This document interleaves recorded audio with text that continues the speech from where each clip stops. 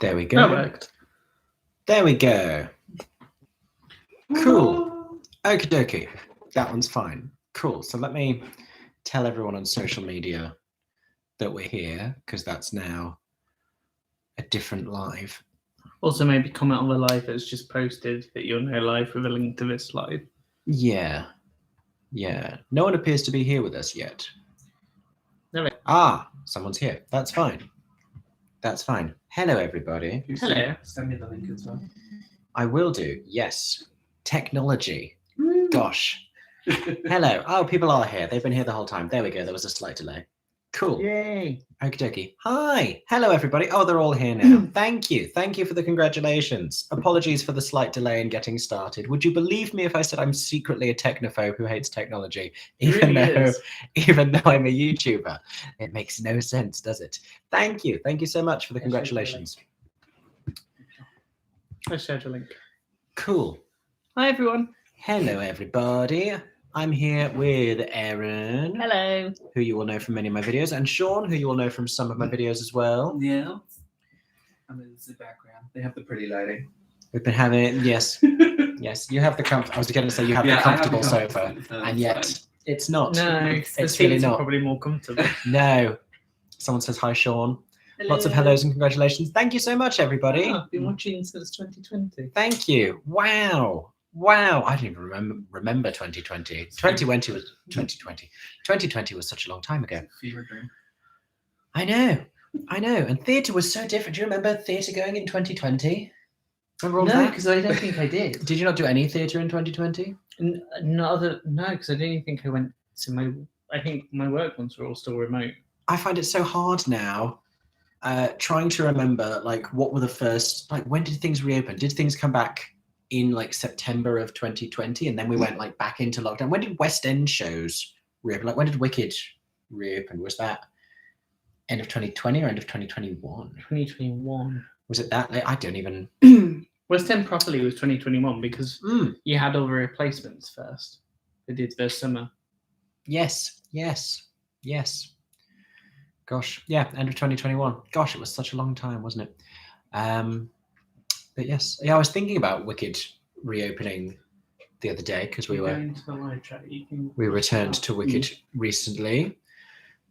Thank you for all the kind words, everybody. Already planning my Edinburgh Fringe trip. Oh, listen, Edinburgh Fringe takes a lot of planning. We've had some shows have announced already. Joe Evans has called us the Three Musketeers.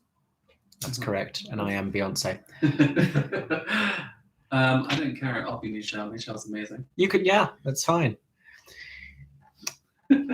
Thank you so much, everybody. Thank you for the kind words. Thank you for all the congrats. 50,000 subscribers. This is exciting, isn't it? It's amazing. I mean, a year ago, we were just approaching 10K, I think. I think so.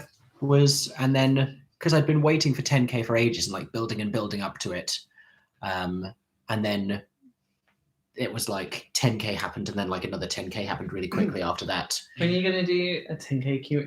You were gonna do so many things, and then it just kind of kept moving. Yeah, I was gonna do a thank you for 10K Q&A, and then I was like, oh, I'll do it at 20. I'll do it at 25. Actually, I was gonna do like 20 questions for 20,000, and then that never happened. And then it became so many questions. So I was like, should I do a 50K Q&A? What's the like 100 questions? Oh, is it the Vogue one? Vogue do like the 100 questions. Yeah. So we have some questions coming in on here. By all means, put some questions in the chat box. Give us some stuff to talk about. The Palladium announced their panto this year, and it's Peter Pan. The most exciting part of which, Jennifer Saunders as Hook is fun, but Rob Madge being Tinkerbell is delightful. Thrilled about that. Great to have non-binary representation in like one of the biggest, most visible pantomimes in the country. And because that has a returning cast of the same few male performers every year and is quite male heavy, it's nice to have Rob Madge bringing some non-binary energy to the Palladium panto. Thoughts on Hamilton going on tour? Thinking about booking, but not too sure yet.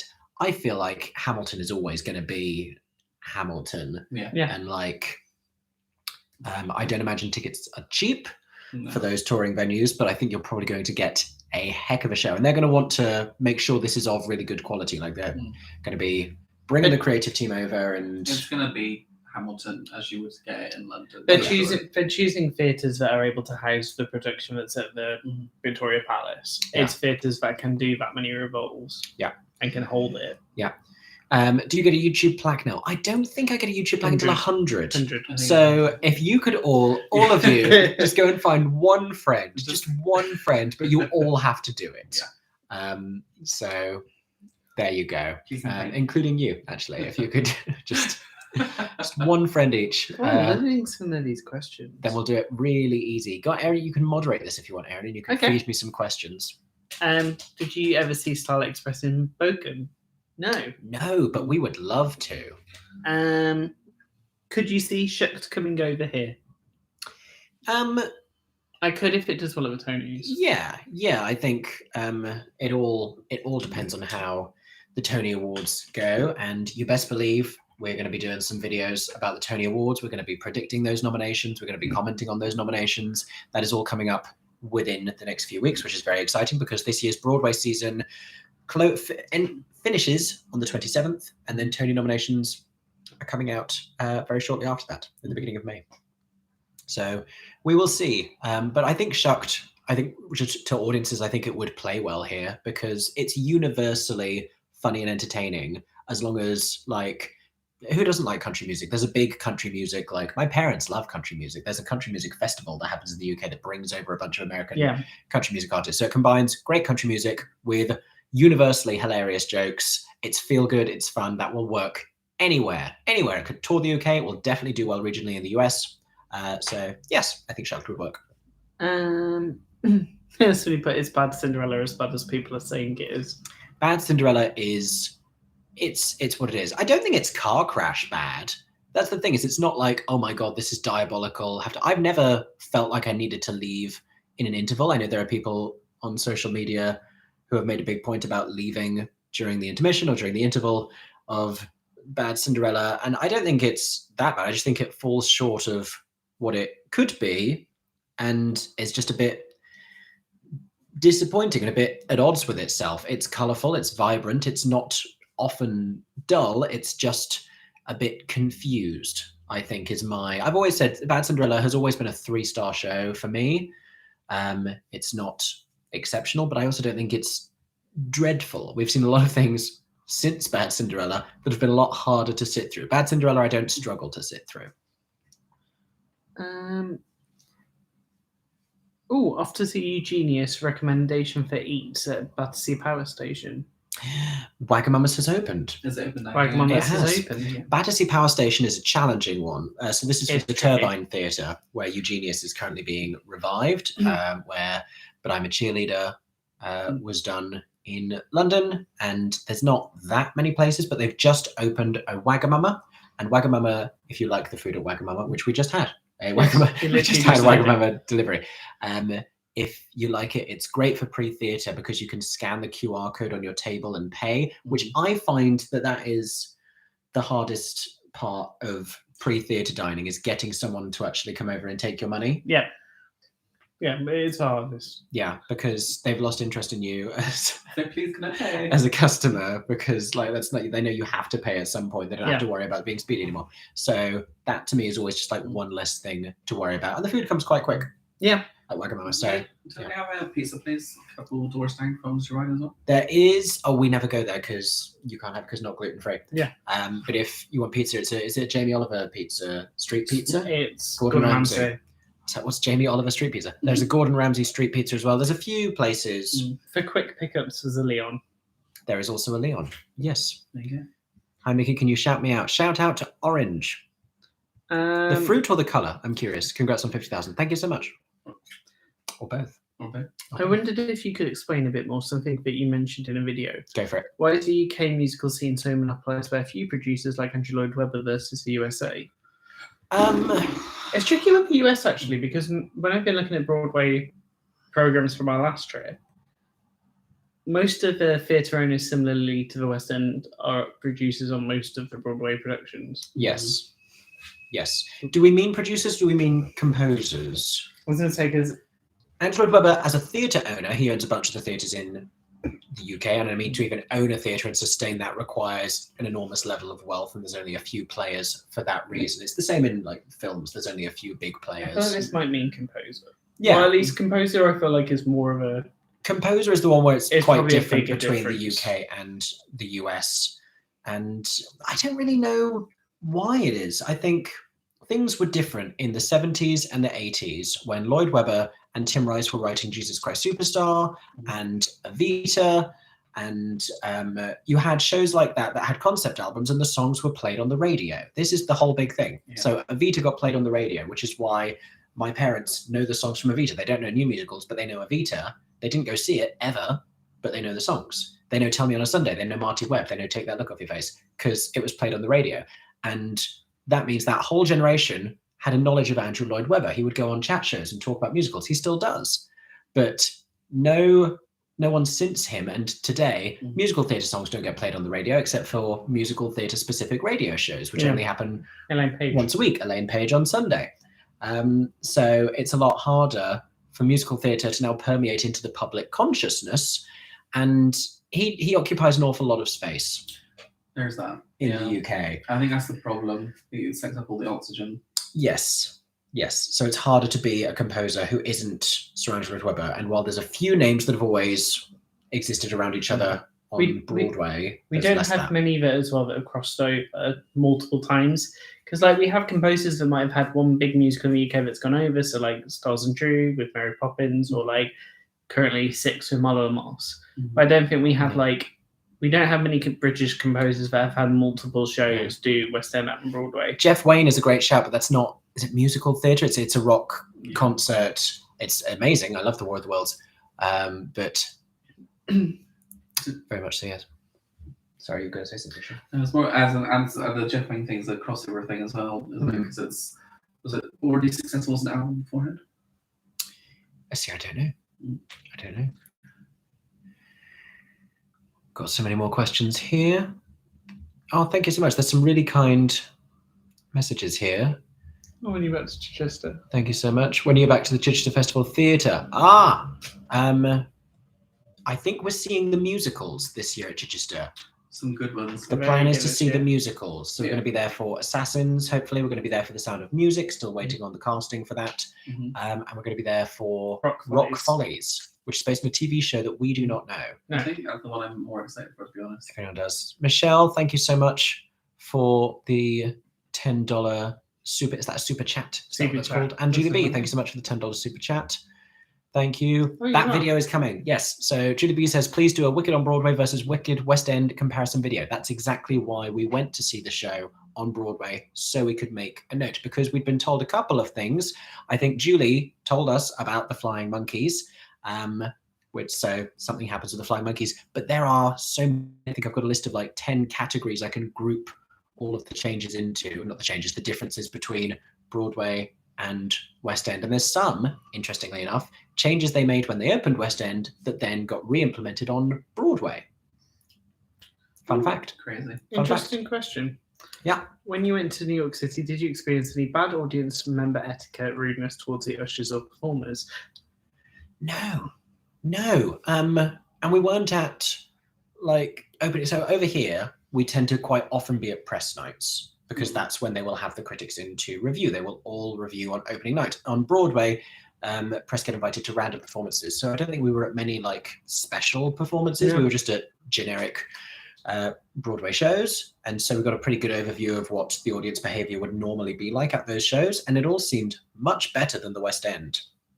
Again, I think talking about the differences between Broadway in general and the West End in general is another video that we will sit down and do, because there's, again, lots of just like theatre going culture differences. I think the main thing that you're obviously saying is that I imagine the missing factor is alcohol. Alcohol, yeah, we seem to drink more in London, not us personally, but London audiences seem to drink more at the theatre and more before the theatre. And so end up being more drunk by the time they get to the shows. Yeah.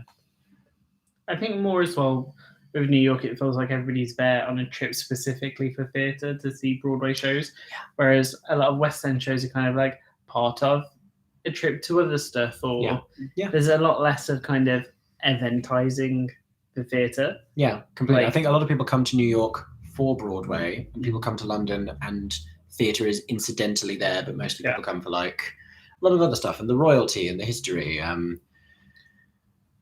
Mark. But yes. Oh, someone's just Mark's said, here. hello, Mark. Oh, hi, that Mark. Yes. Hello, Mark. Were there a lot of disturbances this afternoon? This is interesting. So, Americans, you're going to love this. Today, this afternoon, and this is crazy to me because, like, this doesn't happen. I think this happens more in America, actually, but this doesn't happen to us a lot. Yeah. The government texted everyone in the country to test their ability to text everyone in the country should the world be ending. That's a trivialization, but that's basically what It's it was. basically if there's like a flood or a wildfire. They or were something. testing like an alarm thing, like an alert they can send to your phone, basically. And it was going on at 3:00 today. Now we have a lot of shows in London that are doing Sunday afternoon performances. And the whole problem was, even if your phone's on silent, it's still going to make this noise. So you had to turn it off. But people aren't good at remembering to do that, or they just didn't know, or they didn't think about it. So we are hearing reports from shows. Apparently a bunch of them went off at Frozen, but they were in a part of the show where Olaf was on stage and lighting a fire, and he talked about setting off the fire alarm in the second act. But it's lucky that that wasn't like during the sad part of a song. Yeah, Like, it is a really sad part of that show. Because also, we were at a screening of a musical called Tokyo Rose at a museum. So yeah, and there was a little 10-minute interval between acts, between them just like putting the first act on and putting the second act on, and 3:00 happened to be in the middle of the interval, so it was very well timed. But everyone, and there was just a handful of us there, everyone got it at different times for about 5 minutes. So I can imagine there's some shows that were just chaos today because these loud alarms going off intermittently for about 5 minutes around 3:00. So hilarious. If anyone was in a West End show this afternoon, let us know. I'm on 3. Someone said it didn't go off on the 3 network. I didn't get one either. These two both got one. We got it. That's bad then, isn't it? It's like 3. But it was all delayed. Everybody had one every minute, so everybody's heads were going like ping pong. Just blissfully ignorant if you're having this like. I just didn't get one. Oh, interesting. We had the phone alerts a few weeks ago in Germany as well too.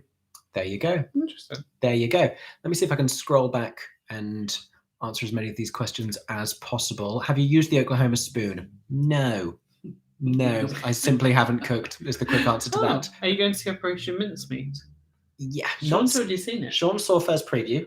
Sean is the Operation Mincemeat stan here. I have to tell everybody, go see it. Yeah. Go see that show, you will not regret it. Yeah. I've seen it like 17 times. Yeah. I usually see shows, a couple of times if I like it, but that's my most seen show. Do you know how many times you've seen Mincemeat at this point? I don't. I'm like 17-ish. Yeah. I'm like, I know I'm there. But yeah, it's one of the best new musicals, British musicals. Wasn't that where we met? At a performance of Operation Mincemeat at Southwark? I first met you at the Pirate Queen. No, I think I already knew you by the Pirate Queen because Mincemeat had happened in the January and Pirate Queen was just before. Did I say hello to you then? You did. You came and said hello. You're like, I'm Sean from Twitter, and I think I pretended to know what that meant, and then I realised afterwards who you were. I was like, oh yeah, and then I looked up and I was like, oh no, I do know who that guy is. Yeah. Yeah. That's how friendships start. There you go. There you go. Mincemeat is amazing. That was 2020. That was January of 2020. Oh, there's a question. Did Mickey buy and use his teddy bear from Playboy? Oh, it's Joe and Lulu. Hi. I thought it was when you asked about Chichester. There's an official Broadway merch haul coming that we sat down and we thought we'd film for like 20 minutes. So long. It's an hour long. That's how much stuff we came back with between playbills and cups and merch. But I will give you all an exclusive for joining us on this live stream. Yes, I did buy the Newsies. Look how tall he is. Look how tall he is. Did you name him? I can't remember if you named him. His name was Jeremy Jordan. Jeremy Jordan's perfect. Thank you, Zach, for becoming a member. Thank you, Zach, for signing up to becoming a channel member. I think there's a link in the description, everybody. So that's £2.99 to be a channel member. Did we reveal what we got today? Oh, you can do. Yes. Yes. So Broadway purchase, Bear Me Jordan, the Newsies Bear, from Theatre Circle. From the Theatre Circle is where we Yeah. bought him. So today we returned to Winnie the Pooh. Yeah. So do you want to show what you got on the last visit? So on our first visit, Which I think has already been on I think so. an Oh My God Hey. No, it hasn't. No, it yet. hasn't. It hasn't been on an Oh My God Hey yet. You're getting Another exclusives exclusive. today. Exclusives. We've been to Winnie the Pooh twice now already in London. First time I got the Piglet because I love pigs and I love Piglet and it had to be done. And then today we got the Eeyore. My rule is I'm not going to buy more than one, but every time we go back, I will allow myself to buy One. another one. So we only need 2 more visits and then we have the complete set, you guys. And we'll probably see it on tour. Yeah. So there you go. I feel like we'll be getting Broadway content for months to catch up. At least another month of Broadway content.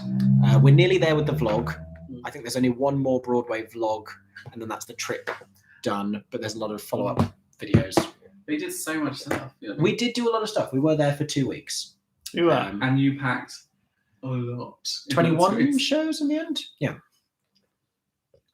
It's a tour confirmed. Is the tour confirmed? For Winnie the Pooh? Yeah. Yes. Yeah. Or was there another show we were talking about? Announced. Venues are Yeah. Oh, Winnie the Pooh's definitely on tour. Are you doing It's all musical con summer. in October? Hopefully, yes. Need to check Yeah. those dates, but hopefully, yes. What did you think of Funny Girl on Broadway? The review is coming, everybody.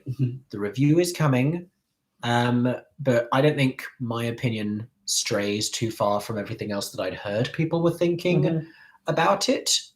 So obviously I did a big video here on my channel where I went through the reviews of its first Broadway opening with Beanie.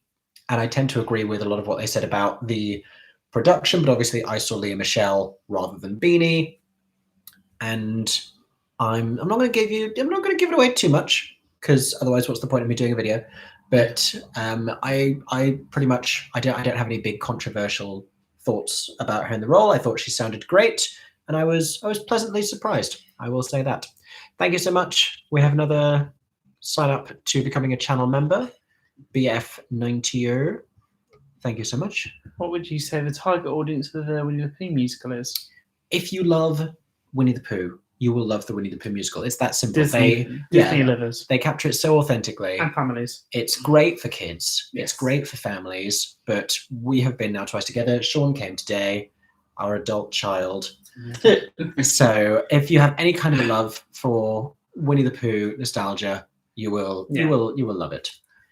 It's a great intro if you want to get your young nieces and nephews or your younger siblings into theatre. Yeah. Perfect intro. And 65 minutes straight through as well, so Yeah. it's It's just a really sweet time. a good length. What movie musical should get a remake? What movie musical should get a remake? So movie musicals we've had in the past. I do have thoughts on this because there's some bad musicals out there. Oh.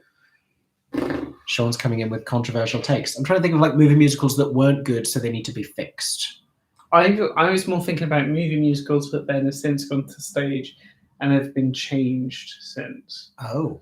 Because obviously some movie musicals have then had stage or revivals that are completely I think we could do an rewritten interesting material. new Carousel movie musical. Yeah. Yeah. Because that's like proper golden age. That's I was thinking, what's a chorus line? I've never watched it, but I've heard. probably a good shout because they made a lot of changes for the film and it wasn't broadly well received. Maybe a Sweet Charity. That's another one. Or a Mame. I don't know. Main would probably be because obviously you have the little Vaseline filler on that one. Yes. There's a lot of. Oh, Sweeney Todd is a good point. I do That's a like good Sweeney point. Todd though. I'm not sure. I mean, It doesn't really. It's good for what it is, but it feels quite distinct from the musical. It doesn't feel like, oh yes, that's a faithful adaptation of the musical. It feels like it's just become a different thing. Yeah. I get that, but I think like It's like if Sweeney Todd was written by Tim Burton. Tim Burton and Danny Elfman, like Nightmare Before Christmas style, Edward Scissorhands style, rather than it being a Sondheim. Would that be your Sondheim musical to remake them? Maybe not Into the Woods. Into the Woods was too recent, and I just need time to heal. I just I need kind of feel time to like heal. Into the Woods, it's just like, no, just put the Broadway recording on. You can remake Into the Woods if you do like that version they were going to do in the 90s with like Cher and yeah. wait, I'm conflating two ideas. I was about to say Cher and the Muppets. You could do a Muppets Yeah. Into the Woods. There you go. Yeah. There you go. Remake all the movie musicals, but with the Muppets. Yep. Sold. Done. Easy. I need a Chicago with Miss Piggy. What else do we have? Oh, I saw an here? interesting question a couple of times about like what show would we like to see revived? What show do we think is due a revival? You went to see Betty Blue Eyes the other day. Yes, and I do think that show, like, it was a lovely, intimate revival, but I'd love it on a bigger stage again. You know Yeah. what I mean? And I think we were discussing like a new regional, revival would be great for it because. Do it in Chichester. Do it in Sheffield. And I think do it in Leicester. I do think Chichester is like the perfect venue for it because it's that kind of audience that would gravitate to that. Yeah, that would be very nice. Thank you. We have another new channel member. Thank you so much. As a reminder, if anyone's wondering what that means, the people who are signing up to become channel members, it means you get to see my videos as soon as they are ready. Sometimes that means you see them a couple hours early. Usually it will be a day early. Sometimes it can be up to a couple weeks early. Sometimes I put stuff on there way in advance. I've got a Kimberly Akimbo Broadway review that's been sitting on my channel for my channel members for a few days now. And I haven't yet made that public for everyone, but that will be coming this week. That's an interesting question. There you go. Is it me or is South Pacific Rodgers and Hammerstein's sexiest show?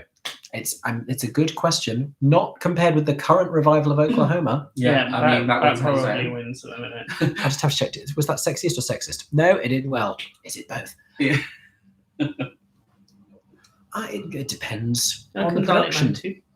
Thank you so much. Thank you, Dalek Man 2, for signing up to become a channel member. Oh, so but on the regards to Aida, it has just opened in the Netherlands. Yes. So that production is rumoured to come to London and go around the world. Well, yeah, it's rumoured, but it's Tim Rice keeps saying it's coming next year, and Tim Rice is not one for keeping secrets. No, Tim Rice it's not loves to get No, out of a meeting and then talk about it. He don't care. So everything crossed, we will get this revival to have its actually UK debut next year. Mm-hmm. So everything crossed. Mm-hmm. Because I've never seen the show, and I think a lot of other people have only know the show through the cast album and other previous stuff, because you wouldn't have had a chance to have seen it Mm-hmm. unless you saw it on Broadway. Oh, I forgot who's doing that. Andrew Lloyd Webber's doing the coronation anthem. Oh yeah, I totally forgot that. Is it just going to be like a rehash of like a phantom number or something?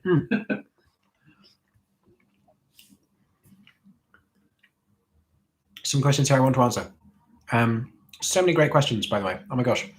Someone said, do you think any of the lyrics in the A Strange Loop will change for UK audience? No, because I think it has to still present an American story. I don't think there's anything inaccessibly American about it. I think the one thing as well with it going to the Barbican, when everybody's been a bit confused with it, I think that might be part of the reason why it's going to the Barbican, with the National Theatre co-producing on it, is the Barbican is known for kind of artsy shows that are very culturally aware and very of that culture. So like Totoro being there, I think it's going to be there for its run. It's basically given London a chance to watch A Strange Loop in its full as that version, not we're trying to make A Strange Loop commercial in the UK. Yeah. Question here saying, regarding Into the Woods, would you recommend the movie adaptation? Friend wants me to watch it, and I don't want to be prejudiced against it. If you haven't seen the show, I think you'll enjoy the movie. But if you want to watch a recording of Into the Woods, watch the filmed version of the original Broadway production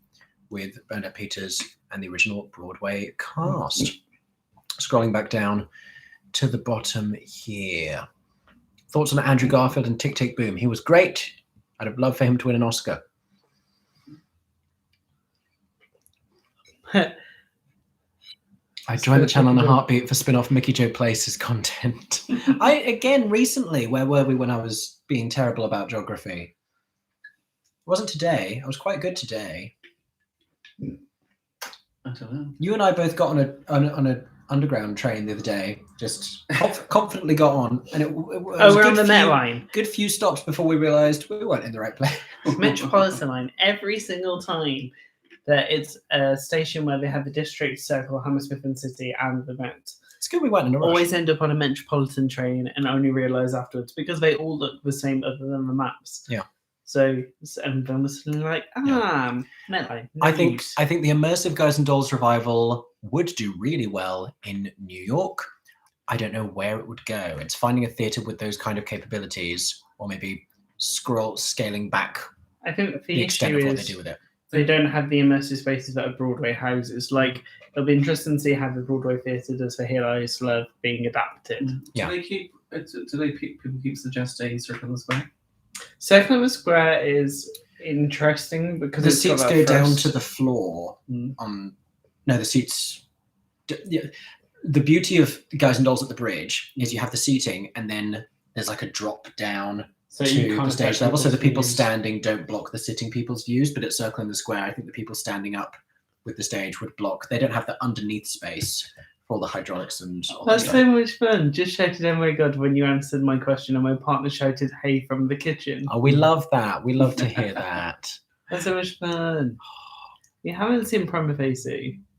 Haven't seen Prima Facie. Never saw Prima Facie, which I know. And we need Madness. 20 live it. We do. We need to watch that recording. I did get to corner Jodie Comer at the Watson Stage Awards though. You did. You did. You did And get to speak. I was very starstruck. Yeah. She was very tall. Yeah. But she was really lovely. Oh, Tony season coming up. What are your early predictions? I'm just going to throw a couple out there. I think Victoria Clark is still going to win Best Leading Actress in a Musical, even with Annalie Ashford as her competition. I think it's still Vicky Clark's. I think best musicals between Kimberly Kimbo and Shooked probably now. I don't even think it's between. I think it's just going to be Kimberly Akimbo.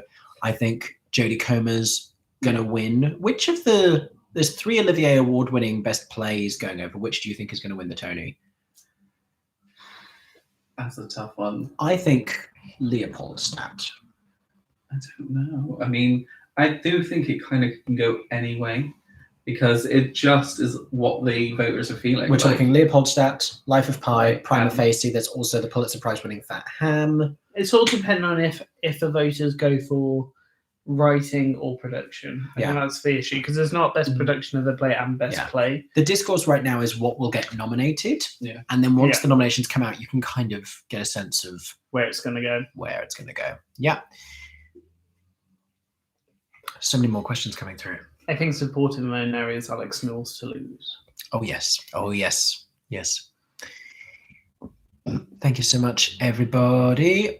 Is anyone seeing the new UK tour cast of 6? I'm sad. So the UK tour cast of 6 have just finished today. Does that mean Jen Caldwell is finally finished with the show? Haven't been in it. Gosh, she's been in it for so long. But I'm sad not to have seen that cast. Welcome, Lucy. Oh, thank you so much, Lucy Davidson. Thank you for joining as a channel member. Very, if very you could turn a Disney appreciated. film into a stage musical, that hasn't been done yet. And back. No, That's been done. That's been done. Oh, I'm on right film. Give me the Emperor's New Groove, like immersive Aztec Incan. I don't even which one it was. I don't even. As I'm saying it, I don't think it's a good idea. I just think it's fun. The more I think about it, the more I'd be intrigued what Aristocats would be like on stage. I mean, It would be like Cats, that's a choice. but with the Aristo on the front. Parisian. I don't think Cats the musical, but make it French is a good idea. I don't know. Do we need At that point, just say Ratatouille, honestly. Do we need another Cinderella? We don't need another Cinderella. Thoughts on musical adaptation of The Witches coming to National Theatre? The most exciting part about that is Dave Malloy composing, because Tim Minchin we know is a great fit for Roald Dahl with Matilda. He captures the quirky energy of Roald Dahl very, very well in his lyrics, which are genius, but I think Dave Malloy is also capable of doing that. Given this story and Roald Dahl's previous, I'm going to say blatant anti-Semitism, I kind of in the press release wanted there to be more of an acknowledgement about dismantling the anti-Semitic tropes within the show. So I'm watching for that. I want for the National Theatre, who are the only publicly funded theatre in the UK, who are meant to be like representative of the nation and of the people. I want them to be mindful of that when staging the show, because people are definitely aware of it. If you met Andrew Lloyd Webber, what would you say / ask him? You know, I don't even know. We passed him at Leicester not too long ago. Hi, Dan. Hello, Dan Buckley. Hello. Buckley. I don't know what I'd say to Andrew Lloyd Webber. Oh, honestly. Questions. We have some questions. Hello, Germany. Hello, Germany. Greetings from Germany.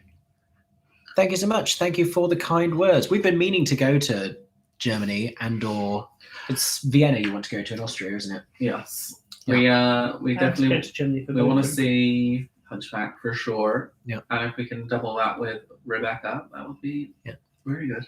Thank you for the super chats, everybody. For those just joining, we are here to celebrate 50,000 subscribers on the channel, crazy. which is wild and so appreciated and so exciting. And yeah, I'm hugely grateful that you're all watching the videos, and I'm glad you're enjoying them. I have so many that I need to make right now. I'm looking at a whiteboard with a list of about 20 shows that I've seen recently that I still need to review. There's lots more New York videos still coming, and hopefully lots of exciting plans on the horizon. So thank you all, everybody. We have some super chat questions here. Let's make sure we answer those. So who do you want to be in Hadestown? And if it comes, Beetlejuice in the UK. Let's manifest this. Let's not if it comes. I don't know that it's happening, but let's say that it is. Beetlejuice UK. Let's manifest it. Let's make sure. But who do we want to be in Hadestown? We were in the theatre cafe the other day and got to overhear. I say overhear. He was performing. Got to hear Rob Houchin singing again, and I mean, he would sound so deliciously good as Orpheus in Hadestown. He does have the similar vocal type to what's his name? Jamie Moscato would also be. I mean, yeah. Like a. I think his name's definitely going to be in the mix. Does his voice go all the way up there? Because Orpheus is high. I don't know if I've ever heard Jamie Moscato. We know Rob can do it. Singing up to the heavens, but Rob Houchin absolutely can. And I think Rob Houchin needs like a role to like sink his teeth into. Yeah. We had a film one that we both think could be we'd like to see as Eurydice. Nathania Ong, who is still in, who has just left. Still in Les Mis. So current Eponine in Les Mis in the West End. I haven't seen her in the tour. I've seen Les Mis a couple of times now, and I don't think. I mean, I've seen some amazing people as Eponine, but it didn't affect me that as much as it did when I saw it with her. I was like, my God, she's breaking my heart, and she sounds incredible. Yeah, I think you can tell by the performance that went viral. Like she really connects to the material. Yeah, because she performed on the National Lottery Big Night of Musicals on the TV. She performed at MusicalCon. If anyone was at MusicalCon, she sang On My Own from Les Mis. I think she'd be a great Eurydice, and or Kim in Miss Saigon this summer if she's not still in Les Mis. So there you go. Alex Brightman does have first choice to play Beetlejuice if it comes to the UK. That is correct. And if he can't and we want a UK actor, then I think Simon Lipkin would be fab. But there are a lot of hilarious UK people I could see in those I think that's the thing. But both of those shows have actors who are like chomping at the bit who want to be in those shows. Publicly said that. That's interesting. Somebody put Billy Porter wants to do something in the West End. Billy Porter wants to do something in the West End. I'd see that. I'd definitely see that. Instantly. What would we see him in? I don't know. It's Dreamcast Billy Porter in the Hadestown. Yes. Give him his what was it? Billy Porter Hermes. Yeah. Ooh. Sold. Done. But I don't know. Okay. What else do we have down here? Would the UK enjoy a revival of The Mystery of Edwin Drood? I've been thinking it would be a great time to have a revival of The Mystery of Edwin Drood, because I think with all the immersive stuff going on, let's throw it back to like the first ever truly interactive musical theatre experience. Well, not necessarily the first ever, Someone's going to at me if I say that. But like voting during the show for who is the murderer of this incomplete Dickens murder mystery, like, come on now. That's it. Let's bring that back. I don't know where, but let's do it. Let's make it happen. We did see Lilius White. We did see Lilius White in Hadestown. We did. More on that in my Hadestown review video that's coming. It is coming. It's on the list. There's so many, you guys. What is Sam Tutty doing? Where on earth is he? He's not here. I don't think so. So I don't know. I do not know. I know he took months to like do an Instagram post about Jervin Hansen. I think he's still recovering. It was traumatic. Yeah, he deserves some time off. But the rest of the Next to Normal cast will be getting announced soonish. Yeah, relatively soon. There's 2 roles he could play in Next to Normal. I'm just saying. Yeah, I think great. So I say that with no kind of knowledge. Have we checked for Sam Tutty behind the sofa? No, he's not there. He's not there. But thank you for suggesting that. That's good. Do you think Jodie Comer is a front runner for the Tony Award? I've not seen her in it, but given that she won the Olivier and given what all of my what our American friends are saying on TikTok, yes. And I think it helps that it's still, one woman play. Oh yeah. Like she's there all the time. Yeah. Yeah. Oh my gosh, I'm having a baby in August. What is the first musical we should introduce her to? I'd say Winnie the Pooh. That's a huge question. Winnie the Pooh, I mean... For like the age. Or is it like, what songs should you play them as a baby? What musical would you like to have had played to you as a baby? You're asking a Disney kid. I think it has to be Disney. Like all the Disney. It has to be Disney. I think the first musical I was ever exposed to may have been Cats. Is that how this happens?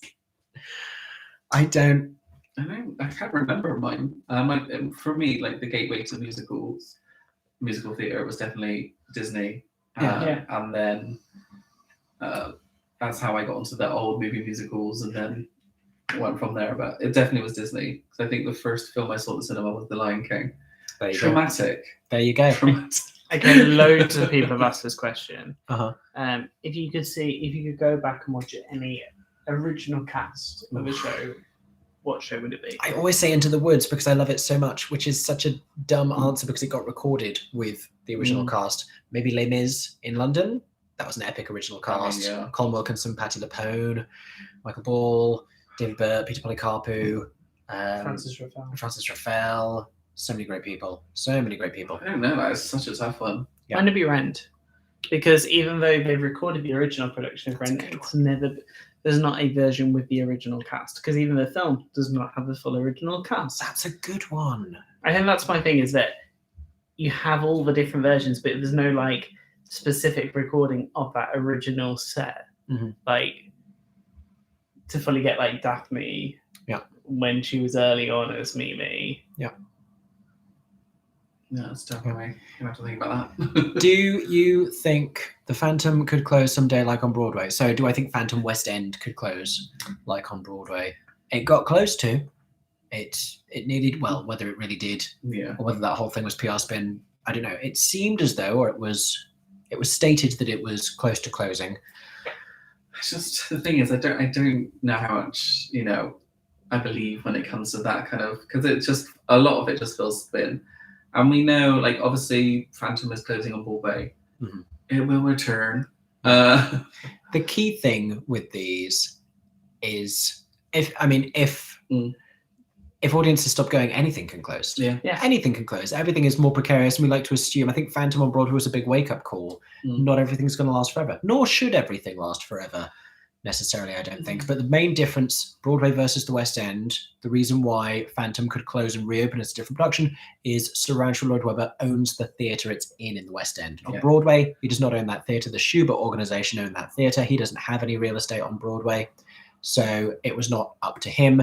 They wanted to renovate the theatre. Whether they have Phantom back in because it did such good business this last few months, but I think everyone is forgetting that it did that good business because it was closing. Had it just been another normal year for Phantom, it wouldn't have been making millions of dollars a week, and the running costs were getting really high. So There Not you go. anymore. How long do you want Shucks to run on Broadway? Forever. I love that you say everything should close at some point. Shucks should run forever. No, at least long enough to get another cast, because I think those are some really fun roles, and it would be really great to see Who would some other people in the show. Also, really easy show to like put some like country stars who can act Yeah. in it as well. That would be fun. The Majestic Theatre, now that Phantom has closed on Broadway, is getting a big old renovation. I believe it's meant to be closed for at least 8 months. What do we think of the It's a while, return? I think. What do we think of the return? These are the questions. These are the questions. Who knows? Who knows? Johnny Notty, I'm going to give you a really boring answer here because you said The Inheritance was my all-time favorite play. What is yours? Mine is The Inheritance. Yes, Jesus Christ. It was an exceptionally good play. It was, first of all, a great play, and second of all, like, I felt so seen on a cultural level.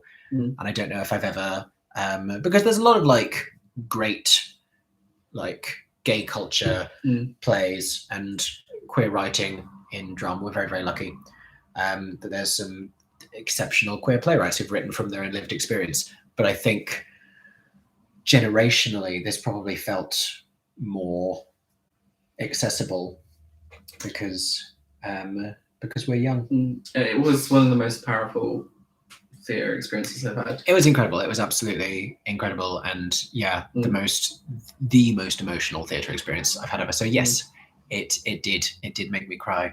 It made everybody talk to each other as well. I think you always know when a show is really powerful when you see audience members talking to other audience members that they don't know during the interval because they just need to talk to someone. Yeah. You just, and you know, if you want an ugly cry in a theatre, can you see that show? Oh gosh, that was a Monster Calls is another one that is. Oof. Oh, the audience response is crazy in that show because in the last 10 minutes, both times I saw it, I've never seen an audience break down as much. Where people were literally finding secret corners in the theatre just so they could cry before they could leave the theatre. And everybody was holding, you could see everybody start to reach their hands out to hold on to people to get through the end. Powerful stuff. There you go.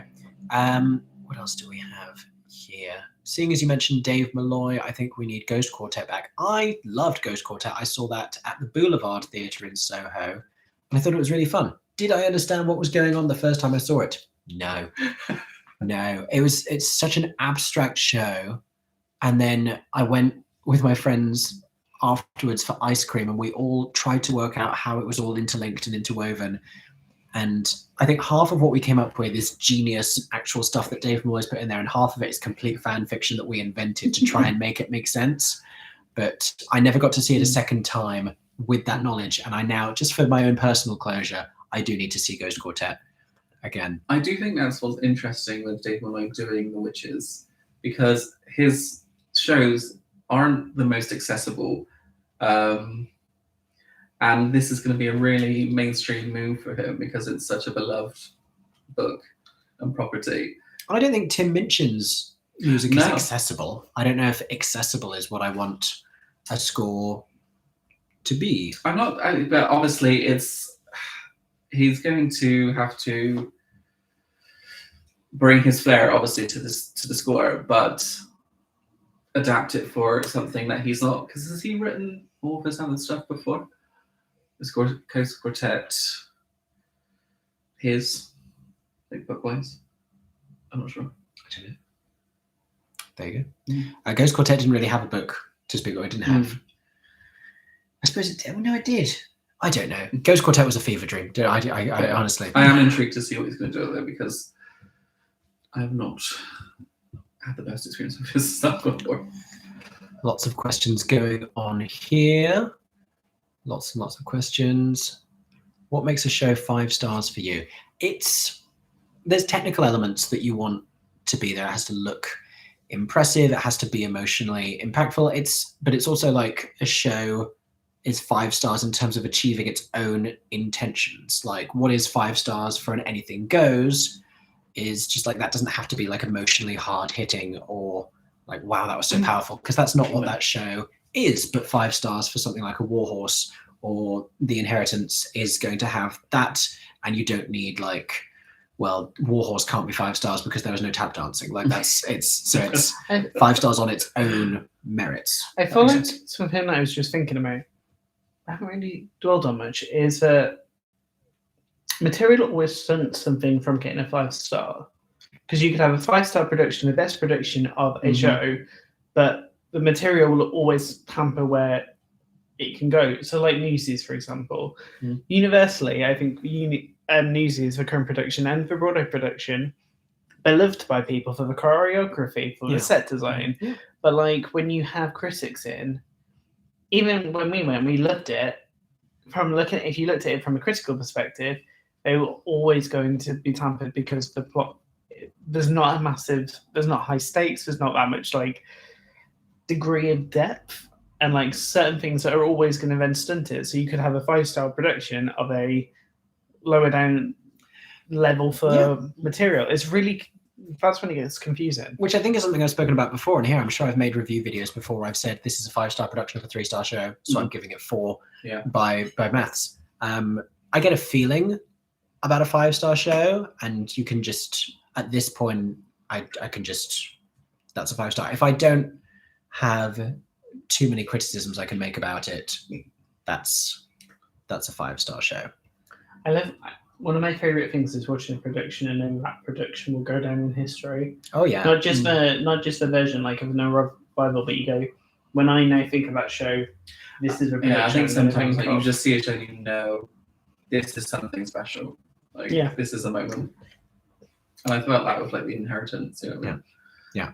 Warhorse doesn't have tap. I know. I was as shocked as you are. Imagine the tap dancing horse. Imagine the tap dancing horses. It's missing. I mean, 4 stars. So it needs a chorus line of horses. A warhorse line. I know. I'm like, which Disney musical could have tap dancing horses?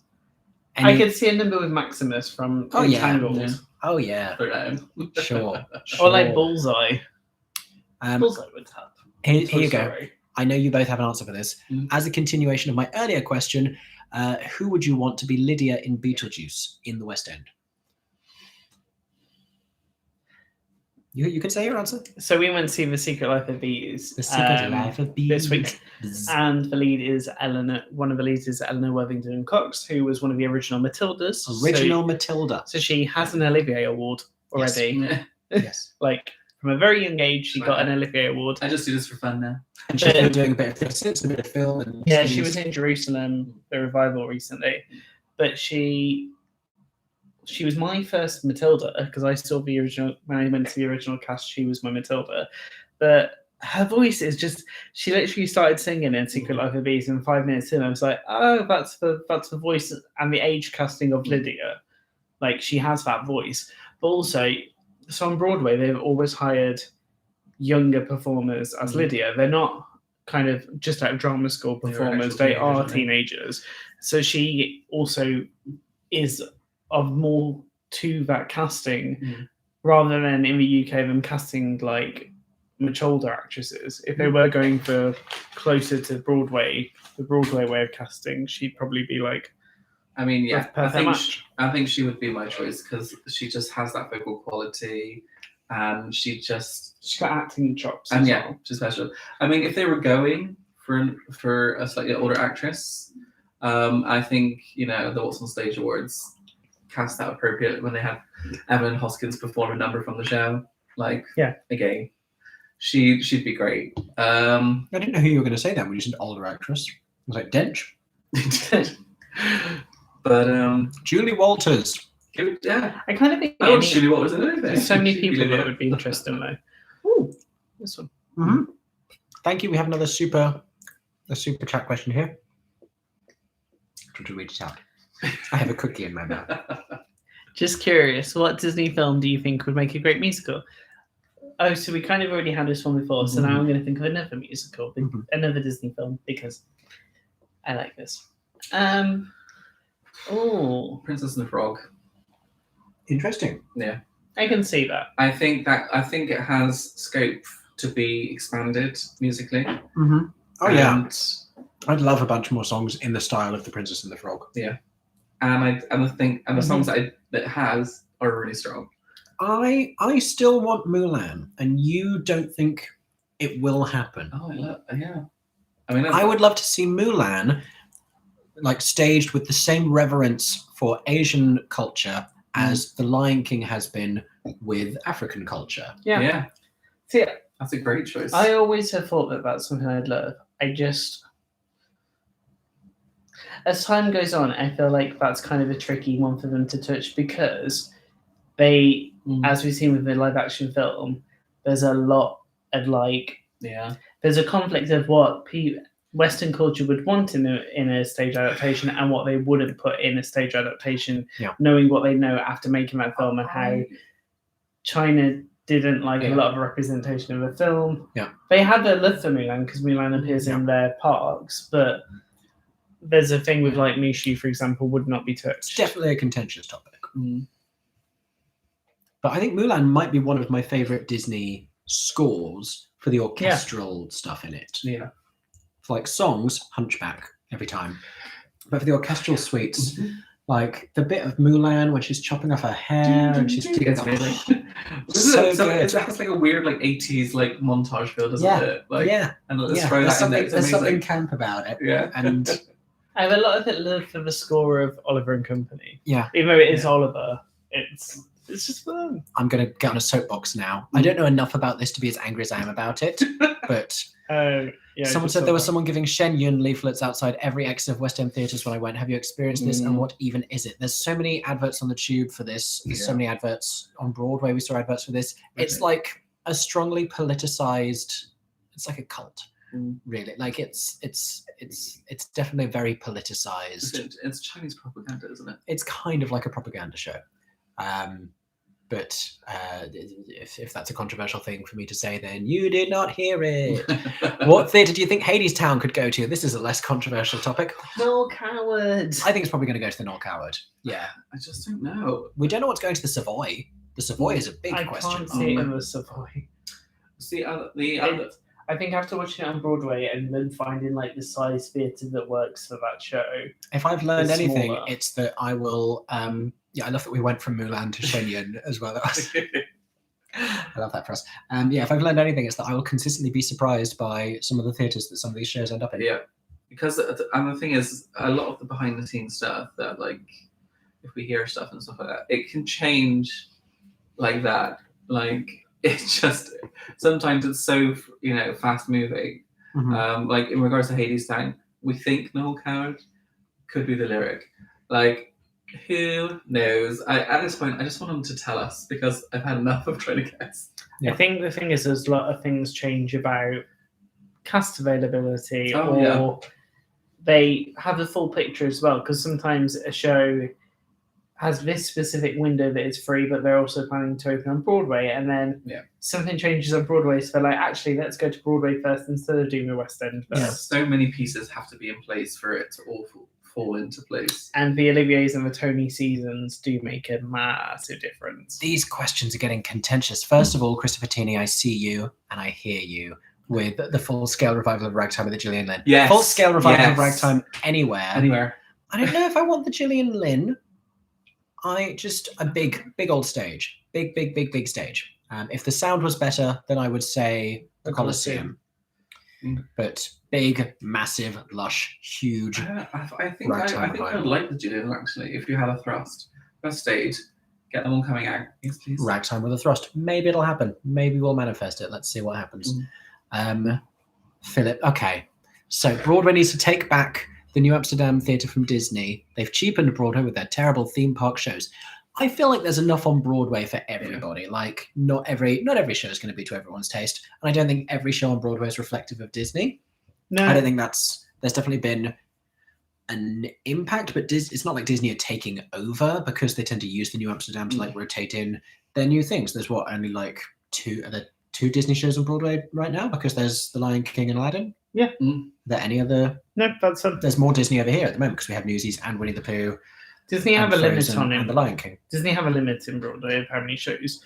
There's a lot of musicals based on IP that Disney own. If anything, then owning the New Amsterdam kind of restricts Disney to just like that's where, other than The Lion King obviously being at the Minskoff, that's where you will get the Disney shows. But also, if it wasn't for the Disney Corporation, would the New Amsterdam even have been renovated. They put in a lot of money. There was a to tree Broadway growing in area. that theatre. That's a fun fact. When Disney bought the New Amsterdam Theatre and renovated it, there was a tree growing inside the theatre. And at the time, they're like, oh, we've got to get rid of this tree. And now, do you know how many producers with this like newfangled, like immersive thing, if there's a tree, they're like, this is amazing. Yeah. Let's Get a tree use in this here." tree. And they would still sell tickets behind that tree, would still be £75, slightly restricted view, tree in your face, full tree, slightly restricted, full tree.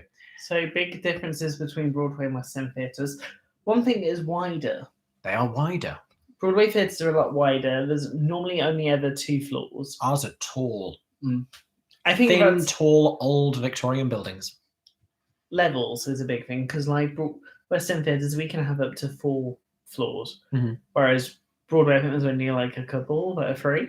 Yeah. So I feel like on Broadway, there's more likely you're going to get a good view from the majority of the seats, whereas in the West End, I'd say 60% chance of a good view. I think sight lines are worse in a lot of seats in the West End. I think sound is worse in a lot of theatres in the West End. The other major difference is in the West End, Foyers. the theatre opens, but the auditorium itself doesn't open because we have these foyer spaces or lobby spaces, as the Americans would call them. So you can go into the building, you can go and buy merch, you can go to the various bars on various different floors. We have toilets on every single level. Yeah. I know, mind-blowing, you're welcome. And Broadway does not. Broadway does not have as much of these spaces. Some theatres do. Some theatres have like a big, like a sort of lobby area downstairs or a little bit, or like some corridors of stuff before you get into the auditorium. But a lot of Broadway theatres, you open the doors and they only open like less than half an hour before the show, because if you're letting people into the building, you also need to open the auditorium because there's not that much space. This is very true. The 2 different Great Gatsby musicals. There are going to be 2 different Great Gatsby musicals, just like there was a Great Gatsby musical in Smash, because we are living in a simulation inspired by Smash and Glee, and nothing is original. But the fun fact, though, that we learned about Phantom, there were 2 Phantoms in the West End at one point. There were. Once upon a time, there were 2 different adaptations of the Phantom of the Opera, because even though Andrew Lloyd Webber's one had already been running for a few years, someone opened another Phantom of the Opera musical at the Shaftesbury. Is that the More Euston one? I don't think it is the more. Is it the more? Is Yes, that or is it another the Ken Hill?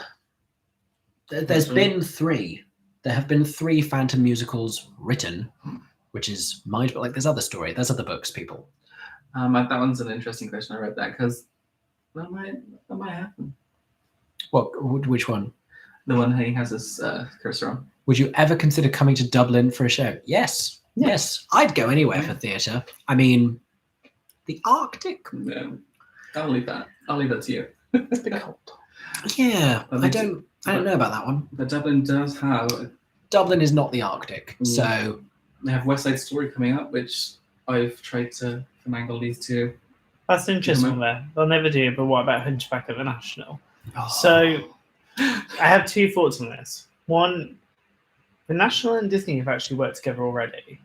So that is not like that could never happen because they have collaborated. But that was a very national show of a Disney property. But Disney allowed it. Disney were on the program. That was Disney's involvement because Disney have started to do a thing where they'll let, especially in the UK, they'll let other people have a go creatively with their vision, and then if Disney's like, yes, we like this, they'll like join on board for transfers, and then go further with it. But also, I don't think it'd happen because I feel like this productions that's in Vienna, which started in America, would be the one that would first come to the UK. Because that production's never been to Broadway, never been to the West End. I feel like if Disney were going to do something, it'd be this one that's... Because isn't it his son that's directed it? Tim Schwartz's son. If there was to be a new production of Hunchback in the UK, I wouldn't want it to be the National. I would want it to be the RSC at the Barbican. The same way Les Mis was, because I think Hunchback is the Les Mis of Disney. It really is. It really is. There Especially the state adaptation leave. There you go. Lots of... I did say Dublin is not the Arctic. Just all the geography hot takes from me. Feel free to ask geography questions in the comments and then get dreadful responses. Someone's asked about the cushions. There will always be someone asking about the cushions. They are from redbubble.com. One of them I bought secondhand from Amy Lovett, but they are from redbubble.com. What else do we have here? Come to Glasgow. I'd love to come to Glasgow. I've been meaning to come to Glasgow for some time. Well, that's interesting. Would you consider seeing Wicked in Hamburg? Has it closed? I think it has. I thought that production had closed, but I To be wanted fair, to. Yeah, I while it was would open. definitely be up for that. Here. Frozen is the Wicked of Disney. Frozen is the Wicked of Disney. I said the one after it. I think I remember you said once that the West End doesn't really have an off-Broadway. What do you mean by that? There's so many great off-Broadway spaces that are between 300 and 500 seats. Where you can still have really decent shows with a decent audience.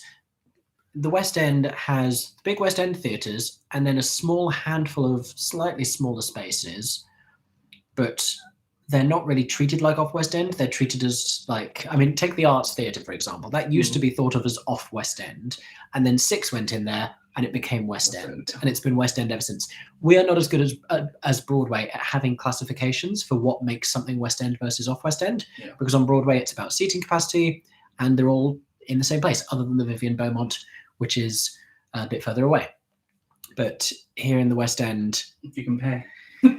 yeah, you can pay for West End status, basically. And so you've got little theatres that are miles away from the West End still getting Olivier Awards, like only Broadway houses can get Tony Awards. And then you've got West End and smaller West End, and then you've got Fringe. Basically, there's not really a good mid-size. So it's hard. It's hard for new shows and new musicals that don't yet have the name recognition and aren't as marketable, because they can either play at this tiny Fringe theatre where they're not getting seen by that many people and not really making any money. They can come back and do another run there or extend there, or they have to make the jump to big 3-tier, hundreds of seats West End venue. Come So see it's West hard. Side Story in Dublin, member of the ensemble here. We would love to come see West Side Story in Dublin. Hopefully the Pioneer. We will work out when it is, and we will get back to you. So, I also think there's a whole thing of some of the off-West End venues that are, say, the Almeida or places like that. They have this guaranteed future life or very clear one. But then there's not many theatres that are for not a producing house theatre that we've known of any musicals to go into that can transfer from there successfully. Yeah. There's not that culture. And I don't think... So back about 5, 6, 7 years ago, off West End was a place that everybody in London would go to for this is a new hot thing, or what are you seeing? And those venues would be part of the general thing in London. Whereas I think that kind of community then kind of fizzled, and it's mainly just been either everybody talking about just purely the West End, or just not much interest, because I think as those theatres have grown, they've needed shows to do well. Yeah. And we've just not seen it. Yeah. Someone said, what do you think should be the necessary feature for a theatre to be a West End theatre? We can't really do it on geography, because where Les Mis and Phantom are is half an hour away on foot from where Wicked and Hamilton are. I think it's just got to be capacity. I think it's probably just got to be the number of seats. And I think the Arts Theatre and the Other Palace and the Almeida and the Donmar come off West End. Underneath that line. They are off West End. And I think somewhere like the Garrick would be above it. I think that's probably, and the Criterion would be above it. I think that's the divide. Yeah. And I'd love for things to get more defined, but I think until Salt and... I don't think that's happening anytime soon, unfortunately. Yeah. I'm always wishing for a Jekyll and Hyde revival. Me too. I think it's the silliest, campest show, but it's an absolute guilty pleasure score that I love very much. Wow. Why don't they use the bridge during Thank Goodness in the West End? It has always bugged me, do we know? I don't know, because I've only just noticed that we don't use the bridge. Because we were looking at differences between West End, Wicked and Broadway. Like I said, this is a video that's coming. But there's people on the bridge in Thank Goodness on Broadway. And we were like, look at those people on that bridge. And in the West End, there's no people on that bridge. We bring the bridge in, but there's 2 bridge set pieces. Yeah, there's 2. One of them is an actual functional bridge, and the other one is just the front that you can't stand on because there's no floor. So I think it's the floor bridge. Some quick fire. I'm getting so many questions. Some quick fire questions I want to answer here. Was your New York City trip everything you hoped it would be? What were you surprised by or disappointed by? I don't think we were disappointed by anything really. You can see all of that. We react pretty openly to everything in the vlog videos that have gone out, and we're going to do a little video after those have all finished where Erin and I are going to just chat about our favorite things from New York, like favorite drink we got at a show, favorite all this stuff, favorite like snack, favorite bar. I think we were disappointed that we had to come back. We were disappointed that we had to leave. Yes. I think that was our sadness. Yes. How did you and Erin meet? So we knew of each other. I mean, he has been a theatre influencer for much longer than I have. And That makes me sound like I'm so much older. I'm the same age. So much older. Ancient, but literally the same age. You're older. By like 1 month. Erin is Literally 1 month older, and Erin will always be 1 month older. And I'm never 1 letting go month. of that. 1 month. Like I said, so many years. Erin had been a theatre influencer on Instagram for much longer than I had, just because you were proactive, and It's because of Today Tix and yeah. things like So that. Erin was a Today Tix brand ambassador, so I was aware of you through that. Yeah. I don't know at what point you became aware of me. I'm not sure either, to be honest. Is he even now? Who knows? But we had worked together professionally because you were a PR. Yeah.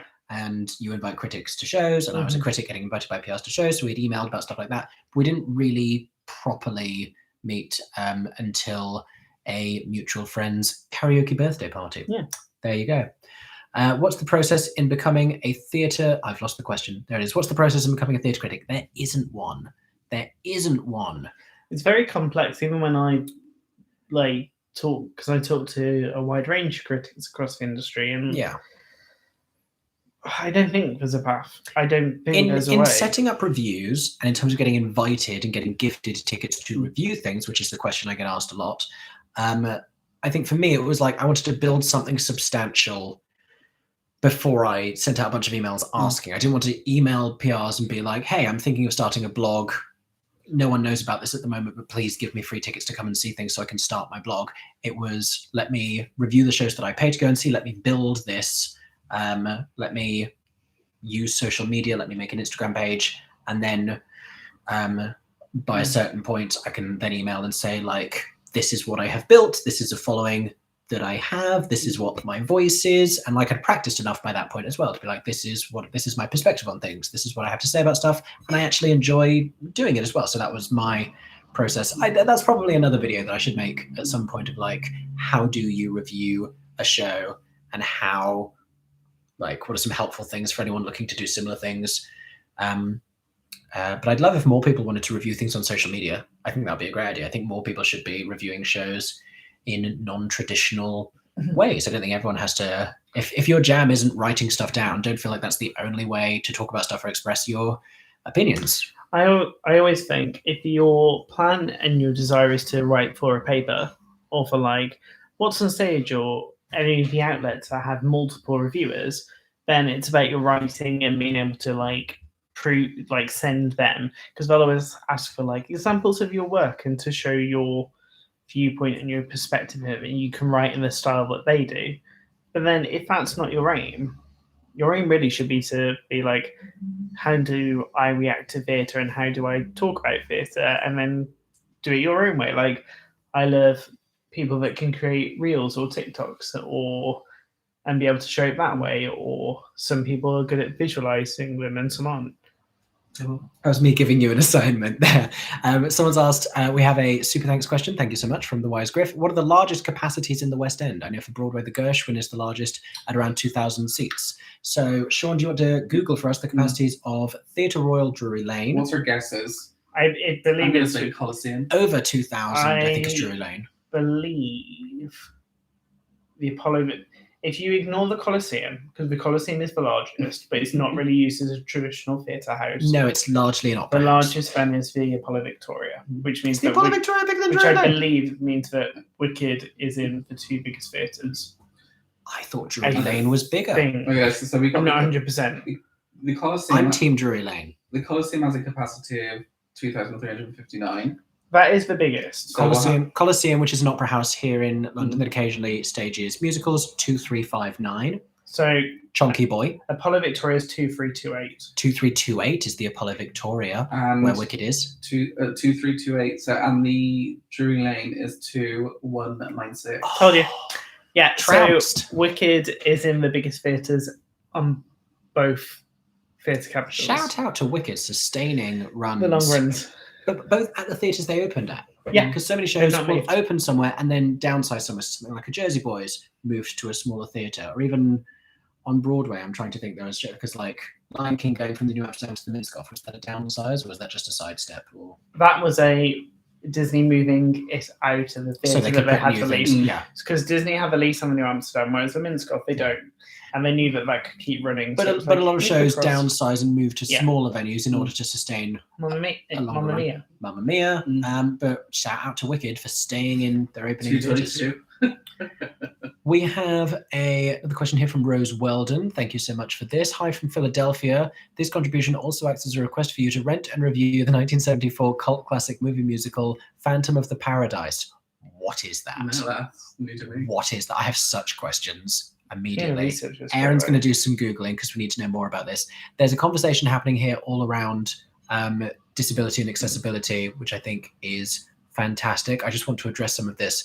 So Ryan has asked a very good question. Speaking as someone in a wheelchair to able-bodied people, what more could be done for wheelchair accessibility in theatres? So principally, obviously, theatres need to be accessible. There's a handful of West End theatres that still have no good guaranteed wheelchair access because these are very old listed Victorian buildings. I think that's the sticking point with a lot of the West End theatres, which is really frustrating. But I think it's a financial sticking point. I think there is a way.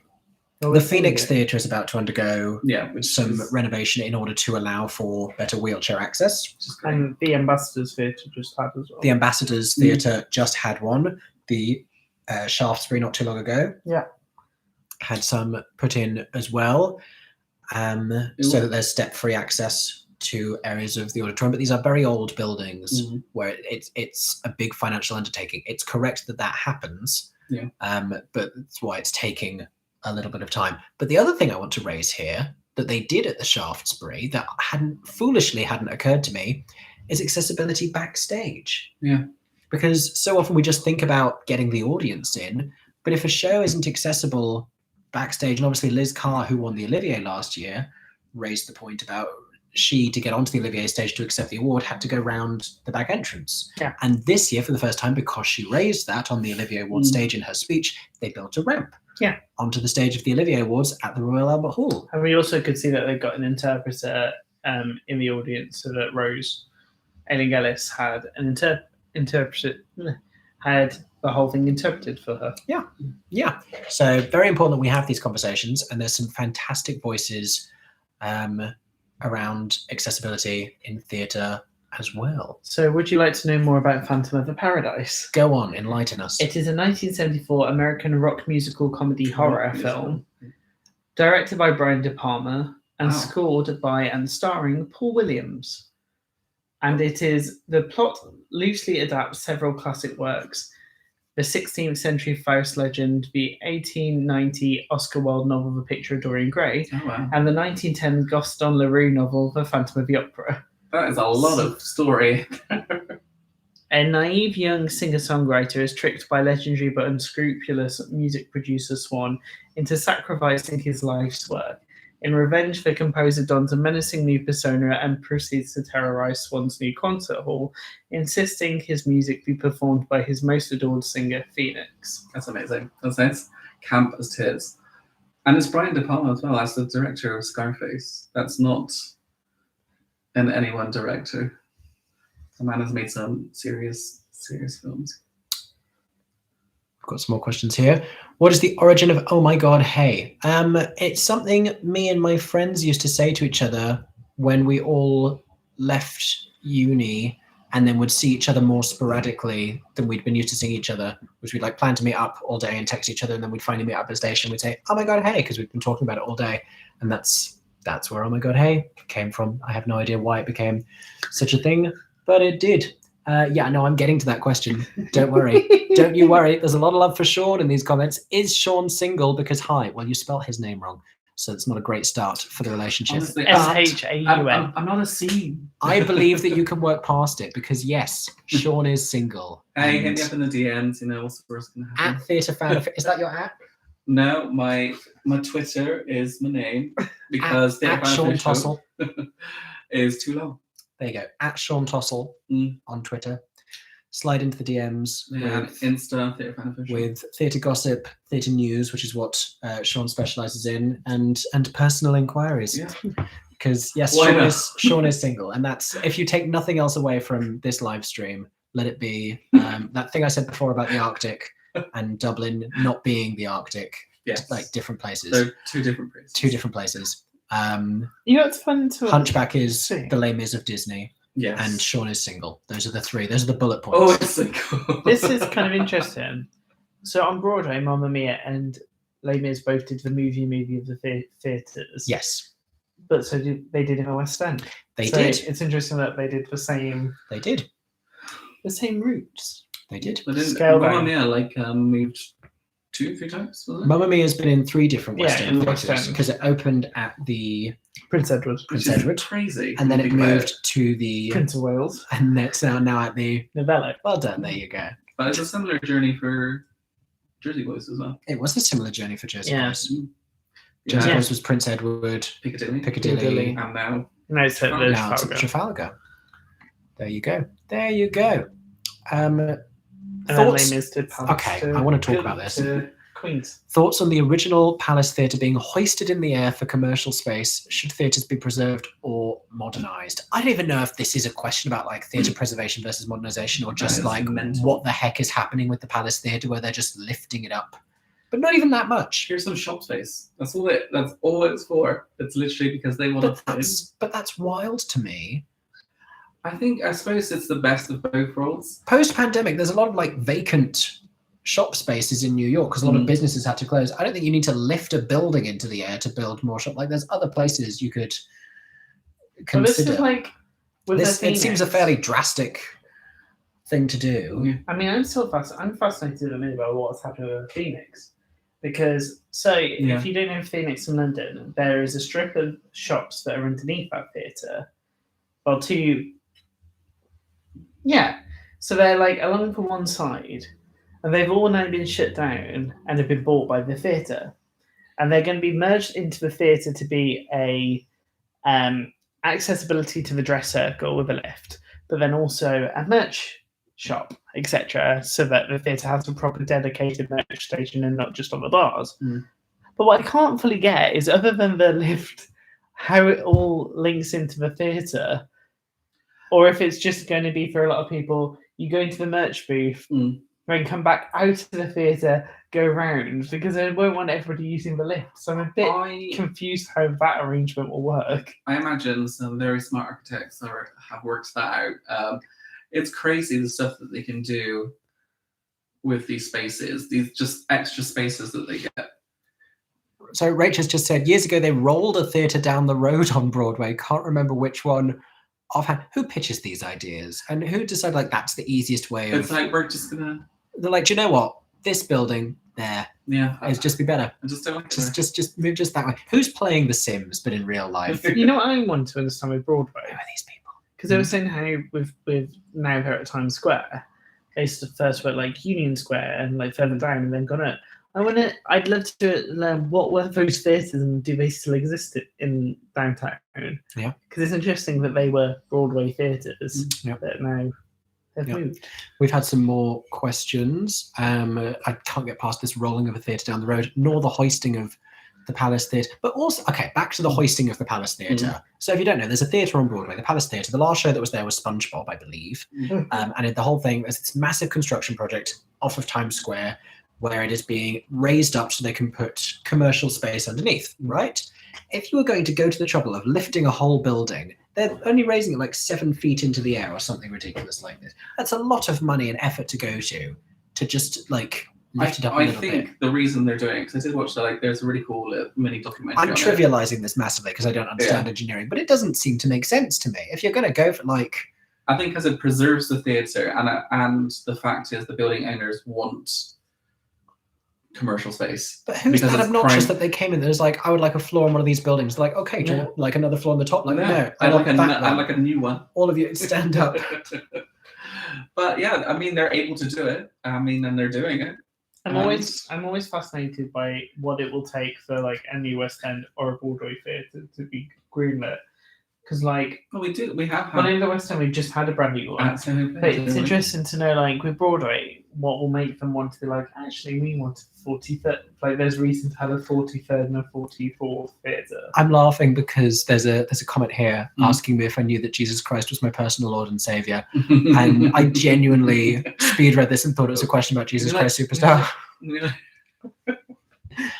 It's not what that question's about. I think the issue that when we're like wanting new Broadway and new West End theatres is the fact that they're in New York and London, which is two of the most expensive places for real estate for a start. And London is congested. That too. There is not a lot of space to swing a ballet dancing cat in London. But if you wanted a new London Central Theatre, a new West End theatre, it would cost you a lot of money. I will say, before you even built it. I will say with London though, there is one, and it's in the process of being.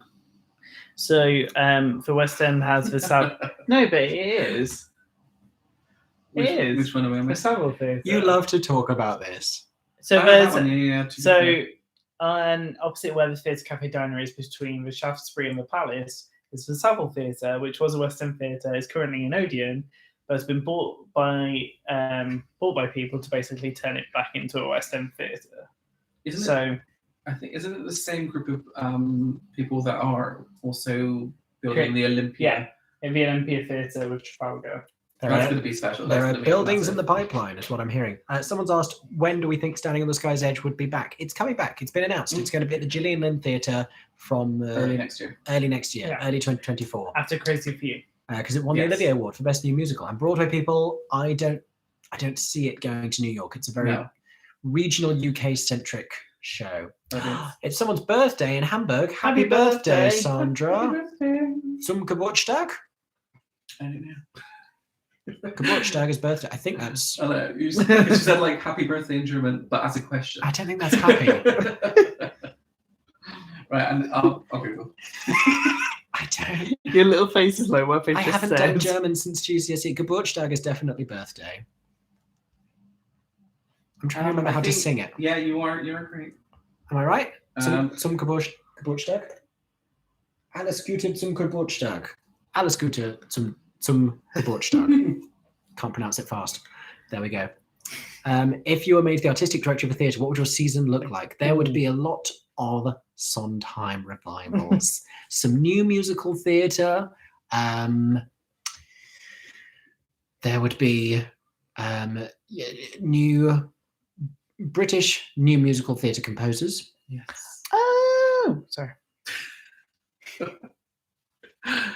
What was that? Somebody's just put planning application shows what is happening to the Phoenix. New bar and merch shop will link into the small Charing Cross Road Rotunda entrance, the little one in the corner. As exciting as this is, it's because they're getting ready to Stranger Things. The Stranger Things play, which is going to run for a very long time. They're going to put in a merch shop so they can make a lot of money. Yeah.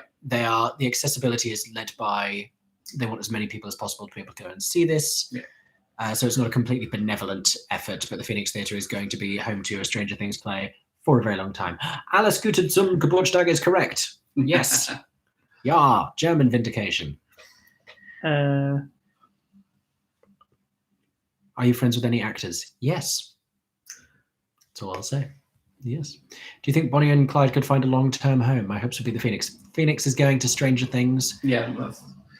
There's nothing booked in for the Savoy this Christmas. I asked you both the other day. I'd live. We think Bonnie and Clyde might be eyeing the Savoy with eyes emojis. I don't know. It's had another successful West End run. Well, in the middle of, go see it still. Yeah. It's currently still on at the Garrick. Mm-hmm. Go see it in case it doesn't come back. Go see it now. Oh, in 1997, the Empire Theatre was lifted 1/8 of an inch off the ground. That's silly. That's ridiculous. That's a lot of it. Just dig down. And that doesn't exist anymore either. And rolled 168 feet down the block. There we go. I assume you're missing That's because it's lift and slide. Yeah. That's what it is. It's lifted. I was going to say, who's going up to that theatre and being like, you know what, this would be so much better if it was just like that much higher. That's crazy, isn't it? And rolled 168. Which theatre was that? Empire Theatre. What's the Empire Theatre now? Does that still exist? I don't know. Congrats on 50k, Mickey Jo and Aaron. Thank you so much. Thank you. I'll take that credit.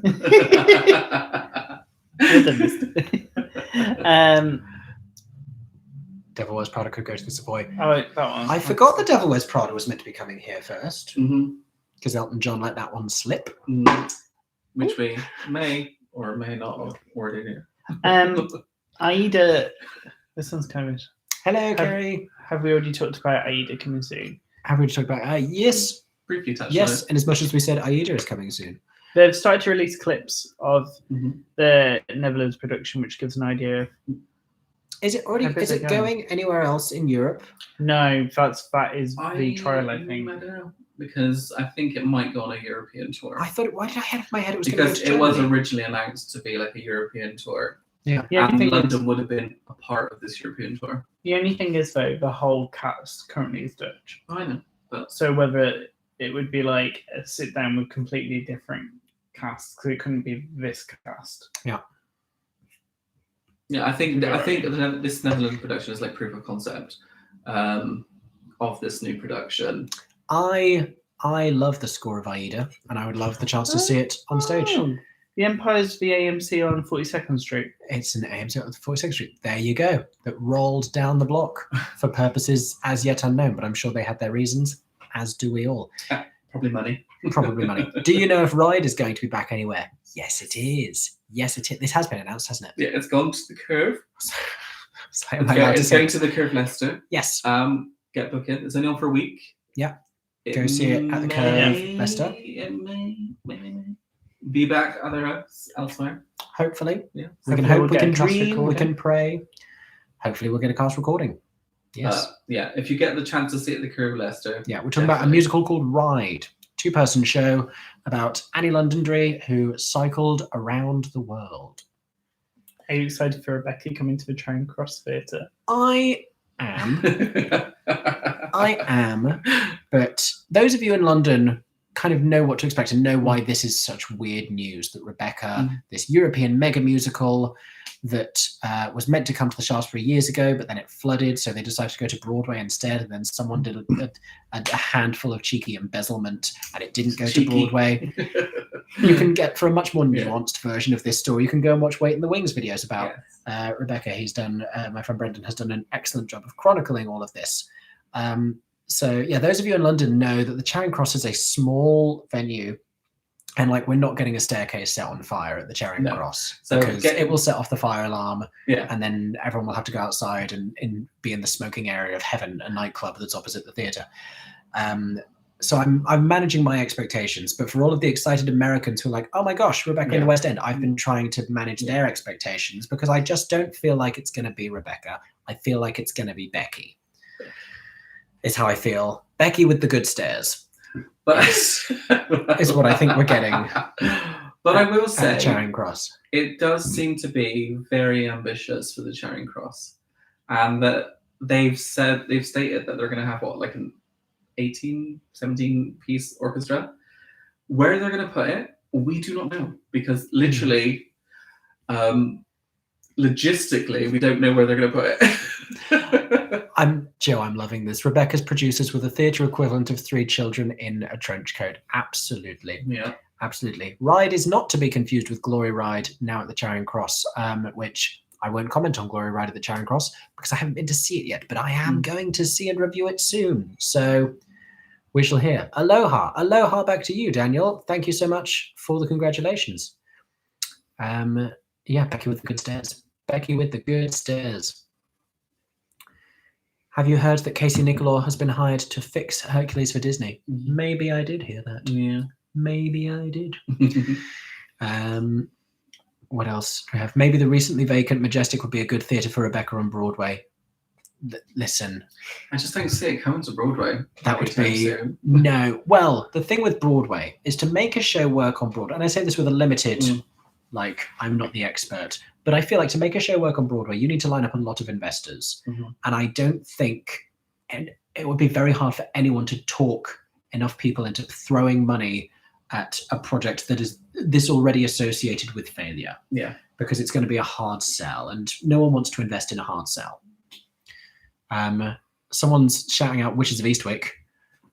I am excited about.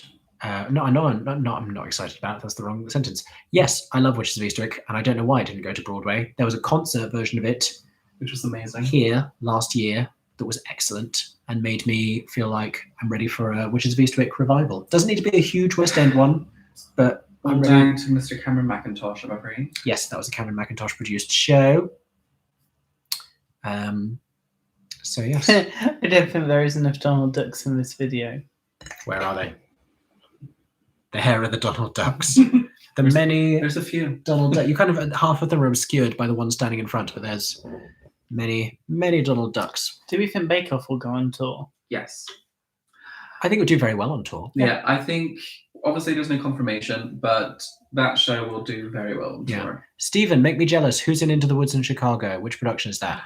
Comment down below and make me very jealous, because I love Into the Woods, my favourite show. Who do you think could be Orpheus and Eurydice in the West End? So earlier on this live stream we said Rob Houchin and Nathaniel Ong, who is currently Eponine in Les Mis. 10-second review about Winnie the Pooh the musical, which you were seeing yesterday. I was there on Friday. We've seen it twice now, and it was today. It was this morning that we saw it. 10 seconds review, go. It's lovely and sweet, charming. It's sweet. Yeah. If you have any kind of nostalgia about Winnie the Pooh, you're going to love it. It's very wholesome and gorgeous puppetry. I didn't even say a word then. I just let them riff off each other. I didn't know why I decided we all needed to talk at the same time. That was very flawed. We had 10 seconds. Thoughts on Casey Levy being cast in Next Normal? I'm excited. I'm excited about it. She's going to sing the hell out of it. She's a great actress. I love that she likes to come over to the West End. I have no issue with nice. There's always some people who... Is she Canadian? Am I getting this wrong? Is she... You know, I don't know. I'm going to research that because that would also change with... But would that not make visas and etc. easier? Why do you keep leaving the frame? You make these points. Come back to us. Come back to us. Hello.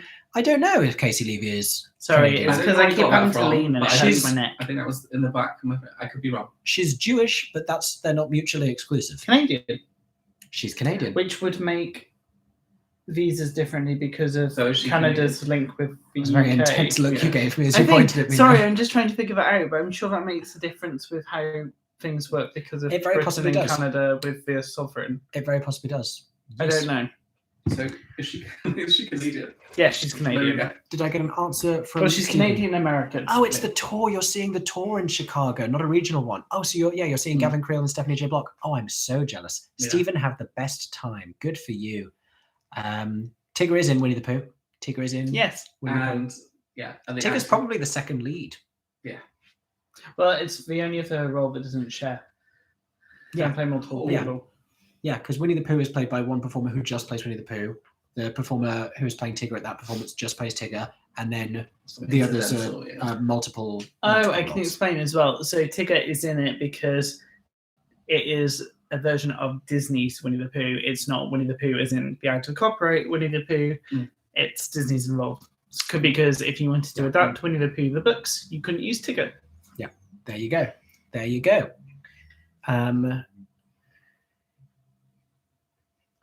Sorry, I'm just reading now at the same. Oh, but yeah, the touring cast, the Broadway cast on that one. Sean, we've got a question for you. Did you catch the rink at the Southwark a few years ago? We did not, but Sean did.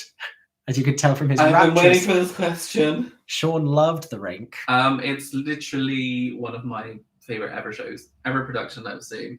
It was magical. One of the most magical days of theatre I've had because I did the final day and I did the 2 shows, and it was electric. Mm-hmm. It's a really beautiful show, and I got to see what was it, Caroline? Give me the last name. Caroline O'Connor, who was an absolute queen.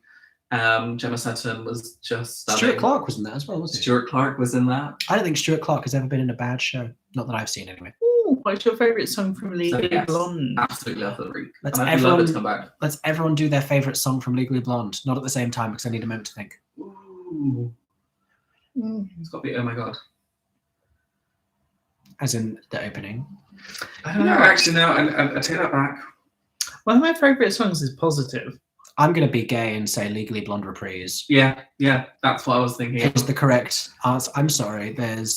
You've got Kate on the original version. You've got Kate Shindle, Miss America, belting all the way up to the rafters. She comes back at the end again and belts all the way up to the roof. Like everyone gets a fun belting moment because Enid gets a great moment, and then even like Brooke Wyndham gets her Mister You're Fired. Guess who? But in the middle, you get a river dance break. But then I do love Positive and Bend and Snap are there for the moment. Yeah, but for me, for comedy, if we're talking like Legally Blonde, it has to be Gary European. That tickles me every time I say it. Oh, Holly votes for Chip on My Shoulder. Do you know what my favourite part of Chip on My Shoulder is? And not to take away from Emmett, because I love him, but my favourite part of Chip on My Shoulder is when he's done the little slow bit of it in conversation when he's like, I don't know if you've noticed before, but each time Warner walks through the door, and then she does the yes, and she does the I've been smiling and sweet and thoroughly beat and blowing my chance. Let's not take. I think that's so great. I love that bit so much. Are you seeing anything in this year's Chichester Festival? We're seeing the musicals. Yeah. So we will hopefully be seeing Assassins, The Sound of Music, and Rock Follies. You just said yes. Are you coming? Yeah. Okay. You ever been there? You didn't come to any of the Chichester shows last year, and they were so good. No, but yeah, I've only been there once. I went to see, what was it? Flowers of Mrs. Harris, which was stunning. Do you think that Carrie Hepfletcher and Joel Montague should do a show together at Sweeney? I thought of something that they would both be great for the other day. I don't know if Sweeney is the one. Oh, they'd be a great Baker and Baker's Wife in Into the Woods. Yes. Oh, yeah. Yes. I can see that. Oh, who did that would I be think? Sweet. Oh, yeah, I think it was. So, if they want to. I think they want to. I think they'd enjoy doing a show together. Who did I think? So, because we were talking about if the new Sweeney came out there, because Anneli Ashford is very different casting for Mrs. Levin. Who did I say when I was like, oh, we watched them perform, and I was suddenly like, they're the right age to be able to pull off that version. I don't think I agreed with you, so maybe we just shouldn't say it. So you're like, no. I feel like we had a strong conversation after it. So I've been told no. You've not been told. You can have your, everyone's got different opinions. I forgot, like, so I was hoping you'd remember. I don't think it was Natalie McQueen. No. It was somebody that. I mean, yeah, she's great. I know, this is why I'm remembering, because I was suddenly like, oh, no, because you went, oh, yeah. Did I? You kind of agreed with, that casting. Sorry, I've just seen a comment that says I'm follically blessed. We're talking about beards, aren't we? Excellent. You've got all stages at the moment. Off topic, but question goes to Mickey Jo only because the growth of the beard is similar to mine. Shaving sides, neck. Any tips? What do you want? Okay, so I'm just going to lay it all out there. My beard grows between if I didn't shave, it would grow up to here and down to here. So I shave up to. Jonathan Van Ness on Queer Eye says to do it up to the Adam's apple, that, which I think is what you do, Sean. Yeah. I for me, I always find it really hard. No, mine's not. To get it right, so I usually get it done by the barber. I go right up to my jawline to make it look like I have one. This is a lie. You're seeing right here, and then I shave down off of my cheeks, and I have to trim it here because it's wild, and my eyebrows are a whole facade of construction and engineering going on as well, because if I left these to their own devices, then I would only have one. There should be two. There should be two, yes. What show is next for Haymarket after Only Fools and Horses? We don't know, because it hasn't been announced. It's apparently a play. It's apparently a play. That's all I really know. So Sean knows.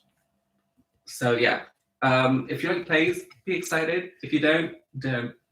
Very excited to see how Crazy for You set changes for the Gillian Lynn. Did you get to see it? Yes, loved it. So good. Probably was my number one show of last year. Did I think I ended up saying it was my number one show of last year? I think I did. I think you did, yeah. I think I called it my number one show of last year.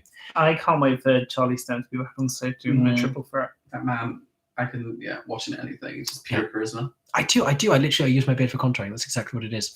The most underrated Sondheim musical for me is Assassins, but I haven't seen Pacific Overtures. Hopefully I will. That'll be the end of this year. This year. Who's saying that Lloyd Webber's being sued? Send it to me. Where are we seeing this? Yeah, if you only have the option to see Oklahoma or A Strange Loop this year, which would be your choice? I think this is because they've only got the ability to see one show, so you need to pick between the two. Very different, and it depends what you're looking for. Both are subversive in their own ways. Neither I think are particularly like easy watching. I'd kind of say the only thing with A Strange Loop is I don't see it being staged that much after this in terms of fat production again. But you think it might be getting filmed? Who do you want? Is the A only Strange other Loop. thing. We wonder if A Strange Loop is being filmed at the Barbican. I would say there's The people who are producing it, yeah. I think if you both wanted of them to, like filming stuff. if you wanted to see that production live, I think that is your chance to see it because it's not a big commercial show like others that would tour the countries. Given the choice of those two, I think I would pick A Strange Loop. What was the other choice? Oklahoma. Because I think Oklahoma could potentially tour. I think that one. And also, just based on, I haven't seen A Strange Loop yet, so I don't know. But based on word of mouth, I've heard more unanimous praise for A Strange Loop, whereas Oklahoma is polarizing. Yeah, it's very. There is a love it or hate it reaction. Now, the people who like A Strange Loop probably like Oklahoma. True. Because it's that kind of a thing. It's a dismantling of like the classic golden age of it all, and it's doing something much more contemporary and aggressive with it, which I vibe with, and which I'm like, sure, take that risk. But A Strange Loop is more unanimously praised. I feel like I'd love to see a series of deep dives into obscure, failed, and lost musicals. If you want that kind of a content, Brendan, aka Wait in the Wings, does it very, very well. Maybe I'll do like a guest thing on his. I'll ask if I could do a guest thing on his channel one day because he has people do like guest documentaries. But the amount of work that he puts it's in, incredible to he see is what he does. he is a historian. Yeah, and a documentary maker, far beyond what I do. And he's so much fun to hang out with. Okay. So this is what the beard questions actually were. Ari, growth neck, looking messy. I don't even have like. I used to have a good one. I don't have it anymore. Like a good neck one. It's a 3 razor system because I trimmed this down to keep it from getting too long, which is like a razor with a guard. So I'll put it on the lowest setting and I'll trim this. Then I'll take the guard off and use the sharper bit to trim it up to here. I did not see it going in this direction, but I'm here to help you. You need answers here. I will then use a little buzzy razor on my cheeks and one of the ones with like 3 circular buzzy things on the head for my neck. So I have a 4 razor system. And if that doesn't work, I'll use a little scratchy handheld non-electric one to get those 2 bits on my neck. There you go, 5 razor system. And to the person asking about who's producing Strange Loop, so it's got most of the Broadway producers, but the additions of Trafalgar and the National Theatre, who both film the majority of all their productions. National so Theatre, who are the National Theatre, Trafalgar, who produced Anything Goes when it came over here to the Barbican. King and I as well, wasn't it? Yeah, King and I as well. Yeah. They're known for bringing stuff over from Broadway and filming it. So there you go. I wish we'd been able to see A Strange Loop on Broadway. Yeah, it had a great cast. So yes, he's a historian and a chaos gremlin, according to the 5K blog with Aaron filming. Absolutely. I love that you got to see that side. He's hilarious. He's so much fun. Because he's very professional on YouTube, but he's he's a goofball. Wonderful goofball in real life. Sean, could you ever see Regent's Park doing the rink? I don't see why not. Because like when it was at the Southwark, it only had a very limited space. But what was special about that is like we had tap dancing people on skates, didn't we? There you go. It was amazing. There you go. It's all in how you stage it. If you don't know, Regent's Park Open Air Theatre is it's an outdoors theatre, amphitheatre in London, in the middle of one of the biggest parks in London, kind of like the Delacourt Theatre in Central Park in New York. They're very similar. And I'm all for like Regent's Park doing more bold and exciting things. You know, I want an open air Miss Saigon where they actually land the helicopter in dangerously close proximity to the audience. We can dream. If you're not feeling the force of the helicopter, and if you can even hear the music over it, then it's not close enough. I don't want it. It's not close enough. Immersive production. The audience has to all climb into the helicopter. But now, to be fair, the shows that they're doing this year are exciting. I'm definitely excited for Once on This Island because that's such a fun show. And Lacage, which is going to be an interesting one to stage outdoors. I'm very intrigued to see how they go about that. Sean, your accent is pleasing to people. Oh, there you go. There you go. We're enjoying the West Country tones. It's all over the place. Yeah. Sean is from Bristol, but also sounds a little bit Canadian. Yeah, I've had that. I actually had someone. I think it was someone who's Canadian. Was like, "What part are you from?" I'm like, "I only live here." I have a fun one here because I want to know what Sean's favourite piece of show merch he's ever bought. You don't buy much show merch. That's why I'm intrigued. See, from me, I don't buy. I like a good keyring. My only keyring currently is my ABBA Voyage. Oh yes. But for me, my favorite piece of theatre merch is the program. It sounds boring. I have far too many of them, but it's a really nice memento of the show because it's always nice to look back and you're like, oh my God, I saw that person in this show 10 years ago, like crazy. You know what I mean? It's just a nice little reminder. Someone here says you sound like you're from Belfast. Yeah, and you look like a member of Westlife, so it all works. Westlife. Are they from Belfast? I think they're Dublin, are they? I don't. Again, I don't know places. No. Belfast in Ireland, and that's as much as I know. But yeah, my accent is all over the place because very West Country, but I also grew up watching a lot of American TV. Got a Bristol question for you, Sean. Sean, Bristol Hippodrome or Bristol Old Vic? They'd say these are two very different venues. Very different venues because the Old Vic produces a lot of its own stuff and is very... It's like a mini National Theatre. It's like a mini National Theatre, whereas obviously the Bristol Hippodrome is where you get all the touring productions and all the big shows that we know and love. But which is your favourite to sit in? Just for like this show, just like which of the auditoriums do you prefer? Just like being inside. I mean the Hippodrome I have like more memories of, like, but you know, the Old Vic is a special one. Because it's so old for a start. I think it's one of the oldest theatres in the UK. It might even be the oldest. And the fact that they've like redeveloped it and refurbished it the past couple of years, so it has a really nice foyer and waiting area. And it's just a lovely little theatre. And I'm very excited to see the recently announced Starter for 10 musical coming to there later this year. Lots of quickfire questions to go through. Thoughts on the casting for Peter Pan at the Palladium? Very excited for Rob Madge as Tinkerbell. We said this at the beginning of the live stream. I loved him as Pat. Fantastic. Loved them as Pat the Cow. Any rumours for Dorothy and the Wizard of Oz at the Palladium? It could still be Georgina. Because Rebecca Hines is leaving early to do Kathy and Stella. Georgina could be leaving Oklahoma. I don't know. No rumours. That one has been very... I think they've announced enough stars for Wizard of Oz now that it could just be like... I don't think we need to necessarily expect a star name. Potentially not.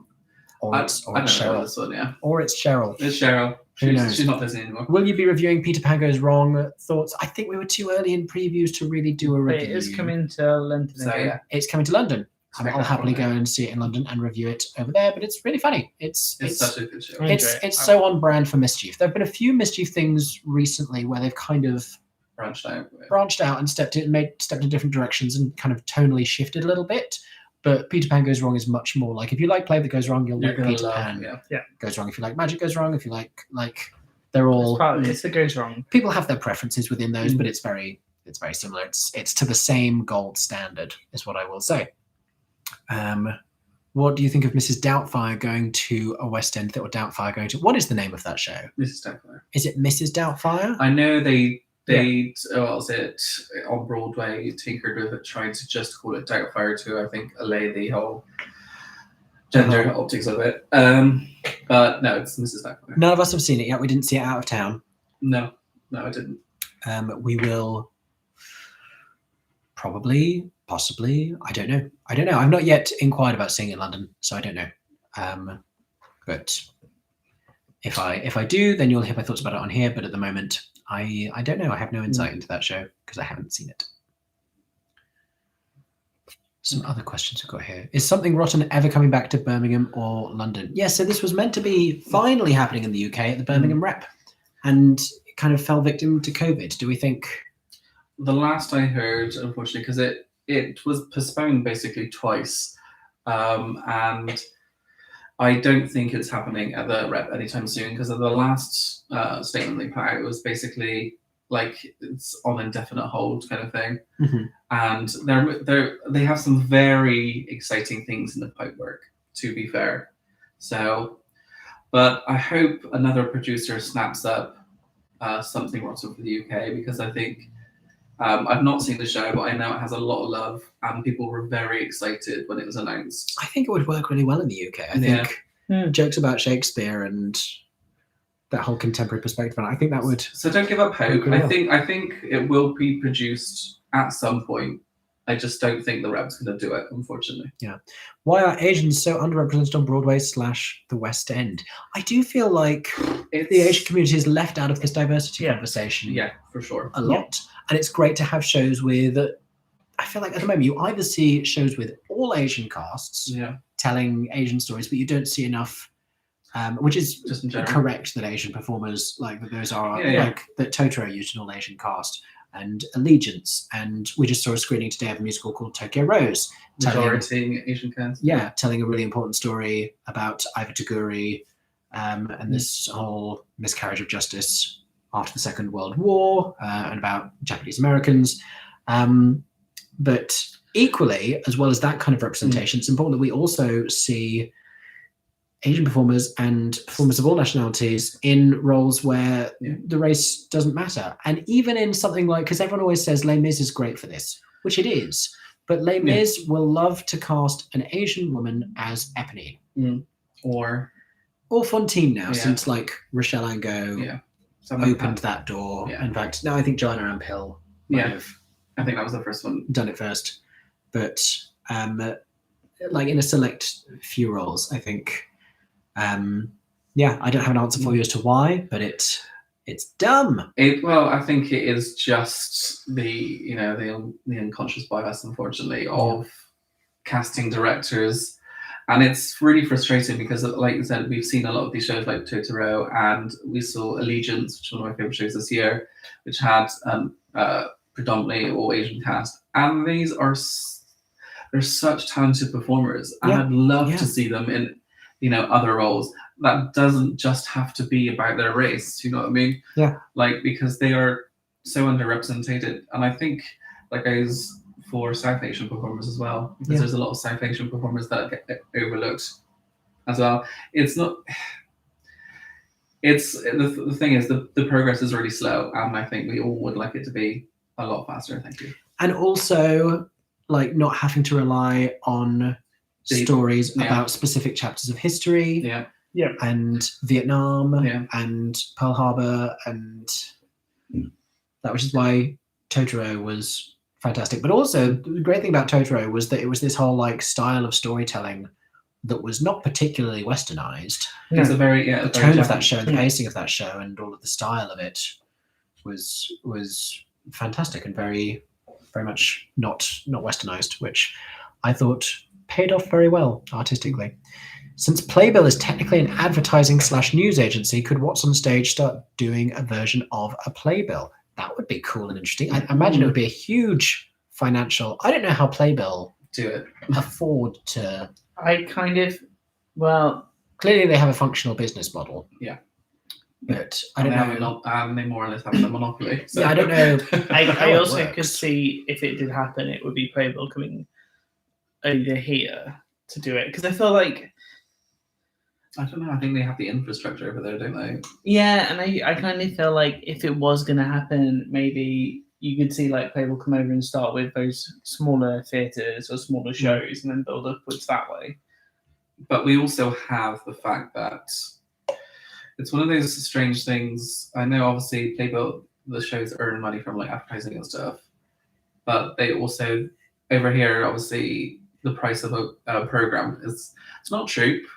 And they get a cut of that, kind of thing. The cabaret ones are now £15, but cabaret programs have gone up to £15. That, I mean, with some beautiful glossy pictures. It's one of those things, like I said, when my favorite merch item is a program, and I look at these boxes and boxes, and I'm like, that's so much money in there.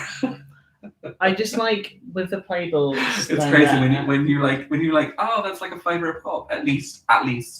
I will say with playbills, I do just love the fact that they're all in the same size. They are all the same size. The same size is just such They're a very massive deal to collectible. me.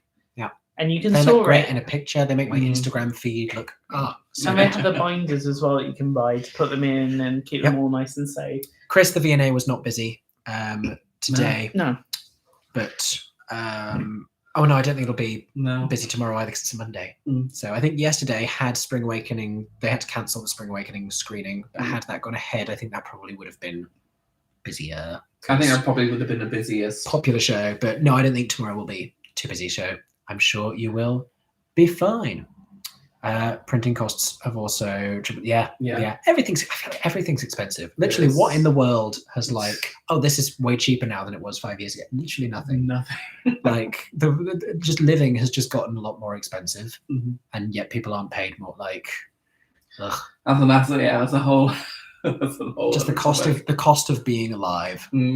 Cue the opening chords of the song "Being Alive" from Company as I cry into a vodka stinger. Do you know why they cancelled Spring Awakening?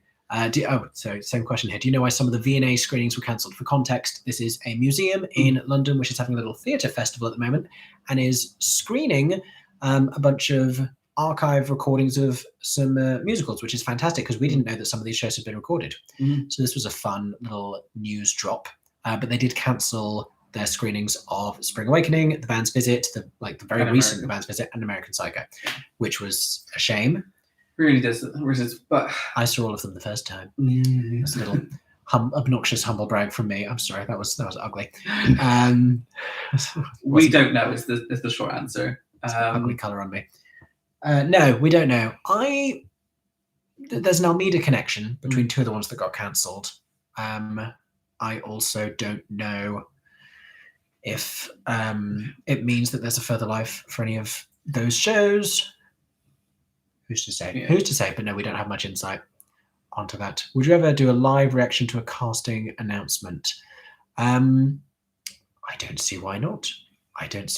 Usually they happen, they go to like an exclusive with What's on Stage quite often early in the mornings. And no one wants to be doing that. I don't know, like midweek, how many of you are ready to jump on live at like 9 o'clock in the morning? The Americans will be asleep. The Australians, I still don't understand time difference, so I have no idea where the Australians will be. So I would. I just don't think it's the best idea. Even when I was teaching in the pandemic, I didn't do that many live lessons. I recorded my lesson content and I made ways for my students to engage with it, and I let them watch it at their own convenience throughout the day. And I think that's just because people just like got sick of being on camera. The best way. Oh yeah. Wasn't Lea Salonga the first Asian actress to do Fantine? I think. Did Joanna Ampil not do it in the UK before Salonga did it on Broadway? Or did Joanna Ampil do Eponine in the UK before? That might be the case because I think Lea Salonga was the first Asian performer to be have a major part in it, wasn't it? Well, as Eponine, yes. Yeah, because it was a big deal. And then she was Fantine for the first time on Broadway before doing the 25th anniversary concert. I don't know, but Lea Salonga has certainly opened considerable doors for Asian performers. TVs have dropped in price. There you go. That's true. Televisions. Thank you so much for the congrats on 50K. It continues to blow my mind. And it's just a little number on my phone that I don't even really... It's very easy to just pretend it's not real. But I guess thank you all for all of the support and watching. I don't think Sunday will come. Not that production of Sunday with Part with George. I can see someone producing it. It could surprise us in a few years, but Sean's pointing. Potential. So the don't toy with me like this. What are you saying? No, I had maybe read something or saw something that Sunday is dead. Unfortunately, the one that we were all looking forward to and paid ridiculous amounts of money to go and see. But yes, we did. But if you enjoy Sunday, then hopefully in this year or next, I would say next, we will get to see one. There you go. Do I have another cast recording reaction queued up? I haven't filmed one, but we have had a few cast recordings. So Some Like It Hot have dropped their cast recording since I last filmed one. Parade has dropped their cast recording.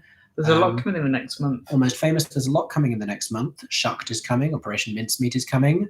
That's something that might make more sense to do as a live stream because... To watch it with people. Like, the thing is, obviously, you've watched Operation Mincemeat, so you know.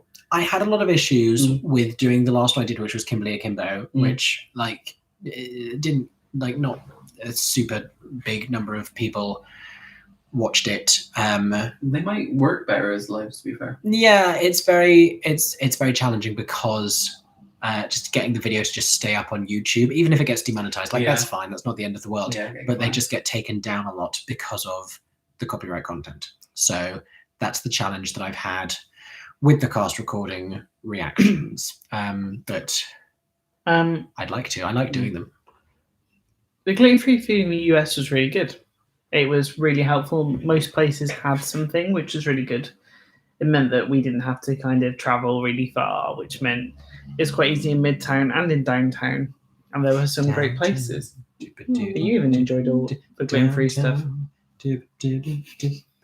Downtown. Oh yeah, where's everybody watching from? That's a very good point. Because we have watching from Farnborough. Big up Farnborough. My friend went to college in Farnborough. I watched the Kimberly Akimbo recording reaction 3 times. Thank you. Thank you for that.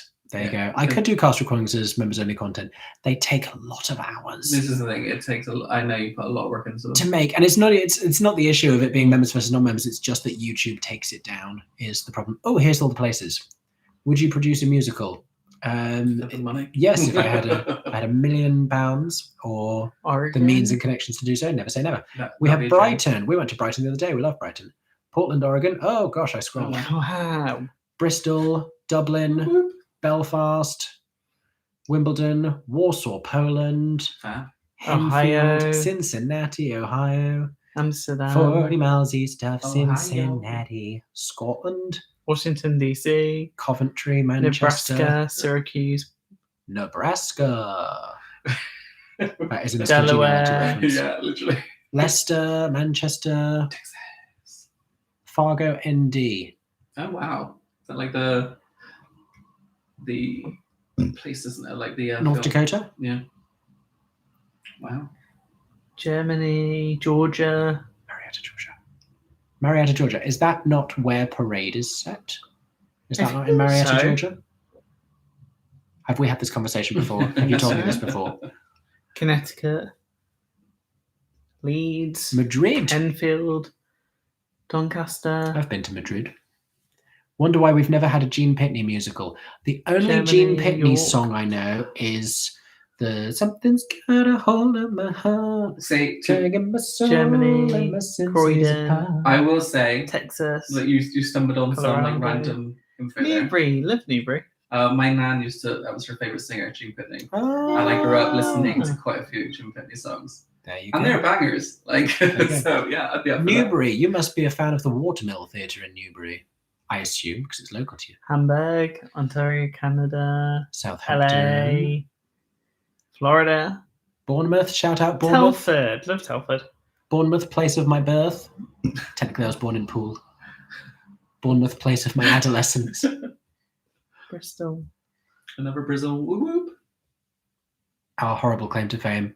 Yeah. If the performance that you're going to doesn't have any easies, maybe look at the rush tickets on Todaytix because sometimes they hold back This tickets is for for that. Newsies. Someone's asked about Newsies. Yeah, have a look on Todaytix Yeah, they all seem to have rush tickets. for Rush. Or yeah, also look on, was it TKTS? Oh, thank you. Oh, someone went to Glass House Tavern in NYC a couple of weeks ago on our recommendation. I hope you enjoyed it. I hope you got the risotto balls. Because I don't know if we've ever said that on a video, but get the risotto balls. Only Fools and Horses musical UK tour this year. Any news on that? You'll hear after the London production closes. More news will be forthcoming. I think Paul Whitehead might be touring with it. I think he might have said it in White House? Yeah. Yeah, I think you said There you in an interview about it. Yeah. Nashville.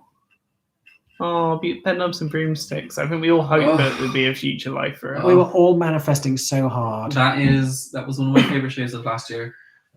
I cried. unashamed to say I cried. Such a clever, beautiful show. Yeah. Loughborough, Cheltenham, Dublin, Poland, Cambridge, NYC, Glasgow. Someone said, as someone from the US, deeply envy you guys. In the UK, it's a lot easier for you to do day trips for regional theatre. The UK is very small. So yeah, it's crazy when we've spoken to our friends like Kate and Ashley, like flying from Chicago or Colorado. Or To be fair, these two are crazy because I see them like trek all over the they're in US. New York really often. It does amaze me Yeah. when we hear that. Then when we talk about a regional theatre, it's like actually. Yeah, I think there's always like there's stuff. But when we're here, we're like, oh, to be in Broadway right now, and then even when we're in New York, like, oh gosh, to be in London right now when that's happening. There's always so much. You can like, never win. Like even theatres around the world, like obviously you have the new Phantom opening in Italy, which sounds like an exciting proposition. Yes. I was about to say Greece, but no, the last one was Greece. This one's Italy. Yeah, Greece. That one looked really cool. I know I started this conversation, but we're talking about places again, and I can't because I just had to go. Is Greece and Italy? No, it is not. Okay, no one cancel me for this, but in my head, I just had to like I was like 80% sure Greece and Italy were different countries, and then just part of my brain, I just got the obtrusive thought, just going, what if they're the same? No. Greece, Italy. Very different places. Very different. I can't. Patty LaPone Schmigadoon. I'm seeing it. Patty LaPone Schmigadoon scandal. No, did you? She basically came out and said, "Oh, you know, they wouldn't have me because they said I was too old." I mean, I love Patty LaPone, but I think she's talking bullshit. I just can't imagine them saying that. No, I think they'd have her in a heartbeat. I think she's chatting crap. Sorry. Because it's not like they've only gone for like super young. Actually, not to like call anyone else on that show old, but like most of the they're not in their 20s, other than like Dove Cameron. Like, yeah, I think she's the youngest by far, isn't she? Yeah. Thoughts on the Bournemouth Pavilion? I have performed there multiple times. If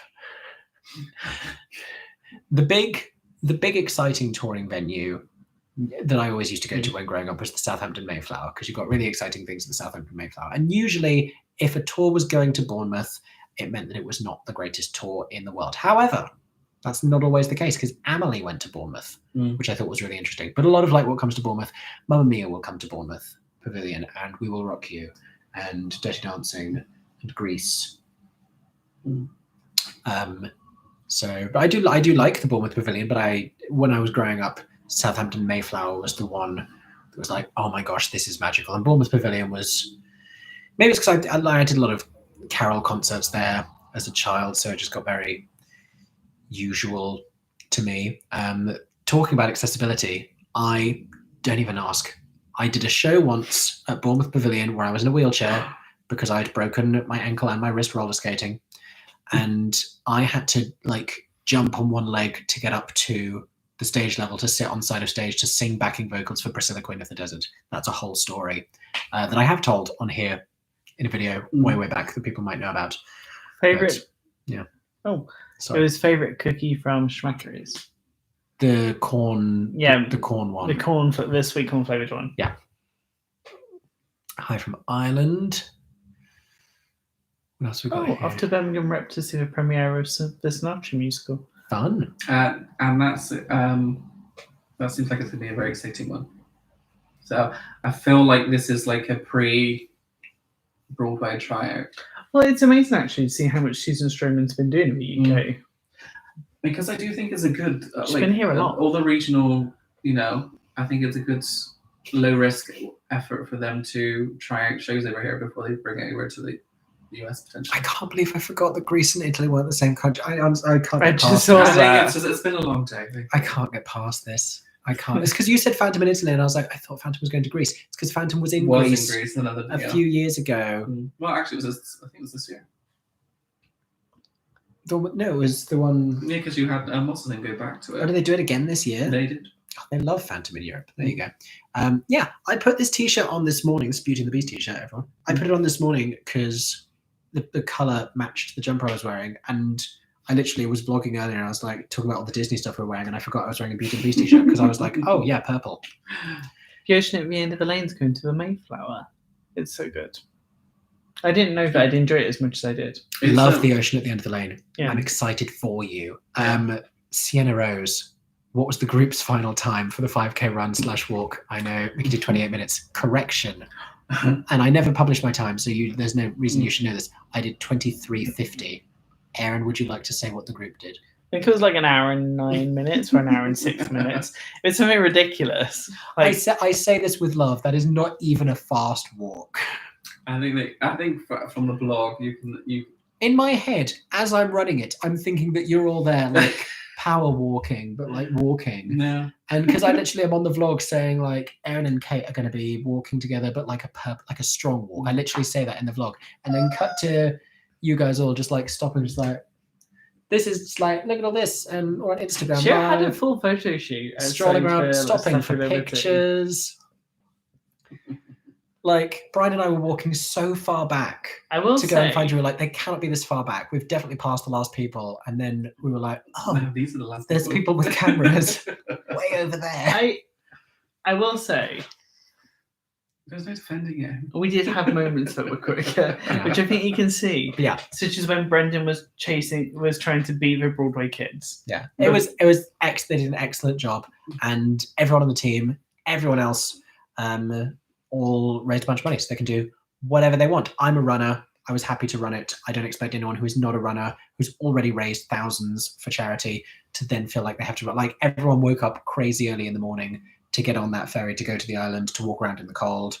So props to everyone who even did it. There is no shade. No shade here. I will say Brendan was pure comedy entertainment. And Brendan's hilarious. Brendan's so funny. What else have we got going here? You said you did under 25 minutes in the vlog. Yeah, so the time as I was running across the line said 24:50, and then I got my time through on an email that said 23:50. So don't know what that is about.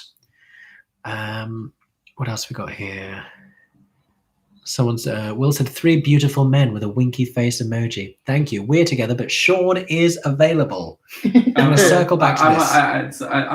It's been some time. We addressed this earlier in the video, but again, I just need this to be remembered that Sean is available. Yeah, I'm like the non-sexual throuple part of their relationship, basically, at this point. I liked earlier when we called you our child. Yeah. This is you made it weird. Yes. Elaine Page is still alive. Yes. Can confirm. She has a radio show on Sundays. And surprisingly, is very stealthy when she's out in public, because she I don't know where you were going with that sentence there. She sat in front of me for a whole show, and I didn't know it was her until we clocked her at Greece. Did she laugh? Again, the show. Right, in a very intimate theatre, she was sat directly in front of me. She was laughing. I was like, why is this woman's being really loud? Yeah. She's like clapping at everything. You previously mentioned in a video around musical content about doing collabs with stages, small businesses. Any update on this?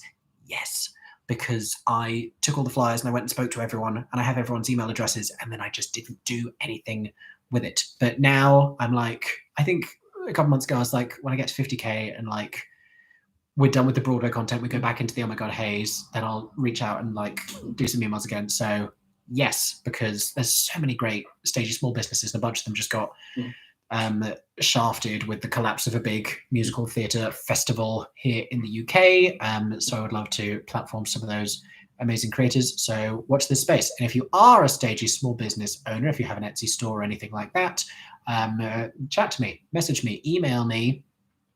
Don't necessarily put it in a comment on here because this will get lost, but would love to hear from you.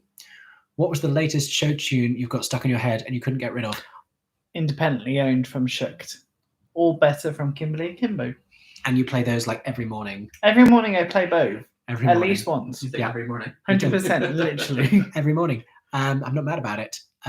But I keep getting Schmicago, aka Schmigadoon Season 2 song stuck in my head. And so I've literally been walking around singing, like I've been out in public on a train station platform singing gotta get naked, which is not appropriate. But I'm also singing that in conjunction with then talk to daddy, which is not like better in context. So that's how that's going.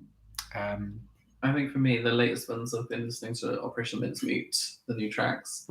But I think before that, the one that I was like listening all the time was the Matilda film soundtrack. Yeah. Which is beautiful. So Yeah. check it out. Yep. For my GCSE music composition, I remember GCSE music. Wait, no, I did. Ooh. Did I do GCSE music earlier or did I skip to A? I can't remember. We did a weird thing at my school with GCSE music. I've chosen to write an opening to a musical. Do you have any tips?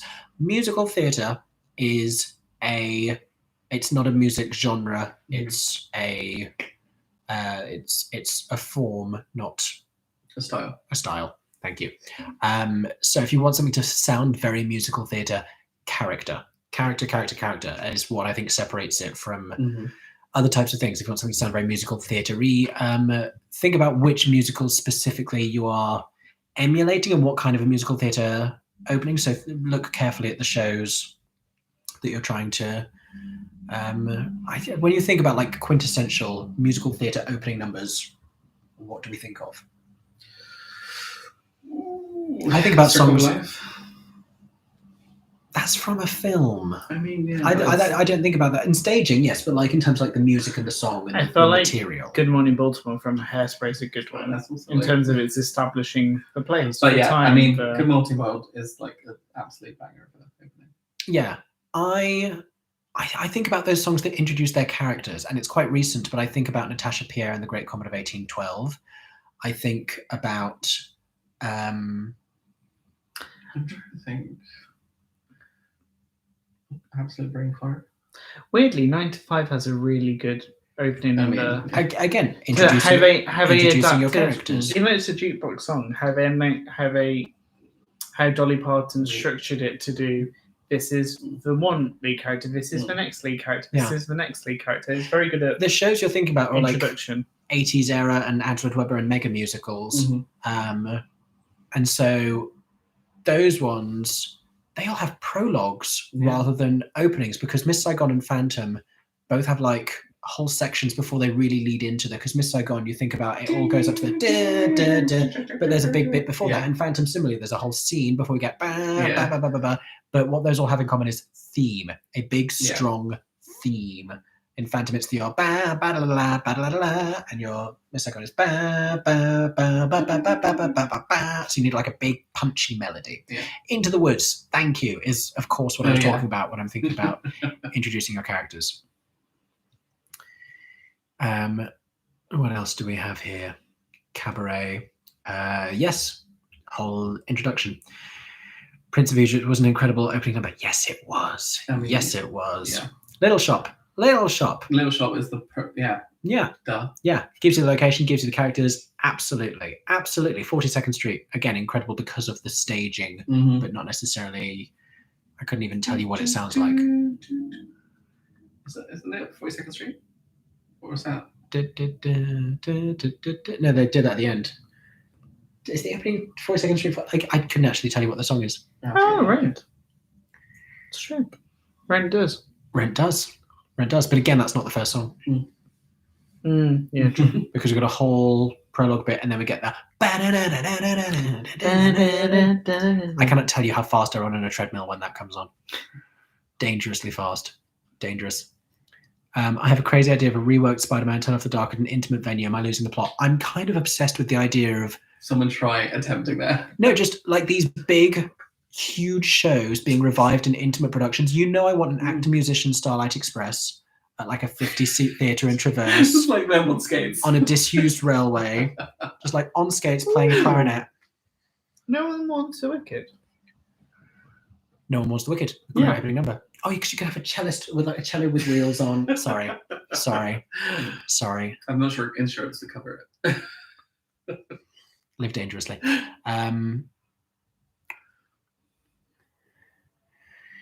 So many questions. Tick Tick Boom, also a great opening number. And again, Tick Tick Boom, 1390, right? Is opening of Tick Tick Boom. It's, in any case, that another one where I run dangerously fast on a treadmill. Talking about Vienna. We have some Viennese musicals. Did you see or do you know the original Austrian musicals Elizabeth, Dance of the Vampires, Mozart, Rebecca, or Shikanida? I know of Elizabeth. I know of Dance der Vampire, aka Dance of the Vampires. which is wildly popular in Europe, which I think is just the most. It's so interesting to me that audience tastes differ in mainland Europe versus the UK, and I feel like broadly the UK and Broadway quite similar in what works and what doesn't. And Broadway versus mainland Europe is so different because you've got something like Dance of the Vampires that flopped bad on Broadway and has had success after success after success in mainland Europe. And I think Elizabeth is what's audience vibes, so different. What's the other Benny and Bjorn musical? Chess? No, the one that hasn't come over. It's in the original language. I don't know. Can do some Googling. Soho Place would be great for my new Spider-Man. Spider-Man in the round. Yeah, I cannot imagine that not injuring someone. Opening to Book of Mormon. Yes, great opening. Audition is the name of the opening number for Secretary. Yes. I'd love to see I Can't Sing in a tiny venue. It could be Camp in a Cozy Space. There's another musical written by the same person, written by Harry Hill, currently playing in London. It's called Tony, the Tony Blair rock opera, satirizing a recent British Prime Minister, and that's in a small venue. So haven't been to see it, haven't heard great things. It's Christina. The Christina one. Oh, there you go. Will you talk about your review of your Can Seats experience in Moulin Rouge? Yes, it's on my to-do list. I'm so sorry. There's so many things. My docket of videos I need to make is just a mountain at the moment. It always gets pushed for breaking news. So the Wicked thing happening pushed a bunch of videos, and Bad Cinderella does something that has to breaking news because I have to make this stuff while it's relevant, or I'll get messages from people being like, "Are you going to talk about this?" And if I go and review something, then I try and turn that around pretty quickly for that show, because that's just good etiquette. At the moment, I have so many that I'm trying to turn out as fast as possible. So stuff goes on the back burner, like the Moulin Rouge Can Seats video, but it is coming. I am going to make it. Bear with me. I will say, I probably wouldn't recommend it for your first experience of a show, purely because you might miss moments of it. Yeah, I think it's a great experience. But it is a great experience, but it's just... It depends how committed you are to I want to see the whole thing and I want to see every single moment, or I just want to be part of it and I want to have a great, entertaining time. Are you going because you see every single show and you want to evaluate its choreography and you want to see the whole production, get a sense of it? Or are you going because you want an overwhelming, incredible, immersive theatre-going experience with someone who doesn't want to see a lot of theatre? I feel like it's the theatre fan's perspective versus someone who just wants an evening's entertainment, basically. Because in terms of entertainment value, the experience you get in those can seats is your money worth. So good. It's thrilling. You have a great night. But in terms of I don't think it'll give you your best perspective of seeing the show. I don't think it's a bad perspective. No, I feel like sound design and it's more that you completely get misted out before the end of the interval. Right before the start of the interval, the smoke will. When they're doing Elephant Love medley and a bunch of dry ice comes down, it all just starts to just fog over at one point, and we were there just kind of trying to find them. Nearly got lost. What do we have? Comedy Tonight. Comedy Tonight is a great opening number. I've never seen If Anything Happened on the way to the Forum live because it doesn't get produced often, but it is being revived in Paris. Yes, so hopefully we will be going. Thank you for reminding me. What was it? So for the cabaret lottery, the seats are, I don't know, it seems to be, from what somebody said, it sounds like this is regularly the same seats. The rumour is that the first people to go and collect after buying the lottery tickets, because you're not assigned at the point of purchase, but the first two people to go and collect. You have to go to the box office to collect your lottery tickets. Yeah. And the first two people to go and do that will get a table near the front, and then everyone else ends up in the back row of the stalls, which is still not bad, because the way they've renovated that theatre, it's still a great seat, plenty of room, a little mini table ledge in front of every single row in the stalls to put drinks on, or Toblerone, because you can buy Toblerone, which I did. But those are the seats that we got. What else do we have here? Oh, someone's been here since 2K. I didn't even remember how long ago that was. I wish I'd kept better tracks of when these milestones happened. But thank you so much for staying all this time and not getting exhausted by me putting out a million videos between now and then. Thank you, everyone. Thank you, everyone, for watching this and for staying with us this evening and for staying with me these past few years. It's been very lovely. I'm not ending it there. I just wanted to acknowledge that. When are you going to review the Brokeback Mountain musical? When it opens. I will be going hopefully around its West End opening, and I'll put a video out as soon as possible, but it's only in rehearsals at the moment. It has not yet opened. Frogs has a great opening, but it's not specific to Frogs. It's true. It does have a great opening. But I now also want a musical about frogs. I think that Wilhelmine Verkeich will play Mrs. Danvers in London. She's just done it in Europe. Is she still doing it? I don't know if she's definitely. Oh, it's still on. Is she still doing it? Yes. I'm not sure. But don't quote me on that. But I know she was doing it. I think you're right. Maybe she will. Maybe she will. I don't know. I want to know what song Mrs. Danvers is going to sing, because briefly, when it was meant to be coming to the Shaftesbury, they had a website, and like they used to do, and some shows still do, but they had like they had a little mini player and you could play 3 of the songs. Oh yeah. And they had English language recordings of 3 of the songs. And one of them was called She's Invincible, which to me sounded like a new version of the song Rebecca from Rebecca, because it kind of does the same things. So I want to know if the English language version of the show, is it the song She's Invincible, or is it Rebecca with English lyrics, which I have also heard performed by Pia Dowse. So I'm curious if anyone is a Rebecca aficionado in the comments, let me know. Yes, we're going to see How to Succeed in Business Without Really Trying at Suffolk Playhouse. Very excited about that because of the casting. Very excited. What are you doing to celebrate 50K? This. What do people want? I was trying to come up with a video idea of like what would be special, and everything I want to make, I'm already trying to make happen. Yeah. And there's so many ideas in the pipeline. Like we want to do another day where people can vote on stuff and control our theatre day, and we'll do one next time where I know what's happening and you don't, because that'll be fun. Yeah. And all sorts of fun stuff. We want to do another video is like, how can you see 3 shows in one day? And we want to travel more and go see shows in other countries. So let me know if there's something specific you want to see. Would you consider making a video about show tunes from other countries? Yes.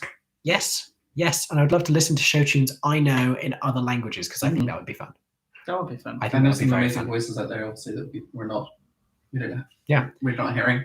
Are you going to the West End Flea Market? Yes, I hope so. I love the West End Flea Market. Haven't set that up yet, but I am hoping to be, yes, and that would be so great to see you there doing your pantomime dame. Jamie Riding does an exceptional pantomime dame, everybody. So that will be, make sure to say hello. If I don't, I'll spot you. I feel like I'll spot you, Jamie. Have you heard of Ride the Cyclone? So this is one that I don't think any of us have really listened to. No, I know it's big on TikTok, but I don't know much I am about it. surprised that you've never done anything on it, to be honest. I don't know. I will eventually, at some point, do a deep dive and work out work out a time to watch Ride the Cyclone. That's another on the pie. Isaac's just been at the 6th UK Tour cast change. Isaac, in the comments, tell us what happened. Tell us all about it. We need to know. We need the deets. We need the goss. Let us know. Wipe away the tears. Do you think there will be a season 3 of Schmigadoon? And what do you think it should be called? I think it will. I think I'll try and do the 80s, 90s kind of thing. I think so. I don't want them to do it just for the sake of it. I think it's for the love of it, though. I think this show kind of, you see that they were like the people behind the scenes. Ooh, really love it. Are you oohing at Mary Missy Chris Fontaine? That sounds exciting. And there's a recording. Oh yeah, she did Les Mis before. Yeah, she was amazing. Someone's just said, why does 6 in the US run multiple tours? Could this happen in the UK? There's a lot of multiple tours in the US. It was because the US is big. So big. It takes a long time for them to get around. I don't think they need to in the UK because it's smaller. Yeah, it's for you don't have to wait as long for a show to get to. I know it might feel like waiting a long time, but it's not. And there's like multiple big cities in like each state that have big theatres, and they'll only do like one state at a time. So it just means that the regularity. Because I remember like learning that for some people it's easier for them to fly to the UK and watch the shows all there. Yeah. Because it takes so many hours to just go to their local theatre, which then would only get a musical like It's crazy. every month. We didn't go with. I never said what I think season 3 of Schmigadoon should be called. I know a lot. I think it probably will be Les Schmiz, because that could. I mean, That's You amazing. said Schmaven UQ, didn't you? At one point. the one I'm going with is Schmid to the Woods. Schmid to the Woods. I think Although that's been referenced in Chicago. only lightly, only very lightly. It's more where do I think they could go tonally, because I love that they're moving from the golden age of Schmigadoon into the new style of Chicago. I love that it's changed the way they tell the story and the details of the plot and the way all the characters behave. Bad Schminderella. Don't. Don't. I love that it's changed the show that way as well, and I would want it to go somewhere with the next one that does the same thing. But if you have Les Mis characters, then they just wouldn't be able to speak. They would just only They'd be singing. sing everything in the style of like the Something Rotten. They sometimes stay on the same note, so that when they change to a different note, you notice. Just give you It a would spotlight just- every time they're singing. It would just be that. Jamie, you missed it before, but Palladium Panto casting, Rob Madge as Tinkerbell, genius, exceptional, wonderful. I think. How have I forgotten her name? We've been live for that long. What, Jennifer Saunders? Thank you, Jennifer Saunders. Jennifer Saunders as Captain Hook. Captain I Hook. mean, that's genius. She's going to be Jennifer Saunders as Captain Hook. And it's going to be amazing. It's exactly what you expect. Would you consider a weekend in Manchester series of various touring shows at the Palace / Opera House / Lowry Theatre and then a night out at Oscar's Bar for showtimes and dancing? I've been to Manchester. We've been to Manchester. I know there's a couple of the vlogs where we've been at, like when we went to the Lowry to see 2 shows. Yeah. There's some very, very good shows coming to Manchester this year. But we've never been Definitely to be Oscars. looking out for Never been to that. Oscars. Would happily go back to Manchester Mm. anytime, and you can very easily make a weekend of all of the theatres up there. It'd be interesting to see if Manchester has another. They've been used a lot, like America uses Chicago and Seattle for out of town tryouts. So it'd be interesting if I do think a refresh. Sorry, I thought if I whispered that you'd still be audible. That's not how it works. I do think a refresh of the regulars at the Palladium would be good. That's my secret opinion that I'm not saying on a live stream in front of 251 people. I mean, people go for those people, but it would be, there's a lot of new exciting talent like Rob Madge, and I think it could be an even better, because they do their same sets every year at this point. Paul Zerdin's always going to do his routine, and Nigel Havers is always going to do his routine, and Julian Clary is hilarious, but that's what people go for. So You're getting I what don't know. people want. and there's I mean, plenty of pantomimes around the country for the panto talent. Massive pantos. Do you think Bad Cinderella will close and Phantom will move in? Bad Cinderella will close inevitably before the end of this year. I don't know when exactly. I thought it was imminent, and now I think they're holding on. Whether that's throwing good money after bad, who knows? Are you excited about the new The Witches musical? I'm very excited to hear Dave Malloy's score for it. Yes. Thoughts on Brokeback and Doubtfire? Haven't seen either because they haven't opened yet, but I am very excited specifically about Brokeback Mountain at Soho Place. I will say as well, what excites me with The Witches and the National is to see if Standing at the Sky's Edge and now this happening pushes the National to take more world premiere morning musicals, and if we see in the next season that continues and this becomes, we get those gaps put out from musicals or not. Yeah. They did say they're trying to produce a musical a year now, aren't they?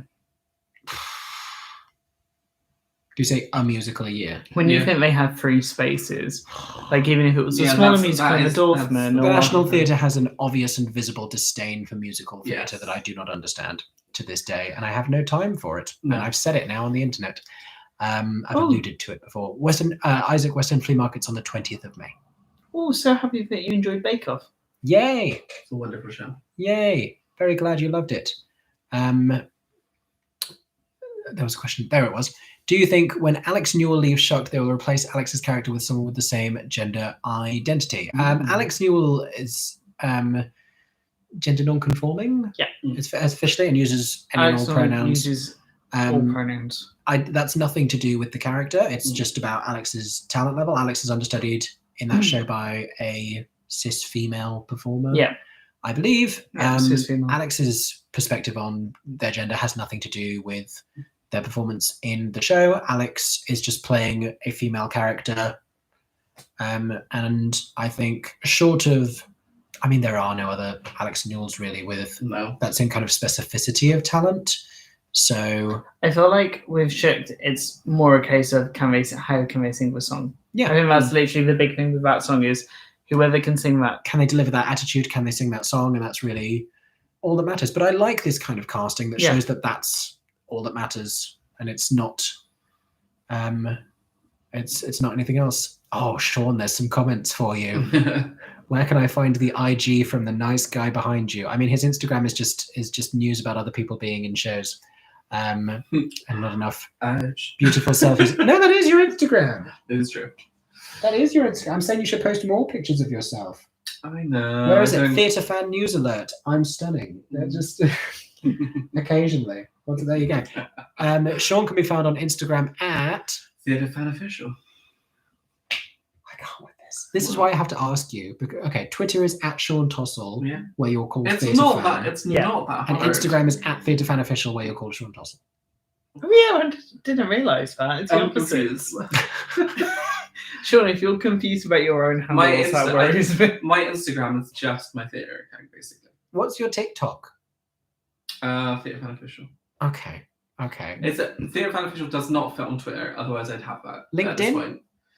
I do have a LinkedIn, but it's nothing to do with Tinder?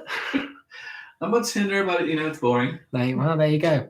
There you go, everybody. Yeah. Sean's going to end up with a boyfriend by the end of the stream. And that's really the goal. That's actually what we've come on here to achieve. There you go. Amazing. 2 musicals on their trip to South Korea next week. Wow. Yeah, South Korea have I think an we should amazing musical. I will say, though, I've heard South Korea has amazing, amount of musicals on. And they love Frank Wildhorn. But you know what? It's really difficult to find out online what's actually on and what musicals are on in South Korea. Because I wanted to find out, how many theatres they actually had and how many musicals are running currently. And I can't find anywhere that lists them. What I find fascinating is they always seem to double cast their shows.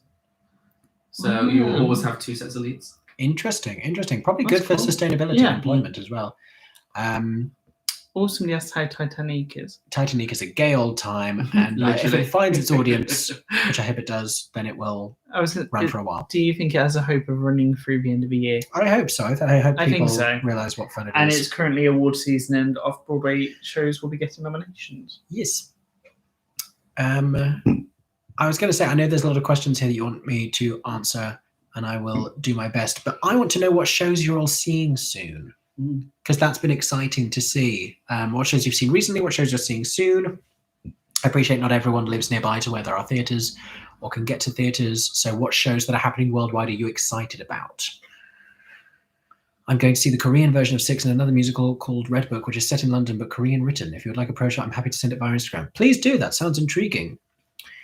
I'm going to Eugenius on Tuesday. Have fun. Guys and Dolls. As in the London Guys and Dolls.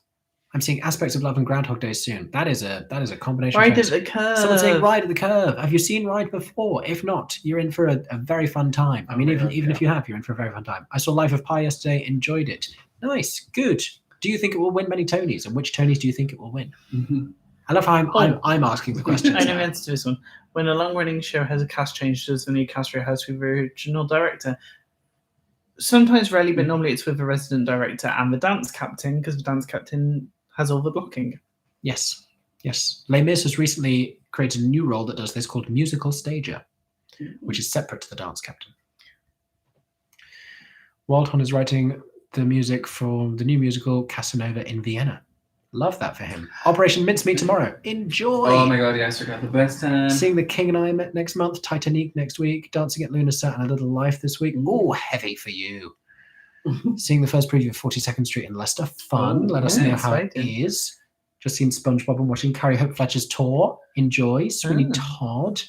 Bake Off in a few days. Will they ever film Blood Brothers? I doubt it, but it's going to tour forever. That's what I like. exciting that you're moving to London. Wow. So I'm hoping to see as many things as possible. But first up is probably Oklahoma. Nice. That's a fun choice. Sweeney Todd in Amsterdam a couple more times. I didn't even know Sweeney Todd was in Amsterdam. Goodness gracious. And the Aida revival. Amsterdam has a really I'm thinking of the German. It's that German language. That's really exciting. You know what I'm Moving about? to London. Yeah. That English. English Theatre Germany or The something. Frankfurt one, isn't it? Yeah, English Theatre Frankfurt, I think. Yes. Yeah. They did Jekyll and Hyde a few years ago. That's this right recently. Seeing some like it hot soon. Nice. There's a great cheesecake place opposite called Junior's Cheesecake. It's not like a secret undiscovered. Everyone knows what it is. Love Genius. I'm going to see Guys and Dolls tomorrow. Can't wait for Cedric Neal. Sit down. You're rocking the boat. You would be correct. You would be correct. Make sure you're standing where the band is. Either stand on that side of the stage or the other two sides. Don't stand on the opposite side of the stage Unless you're sitting. to the band. Unless you're sitting, in which case then you're just going to have to remain in your seat. Going to book a ticket for the last performance of Bad Cinderella when it's announced. That's the vibe. We'll try to catch Camelot or Shucked. Very different shows. I saw Dancing on Broadway a couple of weeks ago. It is so good, but not many people in the audience. Sad times. Don't know that they will hold out too much longer. Coming to London, have booked Eugenius, Newsies, and Bonnie and Clyde. Fun fan faves. Then Tour of Six, Sister Act, and SpongeBob. Nice. Those are fun. Not seen Ride yet. Can't wait. Oh, I'm so excited for you, Yay. Amy, and good for you for booking on a new British musical. It's really good. I'm excited. It's really good. I have a vain hope that Sweeney Todd will get a pro shot. With that kind of casting, they're going to do one of a few things, aren't they? Either It's either going to be a limited run or a really long run. it's either going to be a limited run or they're going to have to come up with new starry names to put in it. But if they don't, they might film it. I don't know. Audition at Pineapple, then How to Succeed in the Evening. Break a leg. Do you say break a leg for auditions? If it's not performance? I'm guessing so. I don't want to say good the other one Yeah. in case it's bad, but I hope that your life goes well. That's what I mean. Seeing a community theatre show, Something Rotten, next month. Oh, I bet that'll be fun. Something Rotten for community And theatre. Hadestown. Hadestown in August. That's a vibe by itself. Hadestown in August. Arrive early to take photos in front of the theatre. It's gorgeous. Summer 1976. Enjoy. They've finally taken the scaffolding off the Samuel J. Friedman Theatre. It was after we left New York, so we never got to see it, but it looks nice now. Seeing a local original one soon. Cool. Then a Matilda tour coming over and a local waitress probably premiering in the summer. American Regional Theatre is, I assume that's American. Aren't they doing a few? Just sounds so fun. cool. I have nothing planned, which for some reason usually in the theatre at least once a week is weird. We'll end up seeing somewhere on Thursday. We've got a couple of free days this week. We're probably going to go see a show. And Juliet. And Juliet, have a great time. Wear something pink if you want to. You don't have to. Camelot and some like it. Heartsea Parade in a few weeks. Parade was very, very good. Pride and Prejudice, sort of, on the 3rd of May. Love that. So much fun. Have you seen the tour yet, Sean? No.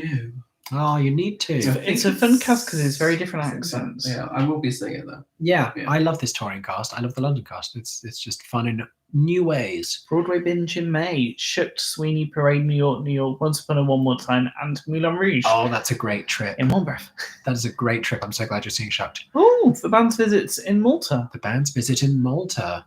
There you go. Long time, we got points. 6 in Edinburgh in just under 2 weeks, and seeing Mousetrap in Inverness and Heathers in Glasgow. Nice. Nice. All of the Scottish cities.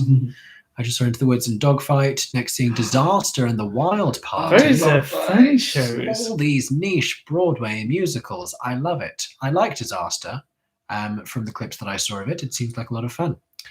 Little Night Music with Michael Hayden in Pasadena, California. Oh, the jealousy that I feel right now. Bodyguard Bake Off and going to Next to Normal and Newsies. You know, we don't have Next to Normal booked, and it's making me nervous. Yeah. It's making me very nervous. I might be first preview, I can't remember. I think you are. Or you second? I'm not sure. Front row, baby. You are. Mrs. Doubtfire, Pooh, Greatest Day. Everybody's talking about Jamie and Blood Brothers tour, all booked. Nice. Very British. Guys, remind me of the Everybody's Talking About Jamie tour casting. Ivano Turco. Yes, I'm excited for that. Yeah. And Rebecca McGuinness. Yeah, she's amazing. 4-show weekend beginning on the 13th. Jet lag is going to kill me, but I must see the final performance of Bake Off. Oh. Maybe we'll go to the final performance of Bake Off. I've been thinking about it. Maybe we will. Maybe we'll see you there. We should try and Camelot. Congrats on 50k, Mickey. Thank you so much. Thank you, all of you, for subscribing. I want to go see Back to the Future and other shows in New York when it opens. I want to see Encores at Into the Woods on tour. So do I, but I'm not in the US. Book of Will and Time Machine. Book of Will and the Time Machine. Fun. Oh, that side of the country. Fun. Ooh. Enjoy. Thank you, Will, for joining as a channel member. Thank you so much. That very much helps me to make all of the content that you all enjoy. I'm doing 9 shows in 5 days. Wow. Ooh. That's a lot of shows. And exciting combinations of shows. Bring tissues for a little life is what I'm hearing. Haven't seen it, but that's what I'm hearing. That's a really cool mix of shows as well. Oh, Moulin Rouge in Atlanta next week, and then Cabaret in the UK in October. Ooh, Oh, fun. some taste you have there. Oh my gosh, there's been so many messages since. Oh gosh. Have you tried the where- glow stick day tickets? where are we? We're down here. I don't think we've You reached did. there though, have we? Oh no. Oh no. Oh gosh, We're here. up here. Okay, let's go My quicker. daughter is going to be Wednesday in Adam's Family in a local Oh, production. So I'm going to amazing. that. Oh, Amazing. Break a leg to her. Just saw Bake Off. Charlotte Wakefield is insane. Yes, she Yes. is. Yes, She deserves she more is. recognition For and sure. awards. Oh, SpongeBob on Friday. Enjoy Yay. SpongeBob. Streetcar names desire after an exciting booking escapade. Well, you're going, so it works. Yeah. So that's all that matters. Hadestown and Beetlejuice. Oh, Yes. waiting to come Waiting back to when come they back can. for Hadestown and Okay. Beetlejuice. Operation Mincemeat and then Groundhog Day. Nice. Oh, nice. Taste. What do you think about the Book of Mormon? Never heard you talk about it before. Just saw Cabaret and Back to the Future after watching your videos. Loved it. Glad you enjoyed. Book of Mormon, we saw the other day. I bought a frog. It's here somewhere. But yes, so you'll hear me talking about Book of Mormon in that video. Let's see Hadestown in London. Well, it's coming. It'll start next year. Yeah, Hadestown coming 2024 to London. I want to go and watch Guys and Dolls to get the full experience, but I'm disabled and can't stand for the whole time. Am I missing out if I get seated tickets? No, I don't think you're missing out completely necessarily. Theatre Monkey has done a good piece, I believe, on where to avoid sitting, I think. Let me know if you can't find it, and I'll try and send you a link. I think it was Theatre Monkey.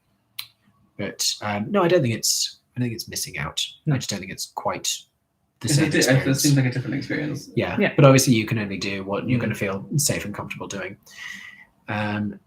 If you're responsible for selecting a movie to be adapted into a musical and you are financially dependent on the success of this adaptation, which movie would you choose?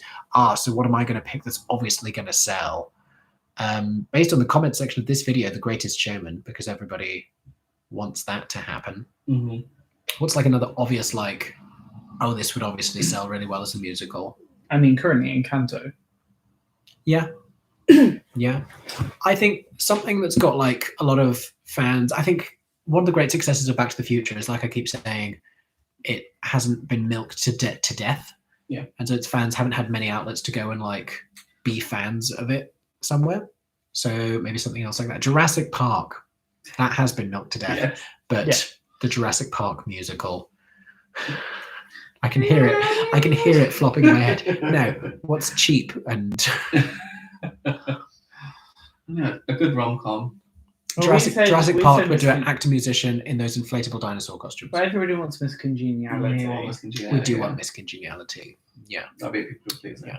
Let's move on. Seeing the 39 Steps in Denver. Nice. Ooh. Colorado. King and I, 6, and Eurovision. You're seeing actual Eurovision. You win today, Cameron. You win this comment section. Are the standing places of Guys and Dolls standing for all the show? Yes, but it doesn't feel like you're standing up for a whole show. It feels like you're at a concert. There's 2 slight seated moments, but they don't last for very long. If you're looking at, if you sit on the table seats. Oh yeah, not for everyone. No, there's like It's a like, limited where were you amount. sitting? A limited amount of people get like 2 5 to 10 minute moments Yeah. to get to sit down. Yeah. Oh, Lynette is also seeing New York, and Bob Fosse's dancing in May for her son's 20th birthday. Amazing. Amazing. Stylish And shows. very cool dance shows. Yeah. Have you tried the glow stick day tickets at Streetcar? If so, what was the process like? Watch this space, because we did. And obviously I made a whole video about it for you guys going into specific detail. Watch this space very soon. This week. I'll drop that video this week. Matthew Bourne's Sleeping Beauty on Thursday. Nice. Next to Normal in Bern, Switzerland. The German version.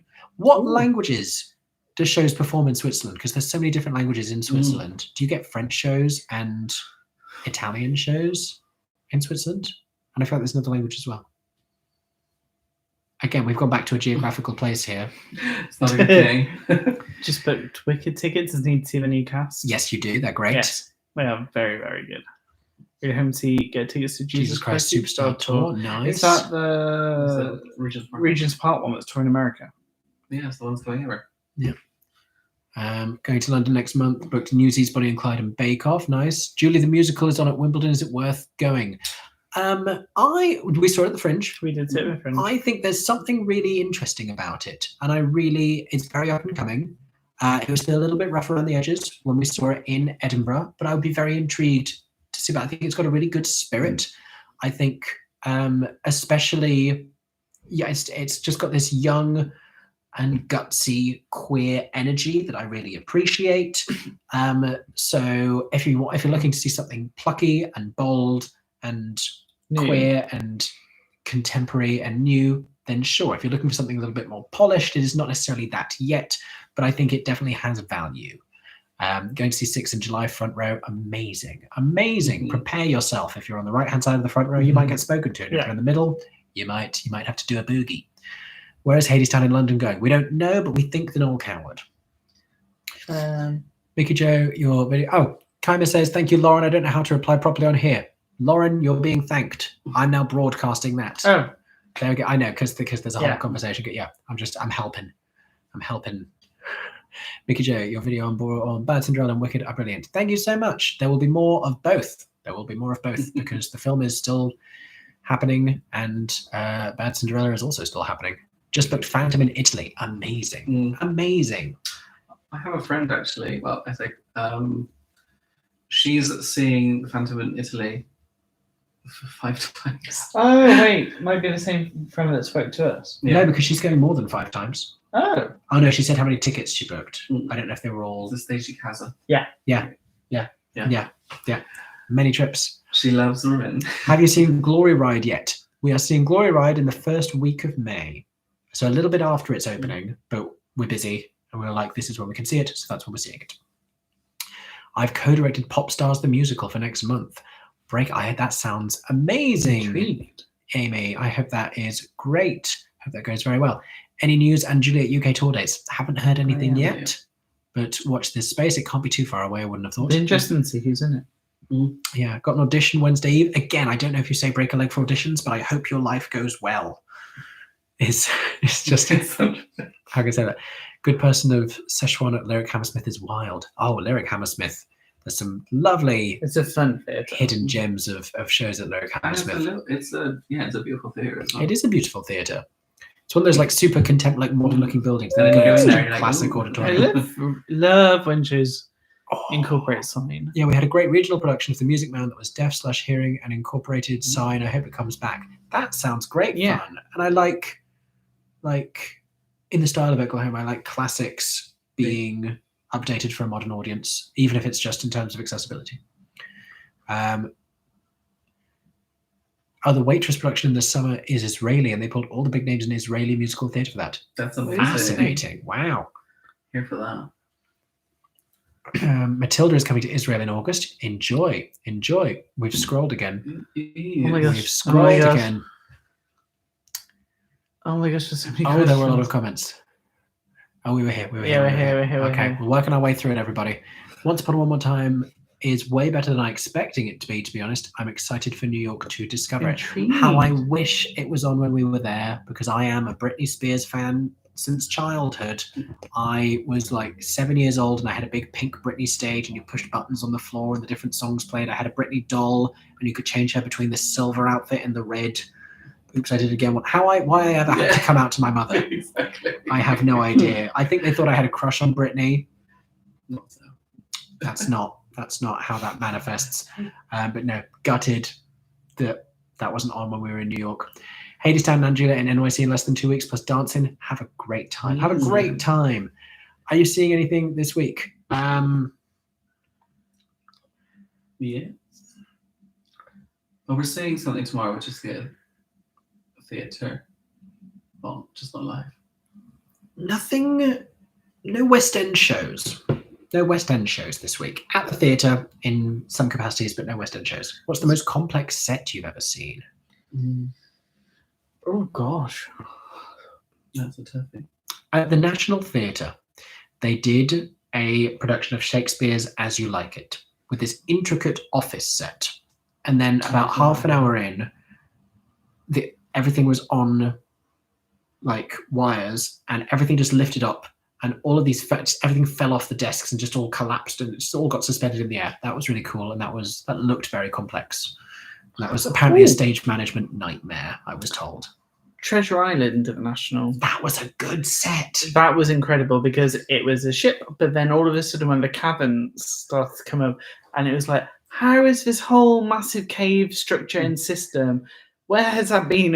I love when they just like keep something like that secret for like an hour and a half. And it just appeared, and I was like, you're halfway through the second act, and they're like, oh, by the way, this set has always had this bit in it, by the way. And you're like, just literally. The National do seem to be like Streetcar. The Olivier is insane. The current Streetcar revival, which is not a very intricate or detailed set, but they do something like 45 minutes into the first act, like, oh yeah, by the way, we've had the ability to do this the whole time. It's very cool. Yeah. Let's resume. I'm going to see the Aladdin tour in Edinburgh, manifesting Trevor Dion Nicholas as Genie. I think that could happen. I hope so. I think that could happen. I think he was my first. Just saw a regional performance of Pacific Overtures near Washington, D.C. Yes, our friend Kate went to go see that. And Ashley. That looks really cool. Planning our yearly trip to NYC for this summer, Shucked Parade and something else TBD. Nice. I'm behind those first two choices. Yeah. Why does it always seem like Sean is 4 meters behind you trying too hard to catch up? Because he's 4 meters behind us. Literally. Because I don't have that many office chairs. Yeah. Just found your channel about a month ago. Great. Thank you so much. Thank you. I'm glad you're here. Did you end up hearing what's about? No, it wasn't open when we were in New York. But I do think there probably is a comparison to be made between that and Bad Cinderella. It's another kind of Cinderella story from what I understand. What are your favorite theatres in the UK? In London, should we do like, let's throw some names out there. Just throw some names out there. Trying to think which one. Prince Edward. Prince Edward Theatre in the West End, yes. That's a nice one, yeah. I like the Olivier in the National, and I like Regent's Park, open air theatre. Originally Chichester Festival Theatre. Chichester Festival Theatre. And Minerva as well, because their two venues are really nice. I will also say, since our recent trip, the Prince of Wales. Prince of Wales? It's a really, like, for comfort and sightlines. Prince of Wales is probably one of the closest to a Broadway house. Seeing Aspects of Love in September and Rebecca in October. Nice. Aspects of Love is going to be intriguing. Lots of stringed instruments in your future. You're scrolling past questions I want to ask. Hold on. Pop Stars, the 90s musical. This was the one. So please let us know what songs are in Pop Stars, the 90s musical.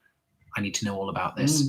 If you're paying for tickets on average, how much will you spend? Usually, we tend to do rush tickets very often for something last minute, which is anywhere between £25 and £30. Yeah. It's because we're not very good at planning in advance. We're not very good at planning in advance. No, because all these press bookings that they do not happen very far in advance. No. So I'd never want to fill up my calendar. So that's how that tends to work. Right. The King and I, 42nd Street, Dirty Dancing, Pretty Woman, and Wicked. Nice. Some big old musicals. It's a good year for tours, with Hamilton going out, with Wicked going out, with Anne Juliet, Pretty Woman. It's a great year. More. Come from away. Like more in the wings. Aladdin. And there's more. Great year to see tours. Thoughts on Cake? Saw it this week. Thought the cast were wonderful. Oh, I really want to see Cake. We all got to go to a rehearsal for Cake. We saw 4 numbers. Erin and I have both seen the show in workshops before. Yeah. Under a different name. A previous name. 2 versions ago. Yeah, it was a while back. Very different show then. Very different show, because it wasn't like the dance wave that it is now. It was a completely different structure. It was more of like Hamilton-esque style. Yeah. But that rehearsal we saw looked so exciting and so up my alley. I don't think we're going to be able to make it to Norwich to go and see it. So it needs to go and do something else. It needs to come back because we haven't had the chance to see it properly. Going to New York in July, but only have time for 2 shows. Which should I pick? If you want art and depth and pathos and seriousness, go see Parade and or Sweeney Todd. And if you want to have a great time and laugh so much, go see Shucked. And if you want something somewhere between the 2, it's Kimberly Akimbo. Yeah. Because that's like still fun and good vibes and uplifting, but also like pathos and affecting. And so that's the spectrum. From like most fun to most dark and artsy, it's Shucked, Kimberly Akimbo, and then Sweeney Todd and Parade. Seeing Shirley Valentine, Guys and Dolls, Newsies, Brokeback Mountain, Operation Mincemeat, and Almeida, Romeo and Juliet in June, and that's just the matinees. Wow, Jonathan. Wow, that's Unless- exceptional. I'm so intrigued about Rebecca Frecknell doing Romeo and Juliet. Rebecca Frecknell is a director who directed the Guys and Dolls revival at the Kit Kat Club and won the Olivier. Guys and and who Dolls has- revival of the I watched that. It's been too many hours, you guys. a good moment. As we enter the third hour of the Jerry Lewis telethon. Oh my god. No. Rebecca Frecknell directed the Cabaret There revival. we go. I need to. Rebecca Frecknell directed the Cabaret revival at the Kit Kat Club. The clue's in the name. And won an Olivier, and has also just directed A Streetcar Named Desire at the Almeida. I was going to say, she has the ability as a director to make me excited about plays I wouldn't have been excited about. Do we need another Romeo and Juliet? We have them all the time. Add in Rebecca Frecknell directing, and suddenly I need to go see it. So that's that. What do you think is the chance that Beetlejuice will come to the West End? It will. Mark my words, it It just will. might take time. Just, yeah. It's looking for a theatre. It's taking its time. Love your channel. Thank you for all the content you put out. You always make me laugh. Thank you so much. I try to make people laugh. I just realised when you like hit the point when you mentioned Jurassic Park. Singing Oh, T-Rex, sign me up. Oh, we're so behind in these comments. I'm so sorry. I currently have Once on This Island, Groundhog Day, Strange Loop, Lord of the Rings. Yes. Yay. Macabre, Stranger Things, first preview, and Totoro book for this year. Oh, Christopher, Great. you're doing well. Good old Great times. Best and worst set you've seen. What was the worst sentence? It's hard to say because best just Yeah. means they had the most money, and worst just means they didn't have any money. I don't know about that. I would say when I saw the ghost tour, I was like, this is pedestrian.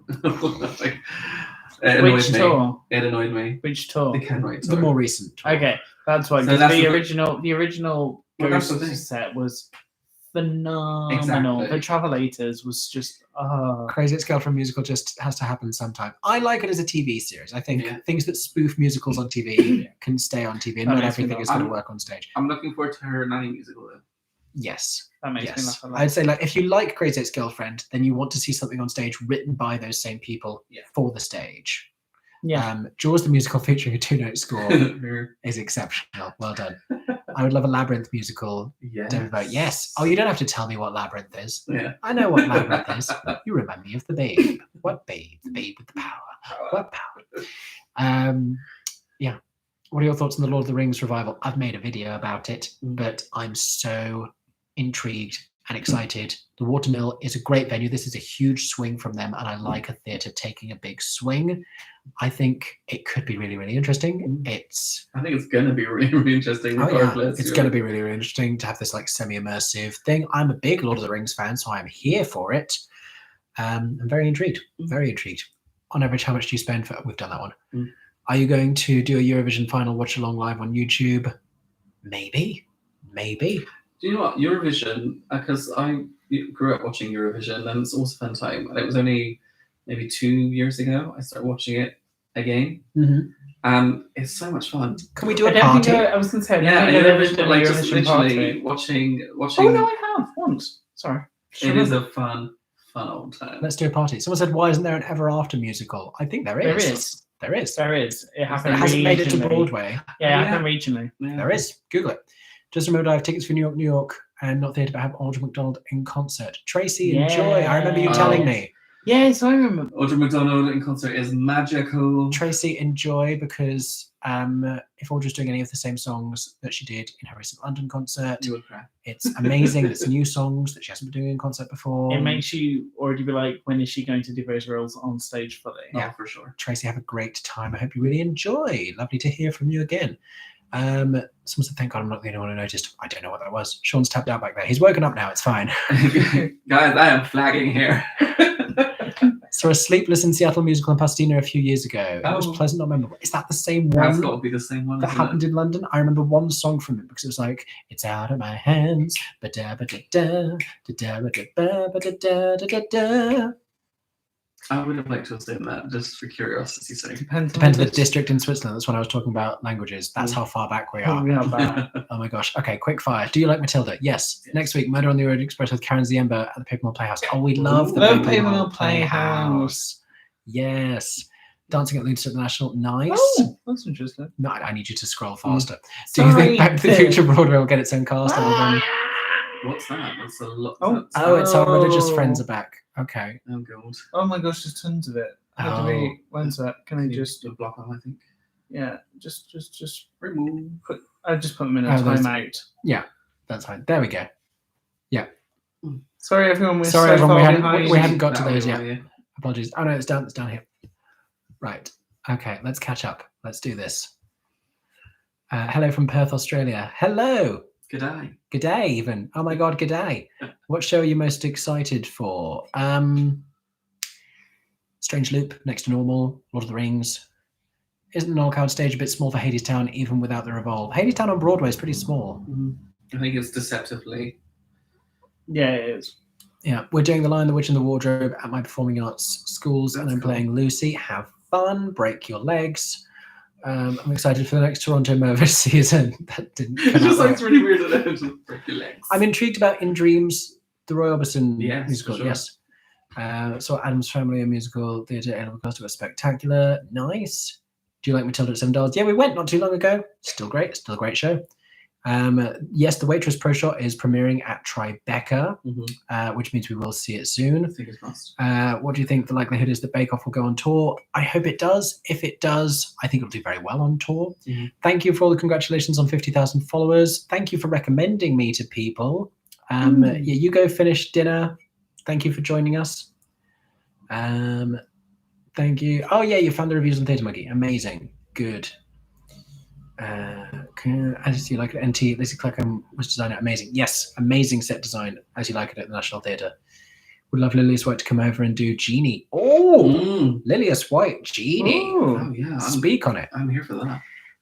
One of my absolute favorite YouTubers. Thank you so much. Hope to run into your show one of these days. If anyone ever does see me in a show, always say hello. Thoughts on Gilbert and Sullivan? My mother has wanted me to join a Gilbert and Sullivan society since the dawn of time. And my knowledge of Gilbert and Sullivan is limited to the early seasons of The Muppet Show when they would perform Gilbert and Sullivan numbers. I'm still wanting to watch the all-male. It's not. Yeah, I'd see that. That's a great thing about that. I don't know what Swept Away. I don't know what Swept Away is. I need to Google this. Swept Away, you know about the Madonna film? I know that was talk of that being a musical. I don't know. I don't know. Yeah. How do you save / budget money to travel to NYC as it's very expensive? In terms of saving and budgeting money, that's personal to, it's just like what your finances are. I don't think I have any universal advice as to what you can do. But you did plan and research a lot. Planned and researched a lot, asked friends, and went at a quiet time of year. Not everyone has the flexibility to do that. That's not something I could have done while I was teaching. That's only since I'm no longer teaching that even became an option. Yeah, and then the spam messages that we've now blocked. Apologies.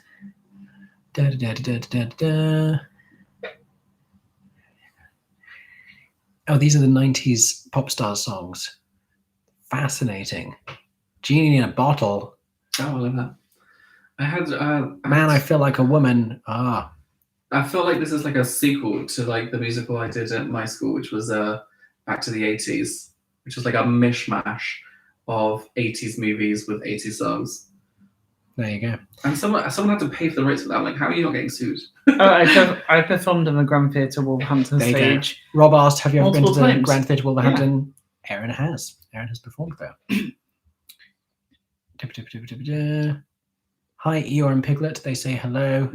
Are these UK tours now full shows? I remember 10 years ago they were always very different, watered down. Hamilton and Come From Away, I'm expecting will be the same. It depends on the productions. production. Yeah, it depends, unfortunately. Beetlejuice 2025, Gillian Lynn, I predict it now. That's so far away, though. My gosh. Yeah. Oh gosh, this person has been playing a lot. Fun fact, I share my birthday with J.R.R. Tolkien exactly 100 years after. Wow. There you go. Went for the standing tickets, equal parts excited and a little apprehensive. I hope you have a great time. Where are we at? Keep scrolling. It's fine. Oh. No. Oh. Get up. These guys.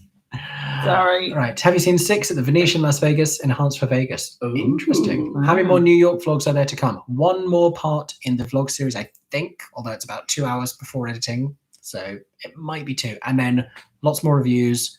Lots more like discussion of like what New York was like, videos like differences between New York and West End things. Are you visiting the Crucible for Miss Saigon? Yes. We've not made any plans. I have booked first performance. But yes. I've not booked. I don't have any way of getting back home, but I'm laughing. Sorry, I'm laughing that Christopher has specifically directed to you, Sean, is Berlusconi worth seeing? I don't know if Christopher doesn't know that Aaron and I saw Berlusconi. They saw it. I made a TikTok about, I gave this a 1-star review. I did not put it on YouTube, but on my TikTok and Instagram, which by the way, this is a great time to say, I've started using TikTok properly now. If you have TikTok, go follow me on TikTok. I didn't know what I was doing before, but I'm having a good time on TikTok and Instagram, so go follow me over on there at MickeyJoTheatre. Sean, Berlusconi thoughts? Berlusconi, like for me, like I said, it's really ambitious. It's a lot of swings, a lot of misses, but it was really interesting to watch. I was never bored, and the talent. I was not bored. Yeah, I was other things, but I was not bored. And the talent on stage is undeniable. Like, you know, some of my faves. These are all the things I say when I hate a show, and I don't want to use the word hate. It has like it has a really talented they cast. cast great people. An incredible cast. And I will say again, it's very Marmite, I think, because I had these two who completely hated it. I sat next to a couple who were raving about it. It's off Marmite that they don't like it, but if you're interested in it, I will not throw out the word irredeemable very often, but yeah. Is Go Live Theatre trustworthy? Yes. Good organisation. Does great work for young people. Which I am a ambassador. Oh yes, Sean is an ambassador. There you go. I'm very honoured for that. Yeah, definitely. Is the next normal London production based on the Spanish production from last summer? No. New production, brand new version. Being looking forward to Tony Awards videos. Directed. We're looking forward to making the Tony Awards videos because this year I feel we like have an idea. We have a perspective, so we're not just making stuff up. I think I've seen the film Topsy Turvy. Oh, that's with Jim Fulbright, isn't it? Is Shirley Henderson in it? Probably. Okay, let's rapid fire because I'm scared about how far behind we are. Will Rent come back to the West End? I don't know. This is why, because we've just moved again. Yeah, I got it. There, we're here. Who do you think could play Hades in London? Jeremy Seacombe. Or Patrick Page might come back and do it. We're hearing rumours. Yeah. Thank you for the lovely comments. My gosh, I'm playing Duty in Greece. Break a leg. Amazing. You're going to be fantastic. Is that the part you played in Greece? Roger. Oh, you were Roger. That's fine. Do you know of the German musical Elizabeth? I know of it, but I don't know it very well. I'm going to drama school in September. If any of you went to drama school, do you have any advice? You work out what it is that you do, and you. I'm trying to find a more eloquent way of saying this. I've seen, I think there's a lot of pressure to conform and fit yourself into a box, and you're there because of your talent and your individuality, and that is what is going to bring you success in the industry and personal creative fulfillment. So be true to yourself and what it is that you do and what fulfills you. And we're living in a time now where performers' individuality is being valued and cherished. So don't feel like you have to change yourself or compromise your values. I will say that with drama school, like going to music school and a similar kind of performance degree, there's a whole thing that when you leave, you feel like you're comparing to people of what you get when you leave, like who leaves with an agent, who goes straight into a show, etc. That's not. I think one of the best things to do is know that you're all on your own journeys that are not the same journeys. The people that you're in drama school with are the people that will help you in the industry when you leave. And just a big thing is there is not a, like, this is the way you leave drama school or you do drama school. Like, it's your journey, not like a specific journey. And if it's not going that way, then you're not doing it right. Because I know a lot of friends that had that struggle when they were there. That's really nice. It's a really good point. It was light outside when this stream started. Yes. Any idea if Devon Hanson will UK tour? Sean says yes. Yeah, it's gonna. Thoughts on the Girl from the North Country film? Mare Winningham is unfortunately not in it, but Olivia Colman. Oh, and Chloe. Yeah, Chloe Bailey. Yeah. But Olivia Colman's in the Mare Winningham part. Which should I say? I mean, Olivia Colman. I think Olivia Colman will deliver. They've got a really interesting cast. The goods. I'm still not convinced about that show. Sean likes it. Yeah, I loved it in the end. I had one of those shows that's it's a weird one. It's a weird one. It's an acquired taste. Yeah, for sure. What's the absolute must-see show that I should see next? Going to Wicked next month. Have a great time at Wicked. Go see Wicked. If you liked Phantom and you're looking for like the next Phantom, go see Sweeney Todd. Yeah. Go see Sweeney Todd. Thoughts on the app Mezzanine? I don't have it because they don't have a version for Android users. Yeah, I would probably use it. But I like that all of our New York friends can all see each other's Mezzanine profiles and can see what they're all going to see. Yeah. I get very jealous about it. So there you go. Was there any reason Hadestown didn't get nominated for Olivier's a few years back? I don't know if they didn't actually submit it for eligibility or if they just didn't. It's all a bit confusing. I think we'll know more when it opens in London next year, whether it's eligible or not, and then that'll give a good answer. Are there any of the shows with unique seating like the Can-Can seats in Moulin Rouge? So Cabaret in London has the Cabaret tables. That's just in the West End. I don't know if you're asking for Broadway or the West End. Any other shows with unique? I'm trying to think. Seating. I mean, Back to the Future has like a zone it names at the front because in proximity to some cool things that happen. But I can't think of really. Yeah, I can't think of any of the specific seating. Thank you. I guess if Matilda, if you're on the front row, similar kind of things. You'll be under the swings. Thank you so much for the super thanks. That's so incredibly generous of you. I appreciate it very, very much. What happened to the Devil Wears Prada musical? Cancelled. I think it's going to next appear in London. I think it's just been developed further. What has been said? What drama school productions do you like the most? Sean Tossell sees all the drama school productions. This is my area of expertise. Do you want to talk about what you've seen recently? What did I see recently? I've seen The Little Mermaid. You were there yesterday. It was yesterday. Guys, it's been a long day. I saw Mank View's production of The Little Mermaid, which was amazing, to be fair. They always do something really different with the show. It's not what you're expecting. The level of talent is insane. Half of these people who I'm seeing in a show now, I will see in a professional production the following year or even months.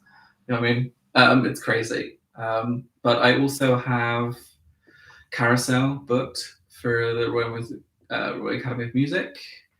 RADA are doing Company. I will book for that. Yeah, there's a lot of cool ones coming up. Oh, I'm also booked for Once at Mankview as well. Nice. Yeah. I didn't know what Mankview were doing Once. Yeah. Funny. Yeah. Are they actor musicians? I don't know about that one actually. That will surprise me. Do you have any advice on lower voices auditioning for roles? These roles are way too high. It's a problem. The roles are getting higher and higher for male and female voices. I love like lower sounding. And in fact, no, voices have no gender, but all voices for like male and female intended roles. But yeah, notes getting higher, keys getting higher. It's a problem. In terms of advice for you auditioning, you can only do what you can do. Do not injure yourself vocally trying to force something that is not feasible. But I don't know if you have the capacity to say like, this is the key, I've brought this in, this is the key, I'm going to sing it in, then you do you. If it's the difference between being able to sing the song and not being able to sing the song, then that's all you can do. And you also, may as well go for broke. And also, if you're good, you're good. You know what I mean? They lowered the keys for Sutton Foster. You know what I mean? Mm-hmm. It happens. Top 5 movie musicals. Hairspray. Chicago. Yeah. Yeah. Oh, we're going round. I just thought we were just dropping them in. Drop them in. Grease. Tick Tick Boom. Still not seen it. Was it bad? In the Heights / West Side Story. West Side Story was very good. I love both versions. Both versions. Actually. Both versions. I like the new one a lot. Yeah.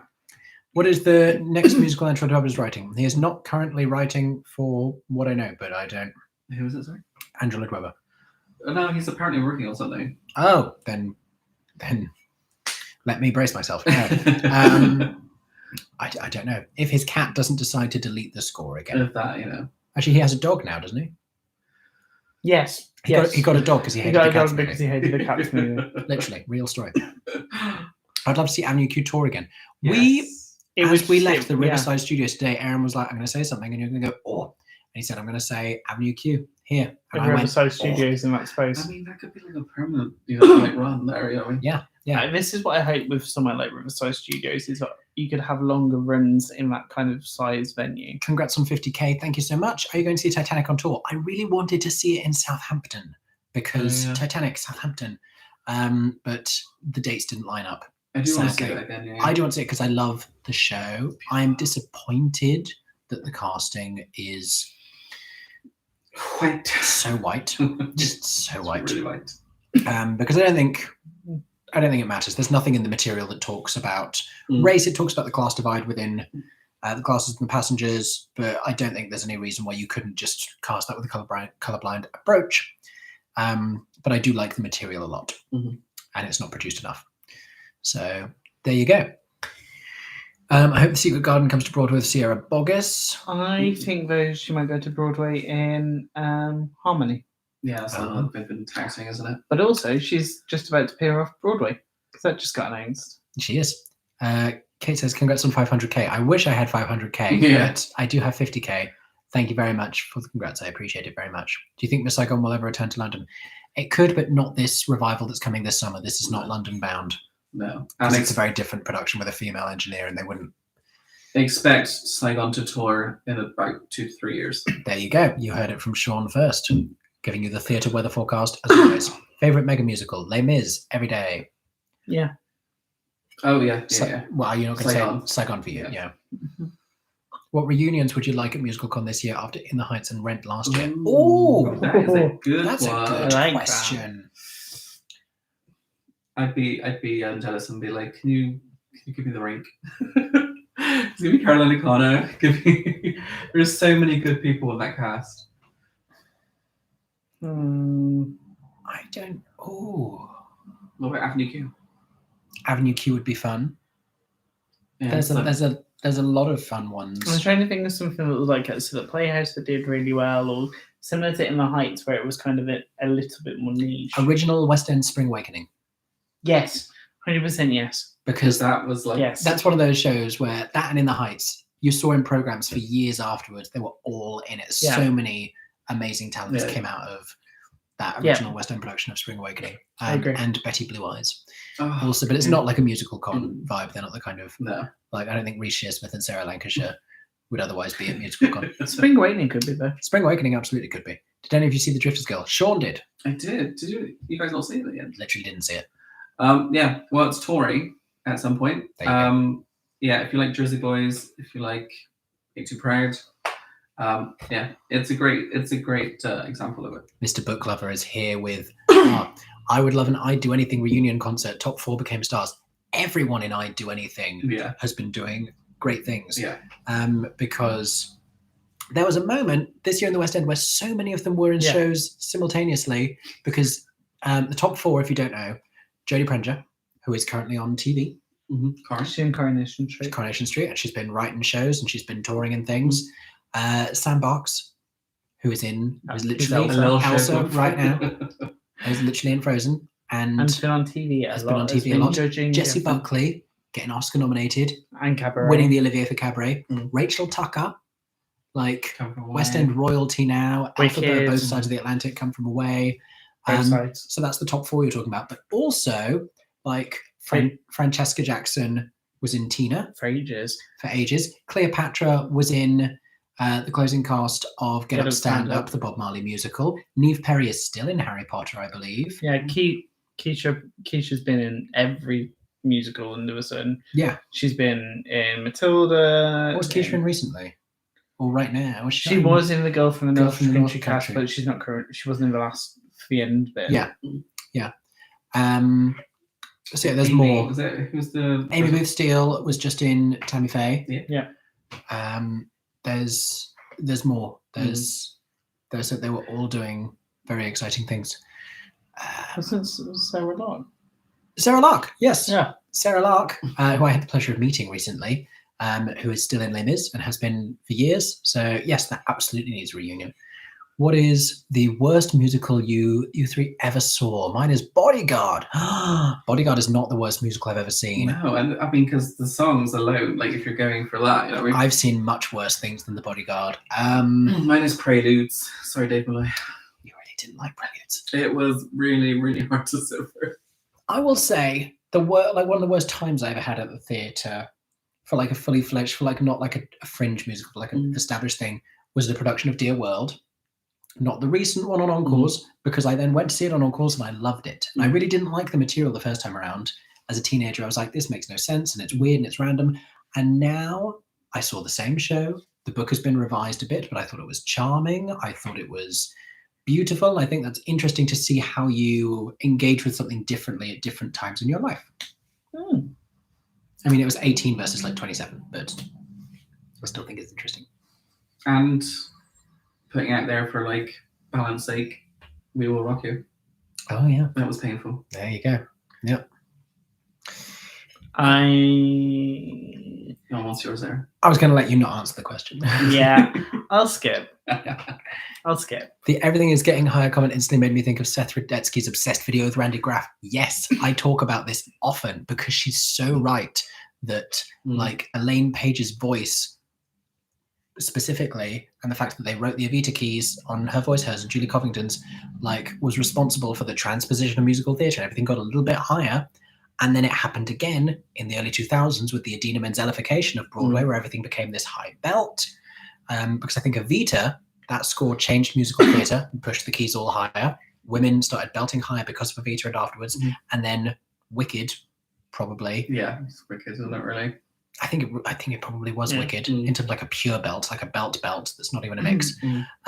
Pushed everything. Wait, it's a mix. I'm oversimplifying, but that pushed everything higher again to now like the Mean Girls heights, the Legally Blonde heights. It's just all stratospheric belting. The Frozen, it's all up there. It's all crazy up there. Well, I mean, obviously a lot of these shows we love like for that, but it shouldn't be to the detraction of other voice types. Yeah. Also, shout out to Seth Rudetsky's videos. I learned so much about what I know about musical theatre because I watched those videos.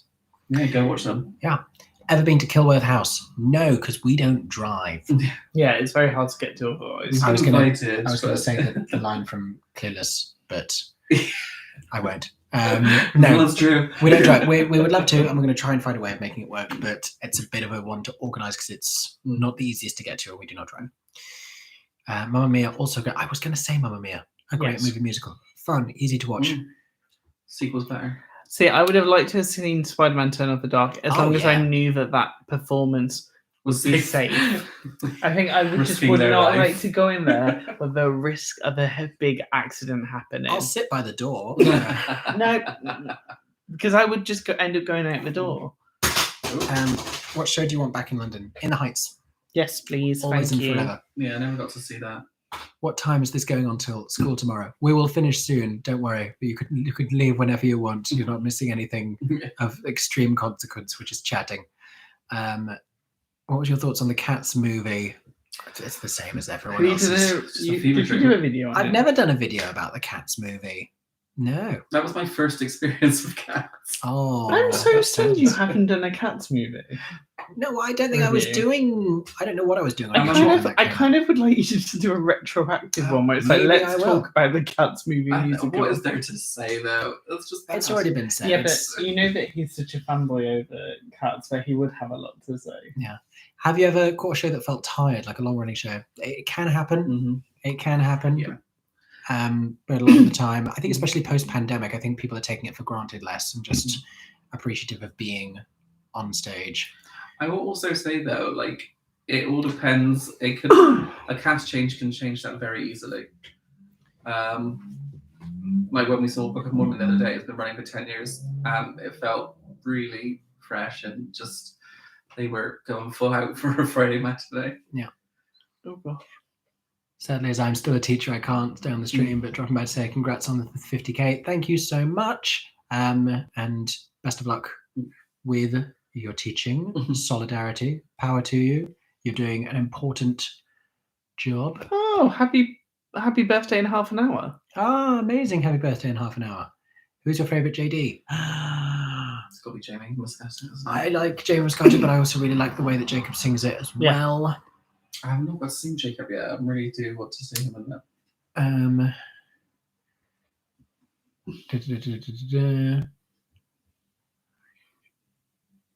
There was a comment above about Ariana Grande. Do I think she has any talent? Have you not listened to the Wicked Leaks? Yes. I think she sounds fantastic. I think she's a great singer. I think she puts on an affectation for pop vocals, and that's not the same as her Broadway performance. She can carry a tune, but so can my grandma. That just means your grandma also has talent. It doesn't mean that Ariana Grande does not. This stream has been live longer than most West End shows. Yeah, it's a long stream. Oh, someone else joined you with Preludes, and they've said the Knights of the Rose, and Aaron has had a visceral reaction. Are you going to choose one now? I think that says all. Read between the lines. All it needs to. That was an invent. That was an invent of a show. I will say though, I do not walk out in the interval of a show, and I don't think. No, I don't think I've ever actively. We didn't at Berlusconi, but I wanted to. I will say that. Do you think they could remake the Cats movie? I don't think it needed to be. Watch the VHS recording. That's great. Why there's so many Disney musicals are not played in London? You know what? I don't know the why.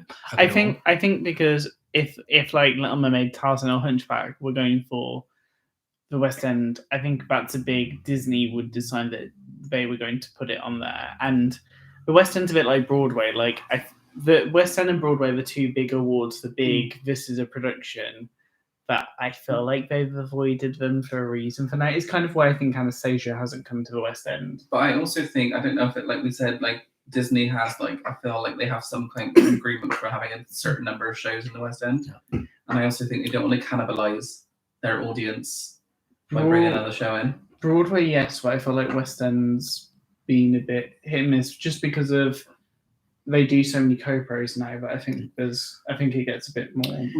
What's happened to the streaming of the Bonnie and Clyde concert? Have you heard anything? I have not. I think last I heard was it's coming. It's coming. Like, I don't know if they have a distributor yet. The issue is that they're filming a lot of these, but they don't yet have anyone like a Netflix or a Disney Plus to actually buy the rights to then distribute them. So we're not going to see them until somebody does that. So there's a few that are lost in the ether that we're waiting for. Hopefully they do come to fruition. If I need to do a commentary on the Cats movie, maybe I'll do a commentary on the Cats movie. As a Cats fan watches the Cats movie. Did you actually watch it? I saw the Cats movie. I haven't watched it. I saw it. I went to the cinema. I watched it with you my wouldn't be sister. suggesting this if you'd watched it. I watched bits. I haven't watched it in full. What else do we have? Congrats on 50k subs. Thank you so much. Love your content greatly. I appreciate that very much. I know you're excited for the Wicked movie. Aren't we all? I hear great things. We've all been hearing those great things because people are driving up to where it's filming and they are recording things. But yes, I'm a lot more excited about I was already excited about the Wicked movie, but now I'm hyped. I'd go as far as to say I've reached hype. Thoughts on Rob Madge's Tinkerbell? Inspired. Love that for them. What are your thoughts on Sarah Brightman? She seems to be a divisive figure. I don't think I have strong opinions on Sarah Brightman. I think when she sings, she sounds a bit like Kermit the Frog. like I don't have opinions. I love the Muppets, and that's not an insult to me. I just think they sound similar. I think that's not meant to be shade against Sarah Brightman. I think she's fascinating because of in terms of what people do with their lives when they find so much fame, and she just had this whole period where she just really wanted to go to space. I think when people have said those games like who would you invite to a dinner party if you could invite anyone, I just want to chat with Sarah Brightman. So yeah, and maybe she should come back to the stage. Maybe she should be in the Muppets musical. What else do we have here? Have any of you ever listened to any of the Forbidden Broadway cast albums? I've seen Forbidden Broadway in the West End where they brought it over Christina Bianco. So did I. It was very good. Was Anna Jane Casey in there? Is Anna Jane Casey and Christina Bianco? Yeah. And Ben Lewis and Damien Hubley. Yeah. That was a good show.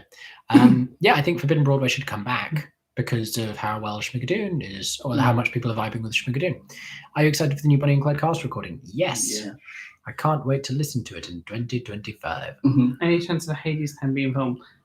I mean, technically it has been filmed, but just for archival purposes. It's at the National Theatre Archive. Yeah, But- because they were going to. Well, they were supposed to professionally film it, weren't they? But they couldn't come to an agreement. I don't think anytime soon. It's doing really well on Broadway. I feel like any show that's doing well and is touring, that's a big risk. Like Hamilton proved that it doesn't mean that things But can't Hamilton's sell. Hamilton. I think that's a thing.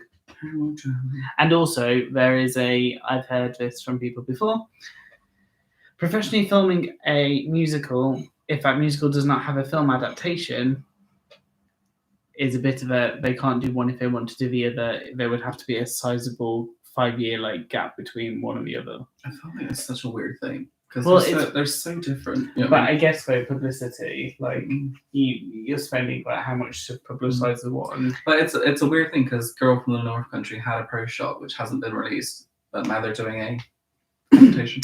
Has Sean or Aaron seen Diana the musical, and what are their thoughts? I still not watched it actually, but I do want to watch it. I've watched about half of it. The guy And who that's when I had to give sings up. the guy who sings the dress song kind of reminds me of you, Sean. Oh, really? I'm gonna take that as a compliment. He's the like Diana's the The butler, so Yeah. Paul Burr. The Yeah. Scorpio Thanks for lyric. that. All I have to say is once I'd heard the Scorpio lyric, serves me right for marrying a Scorpio. Because I think I might put to the garage before it closes. oh, Because it's Okay, you've got 17 minutes in which to do that. yeah. That's fine. You can do that. So We'll hold down the fort. Hold Yeah, down the we'll hold fort, the fort. John. I'll be with you momentarily. Name that musical. If anyone's still with us, Yeah, exactly. hold down the fort, John. Name that show. Thoughts on the controversial replacement of Jeremy Jordan for Zac Efron in The Greatest Showman, and favorite song from the movie? Was that controversial, or was it just that Jeremy Jordan did the workshop? Was he ever going to do the There film? was a lot of people that did the workshop because I don't know if he was ever attached during the film. I just think they asked their friends to do the workshop. It's never guaranteed that will go on to be. I think that was an expectation, wasn't it? because Cynthia Erivo was in for Zendaya. Yeah, I don't know. I don't know what the story is there enough to comment on it. Like, I know the context, but I don't know the details there. They just released footage of Aida in the Netherlands. We've been watching, but don't want to form too much of an opinion on limited things. We need to ask Danny about it. Yeah, because Danny's been seeing. Yeah, our My friend Danny went with to a camera. go see it. I hope you'll come to NYC again, and I happen to be there when you are. You guys are awesome. I appreciate you so much. Oh, thank Thank you. you. Thank you so much. Yeah. I hope to go see him. I'm good. I'm good. Maybe an Oasis. Ooh, yes, please. Does anyone want which one? Oasis? Yeah. The Summer Fruits one. Yes, The red please. one, yeah. The red Yes, one. please. Yeah. Thank you. Apologies, everyone. Have you seen Magic Mike live? No. Should we? Might be Magic Mike I'm live. intrigued with the dancing and the How- water and everything that I've How seen. gay friendly is Magic Mike live? Because I only ever see their marketing materials is Yeah, very it does feel very. for women, for hen parties, for office gals on a Friday night looking to unwind.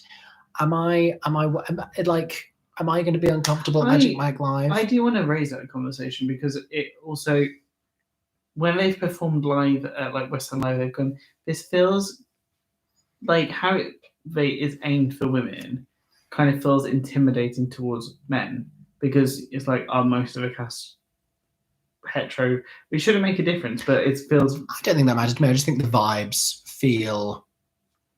I don't know. Because I see and I hear a lot of good things about it, but I only ever see that one performance they do out of context, and the marketing portrays it a certain way. I think in the show, I think it's actually quite different. So I don't know. Maybe we should reach out to the people at Magic Mike Live and ask these questions. My worst show might be the recent version of From Here to Eternity. I was so disappointed to watch the film version in lockdown and loved it. The changes and the space didn't work. I agree. I loved the film, that original version so Yeah. much. Agree, unfortunately. My friend and I were talking about who we want to be cast in the latest run of Heathers in the Other Palace about 5 days before it was announced, and I said Miracle Chance, and then she was. Wow. Yeah, Miracle is. Hi, Nashville. Hello, Nashville. Miracle Chance is hilarious. She's the funniest person, and she has a crazy, crazy voice that can do some very impressive things. Best show to introduce non-theatre friends to theatre. See, I'd instantly say Wicked. I don't know how that just came to mind, but I just instantly thought Wicked. Oh, I had one for this. recently, I'm sure I said at the end of the video, like, this is a great show to take non-theatre people to. It's going to bother me with what it was. Maybe Newsies? I don't know. Moulin Rouge as well, probably. Yeah. Do you think My Sons Are Queer will return a third time? I think Rob Madge has conquered London with My Sons Are Queer. Olivier Nom, multiple West End runs. And I think maybe it's time to conquer somewhere else. Seeing Cats live for the first time in Atlanta, live, brought tears to my eyes. Good for you. Love, love, love Christina Bianco. She is, your YouTube name is Tiny Dancer, and she is a tiny singer. Sarah is okay, but she would never have gotten the role of Christine if she was not married to the composer. I mean, the show is basically written around her skill set. Christine, that's why Christine dances at the beginning, because Sarah Brightman was a dancer, and she sings in all of Sarah Brightman's range, and she does all of the high notes that Sarah Brightman can do very beautifully. And she has two. It's not like. It's tricky if something's written for someone. It's not a challenge. Christine is not a challenging acting performance. She doesn't get asked to show an enormous emotional range. I don't know much about Sarah Brightman personally. I don't know the tea on this. Someone said John and Jen. Yes, you are correct. When I said guess the show, it was John and Jen. Hold down the fort, John. I'm working at that's a theatre in Vienna. Oh, I hope a professional production of Rome returns. I'd love to see it back in the West End because I think it would do really well now. So Bernhard is working at, I believe that's a theatre in Vienna. And I have to thank you for the etiquette video on The Bodyguard. It's sometimes really hard with our guests, but most of them are really nice. Sorry for my bad English. Don't be sorry at all. Thank you for commenting. I'm glad you appreciated that video, and best of luck. You're doing a difficult job by the sounds of it. Actually, yes, that's very true. They'd recorded the pro shot a while before it was released. Hamilton. Yes. Will we see the Osmonds musical in London? I don't know why that didn't open straight away in London, but I think where the Osmonds musical would really do well is in the US. Yeah, I agree. I think that's only a matter of time. No, neither of us has seen good. We've not been seeing the NT lives through I love them. There's no reason that I haven't seen them. Sam for God is here, everybody. Oh my gosh. Sean has returned. You didn't miss it. Hello. If you're into Disney or Disneyland Paris vlogs and Disney trips, which me and Mickey are both obsessed with Disney, if you couldn't tell, Sam is one of the best people to follow for amazing vlog content for Disneyland Paris, for Disney World. And we appear on one or two videos. We do. On one of our past trips. But yes, so a lot of the time, I do watch a lot of other theatre YouTubers as well, many of our friends. But we see shows all the time, and I sit down and I talk about theatre. So when I want to watch stuff that's not about musical theatre, we watch Disney vlogs. Yeah. And we've been working our way through Sam's vlogs from her recent Disney trip, which are very, very fun. And it's nice to watch your friends' videos on YouTube because you can feel like you're hanging out with them. Yeah, it's true. Which is cool. Yeah, we didn't get to see the original Winnie the Pooh stuffed animals at the New York Public Library. That's next trip. What else do we have here? Magic Mike is for bachelorette parties. No, that's the feeling. I think that was a knock on the door. Yeah. Oh, so where is everybody from now who's watching? Because I gather now we're later on in the time. It'd be cool to know where, like, if I was going to say, where everybody's from now. If it's changed a lot of the locations. Yeah. Shout out the places you're from. Yeah. Thoughts on Some Like It Hot, and eventually I think by the time Smash comes to Broadway, Some Like It Hot will not still be open. So I don't think they'll be open at the same time. Got to go, but you guys are amazing. Thank you so much. Relinquish. It's down there. There we go. Sean, you've put something on the hob. You just need to move it. You just need to move it away from that edge. This last hour has turned into chaos, hasn't it? I would love Carly Mercedes Dyer to replace Georgina in Oklahoma. If I never thought about a Carly Edoane. Carly's great. Someone has simply just said shucked. That was in response to something. I think to introduce people to that aren't. Maybe. Oh, that would be a show to take. That would be great for people that aren't like big musical fans. Shucked would be a good one to take them to. I wonder if there will ever be a pro shot of Phantom. I don't know. Back to the Future. I think that was the one that I said. Yeah. Non-theatre people take non-theatre people to Back to the Future. We've rarely sat in boxes. I'm going to say that 100%. Yeah, we rarely sit in boxes. We've rarely sat in boxes. I'd like to sit in more boxes, but I think angled well. I think that's my biggest thing with boxes. That is the reason why I've never been keen. Is just the fact that the views can normally be a lot worse, and I'm also feel like I would be anxious for the whole show because that's just a lot of eyes on me. Do you think My Sons Are Queer would do well in NYC? Yes, because I think its themes are universal. Yeah. Do you prefer sung through or non-sung through musicals? My two favorite musicals are Les Mis and Into the Woods. That is one of each. I prefer sung through in majority because then you know that the whole creative. No, I'm going to treat. Oh, I prefer sung through because you know that the book, the lyrics, and the music will be all entwined and talk, and like it will be a full collaboration. Whereas sometimes when you have books separate from music and lyrics, the music can be you do the emotion and the book will deal with plot points, or it can be the other way around where the music will do the plot points and the book will maybe go not really take things forward and progress. And sometimes then I feel like, oh, how has the book writer worked separate from the composing team?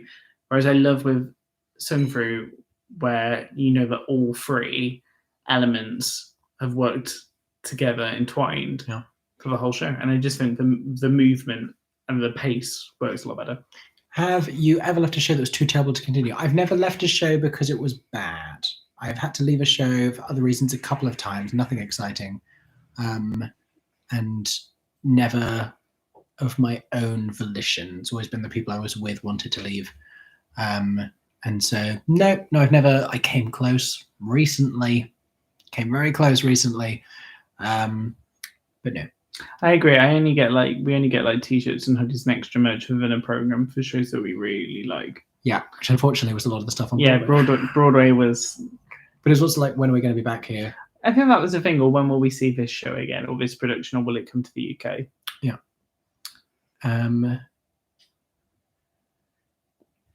We have some places outside Boston, NYC, Pennsylvania. These are the Americans. New York, Long Beach, Brighton, Scotland, London, Oxford. Oxford, and I have school tomorrow. Sorry. Apologies for keeping you awake.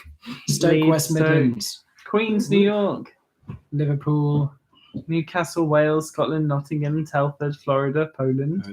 Manchester, Amsterdam. Columbus, Ohio. Manchester, Columbus. Charlotte, North Carolina. Huntington Beach. California. Lincolnshire. Thank you so much. Leeds. Scarborough, Maine.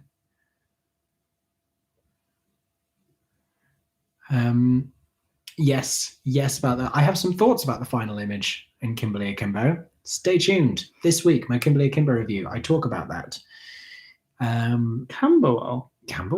Is that Australia? No, that's UK. Oh yeah. What's the similar name that's in Australia? Canberra? Maybe. Sorry. Wasn't me this time. No. Wasn't me this time. Georgia. Iowa. I'm trying to get better at where states are. I think this is something that I need to learn better. I've absolutely given up. I think just as well, like when I was telling you where Kate was from, and you thought they were like on the total opposite side of the US. Yeah, did not know about that state. Didn't you leave that one show about the nude calendar? Calendar Girls? I've never seen Calendar Girls. I'm just trying to think what I said. I don't. Did I give the impression I walked out of it? It's a good show. I've never seen it. On my way to work in Australia. Enjoy. Have a good day. Oh. Wow. What was your favourite cocktail pun from the theatre world while in NYC? Honk if you're corny. Yeah. Honk if you're That's an corny. interesting one. So, to have signs for drinks that remind me of cheap clothes with real lives. They weren't. Oh, I think it's just the cocktail signs. But I think like all kind of are that way just to make it clear what everything is. Missed your tradition of making waitress pie on Pie Day. I know. I'm sorry. We were getting ready for New York, and it just didn't really have time. Oh, the Calendar Girls person is thinking of Amy Lovett. There you go. Amy Lovett apparently walked out of Calendar Girls. There you go. Iowa is the cornfields of the US. Fun times. Well, we have caught up on all of these. We still have just under 200 people with us as we approach hour 4 of this live stream. It's been fun. We've had a great time. Thank you all for your questions. If anyone's got any last few questions, happy to answer them now. Thoughts on Sondheim's final unfinished musical being posthumously produced? Very intrigued about it. Don't really know what to say until we find out more about it. I think that's the main thing. It's an intriguing proposition because obviously it is an unfinished work, and the guy was working on it for years and years. I think the only thing that makes me a little bit anxious about it, well, a little bit concerned about it, because you're covering Sean. I'm doing this way. I think the only thing that makes me a little bit unsure about it is what happens when they're doing cuts and changes or anything like that. Who can change it? Are they going to feel like they can? Can they not? Because musicals normally evolve and do stuff, whereas I feel like unless he's nominated somebody that he's was happy to do that for him I feel like Sondheim might have had some sort of plans in place. I mean, he wasn't a young man, obviously. So he might have had just some wishes on what he would have wanted for unfinished work and stuff like that we don't know of. But yeah, the thing is, you have to go into this new musical with it being it's an unfinished musical. You know what I mean? It's never going to be what Sondheim wanted it to be fully because he wasn't, he didn't have the chance to finish it. Mm-hmm. And we know, obviously, Sondheim is obviously famous for being incredibly exacting. I was literally about to say what someone has commented in reference to that. Obviously, Rent. Yeah, it's an unfinished musical. It's an unfinished musical. But it hasn't really been changed ever. No, it hasn't. But I think it was probably closer to being finished than what we were hearing. Yeah. This one was. That's true. A lot of people are talking about. I've heard Adam Gettel's name brought up a lot. That's a fun question. I'm just trying to think if we missed any back up here. Are you going to go back to Pretty Woman to see Oliver? I don't. There's such a small amount of time to actually see it. There is a small amount of time. We saw it quite recently. Who knows? He may do the tour. Do you think Carrie will ever release a tell-all memoir about Cinderella? I don't know that she's looking to. I don't imagine. I think so. it's all... maybe down the line. I was going to say maybe like decades away. Give it a couple decades, it's just her autobiography. Maybe she should do an interview with someone on YouTube about it. I don't know. Putting that out into the universe. I don't think that's going to happen either. What ride would you design for a musical theatre theme park? Oh, well, Thingy did that. That's an Aaron question. Wasn't it Dean Johnson? Dean Johnson did a great thread. That was very cool. With AI pictures. That was very, very cool. Check out that. I think there's Dean Johnson on Twitter, or it's What's on Stage kind of collated it all as well. I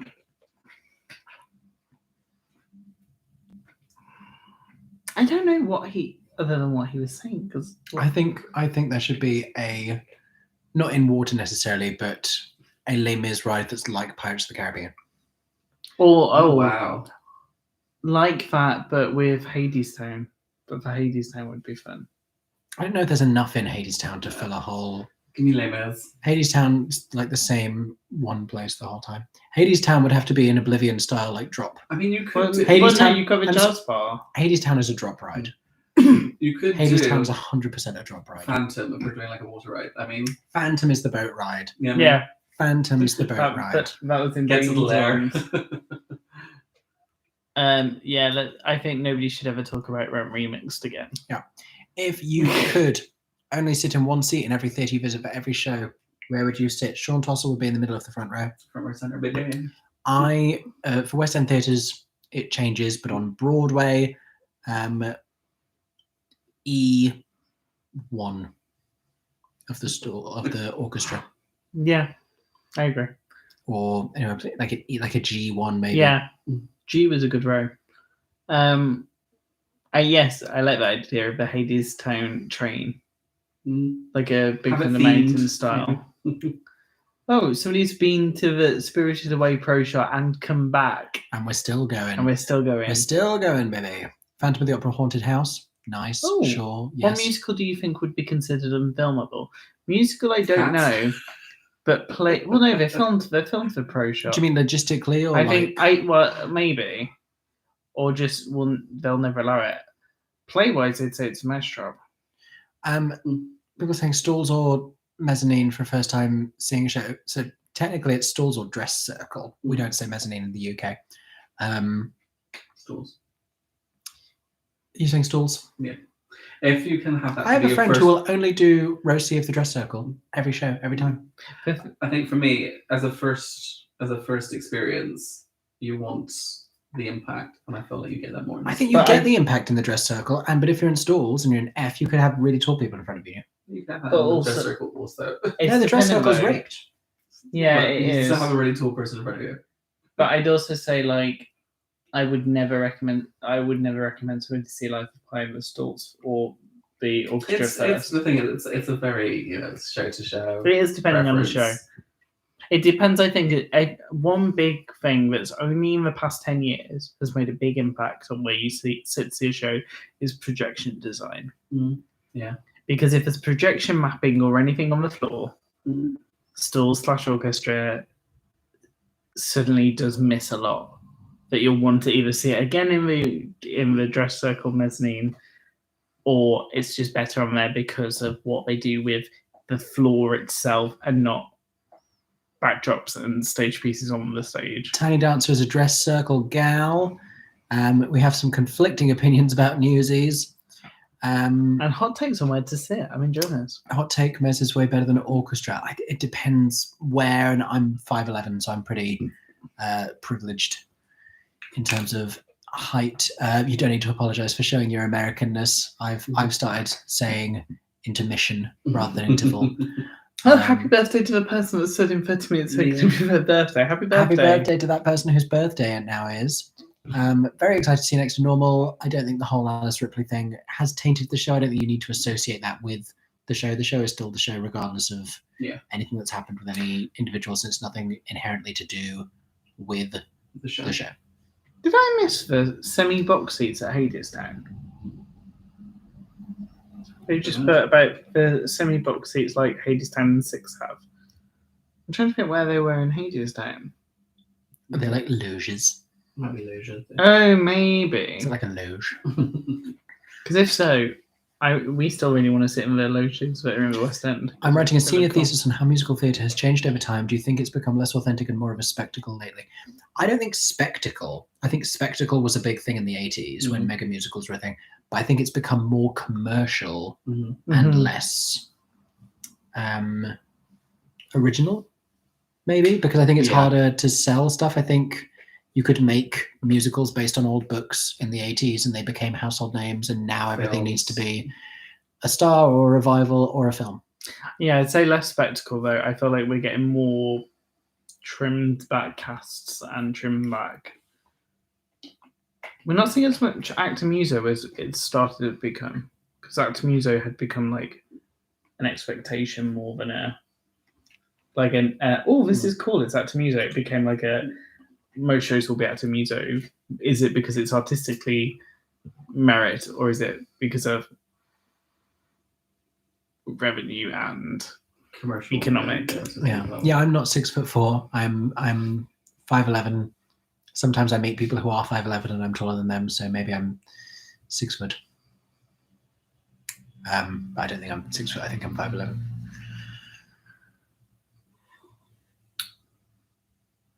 Please come to Amsterdam next year for Eve Van Hove's English language revival of Jesus Christ Superstar. That is going to be something. It is going to be something. I don't know if I have the strength, Yeah. but why not? Why not? I'm into traveling for theatre these days. No, Amsterdam is It's a lot of fun. There's a musical coming to London called I The didn't Third know. Man, who is also, Yes. which is also originally an Australian, no, sorry, No, an an Austrian Austrian. musical, but the world premiere is now in London. Fascinating. Interesting. How long do you think Bad Cinderella will last on Broadway? I think they're holding out for the Tony noms, and we'll see what happens there. If they can get a name into it, it will be a little bit of an infusion of new life. If they can't, not very long. 7 weeks is a number I've heard thrown around by various gossip mongers. Certainly, I don't think it will.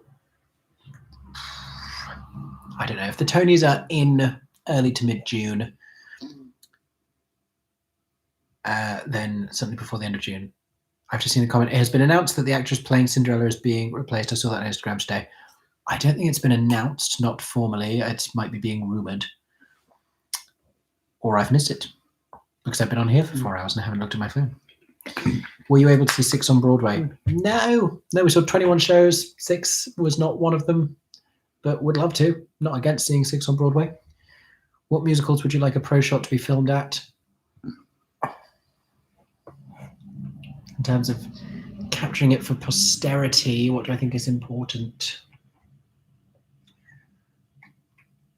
That's a toughie. I actually think the new Oklahoma would be really interesting to watch a pro shot of.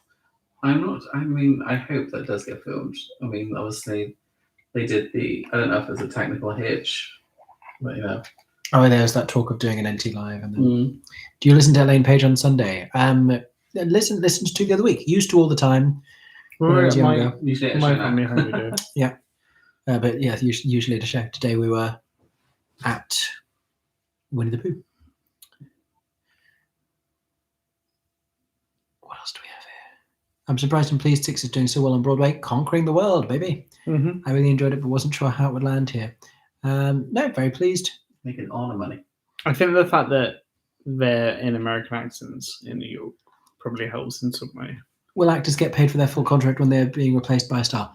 In this instance, it sounds as though It's a buyout. that they would be getting bought out of their contract. So, yes. That does suck, though.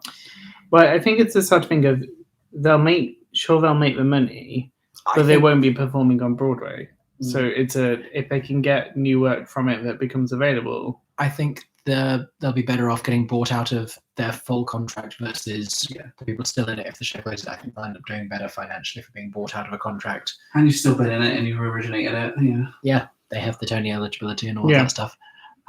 Your thoughts on New York, New York? I left at intermission to take the train back to Philly. The thought of being home 2 hours earlier was more appealing than sitting through Act 2.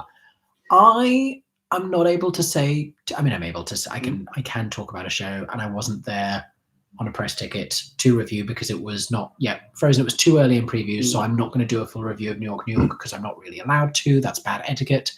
But it's a long show. I think it changed quite a lot as well. I don't think it's changed. It's like a lot of things change in previews on Broadway, but it's a long show and it takes a long time to not do much. And if you like An American in Paris, it's like that, but with an American in America. American in America. Basically. And they all really like music and not a lot happens. I'm now checking where this room is coming from for Bad Cinderella. Aaron's doing some rumor checking. What was the last show you both acted in? The last show I acted in was The Producers. I was Leopold Bloom. I want to be a producer. I can't do it. I'm stuck doing Matthew Broderick impressions now, which is what I did in the show. Good night and congrats to the 50K. Thank you so much. Thank you.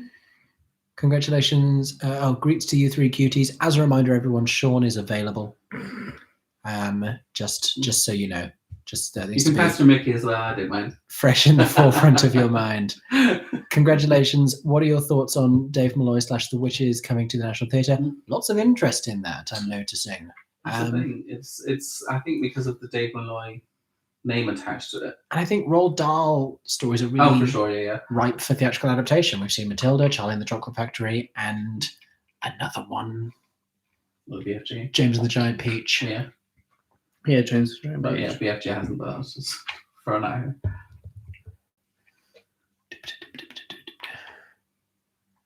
At the point Sixers in Boston, Aragon was switching to Spanish the same way that Anne's switched to French and German, and I don't remember the West End version doing that. I don't know that Anne's switched to French and Aragon says "Donde está mi crown, por favor." That's always been in the show. One show you wouldn't recommend people seeing. On what side of the Atlantic? And I do think, theatre is subjective. I tried to talk Sean out of seeing a show the other day that he enjoyed. Yeah. I begged you not to go see that show, and you still enjoyed it. Yeah. All relative. And then I offered you a COVID test because you seem to have lost your sense of taste. If you have interest in a show and you want to see a show, go see the show. That's my advice. What else do I? I do wish there were more British composers that we talked about so easily as like even Dave Malloy, how we talk about it, or there's we could list the amount of Broadway composers and people would know who they were. It's because they have the opportunity to get their stuff made. Should we try a test? What? No, well, we have a range of a lot of people from America here who are theatre fans. How many British musical theatre composers or lyricists can people name? There just aren't that many. Even if you could. Well, yeah, it's true. So the show in the Gillian Lynn before Cinderella was School of Rock. I'm curious, how did they use the audience role? They didn't. Yeah. They haven't used it since Cats.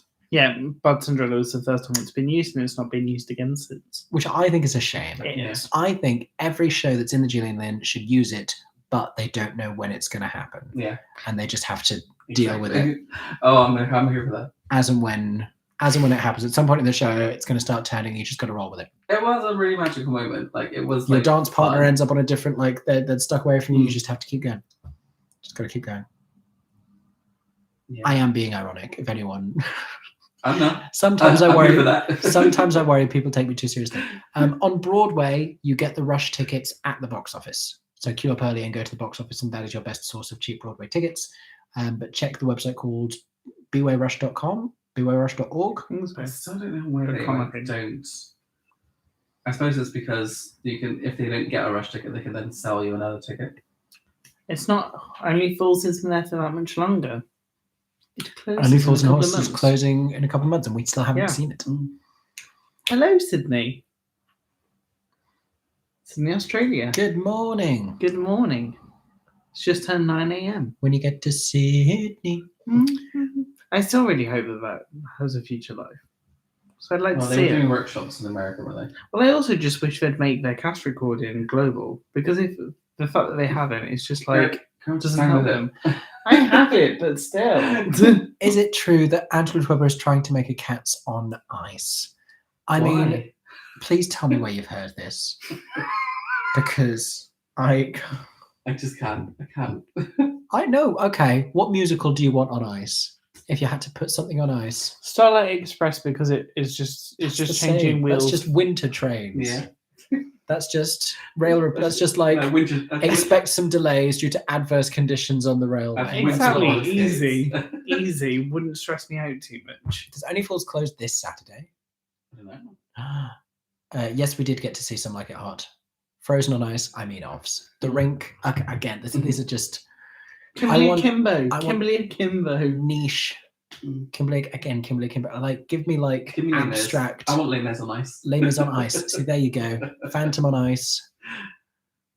I love it because you could have the most serious character undermined by suddenly falling down. Or let's do a. That's so stressful. It's so stressful at Disney on Ice. Shucked on Ice. What celebrities would you put in Bad Cinderella? I think they should have. There were names floating around, and I don't know if these were like made up rumors back at the beginning, but when they were talking about Broadway, gosh. they were talking about Todrick Hall, they were talking about Colleen Yes. Ballinger, they were talking about Miley Cyrus. Closes this Saturday. There you go. Only On the Fools and Horses. 29th. Closes this Saturday. You win, Mr. Book Lover. Titanic on Ice. Oh god. Oh, I also love that That's- though. 42nd Street ice skates on stairs. Way to end your career. Yeah, literally. Something on ice that goes wrong. I mean, they Wait, have Phantom to. has been on ice. Of course it has. Of course it has. Phantom's been everywhere. That doesn't shock me for a second. Whistle down the wind on ice. Oh no, we can't do that.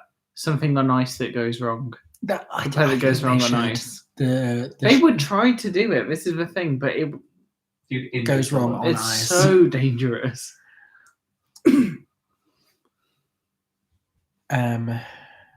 Yeah. Oh, So Jimmy I didn't Fallon. watch the segment of Andrew Rubber on Jimmy Fallon, but I knew when it was announced with the timing that it was obvious that that was going to be what that was. Yeah. But I don't think it's going to be back at the Majestic. Hi Australia. We got these Australia. Good people day, joining. Australia. We stayed up late enough for Australia to wake up. A chorus line on ice.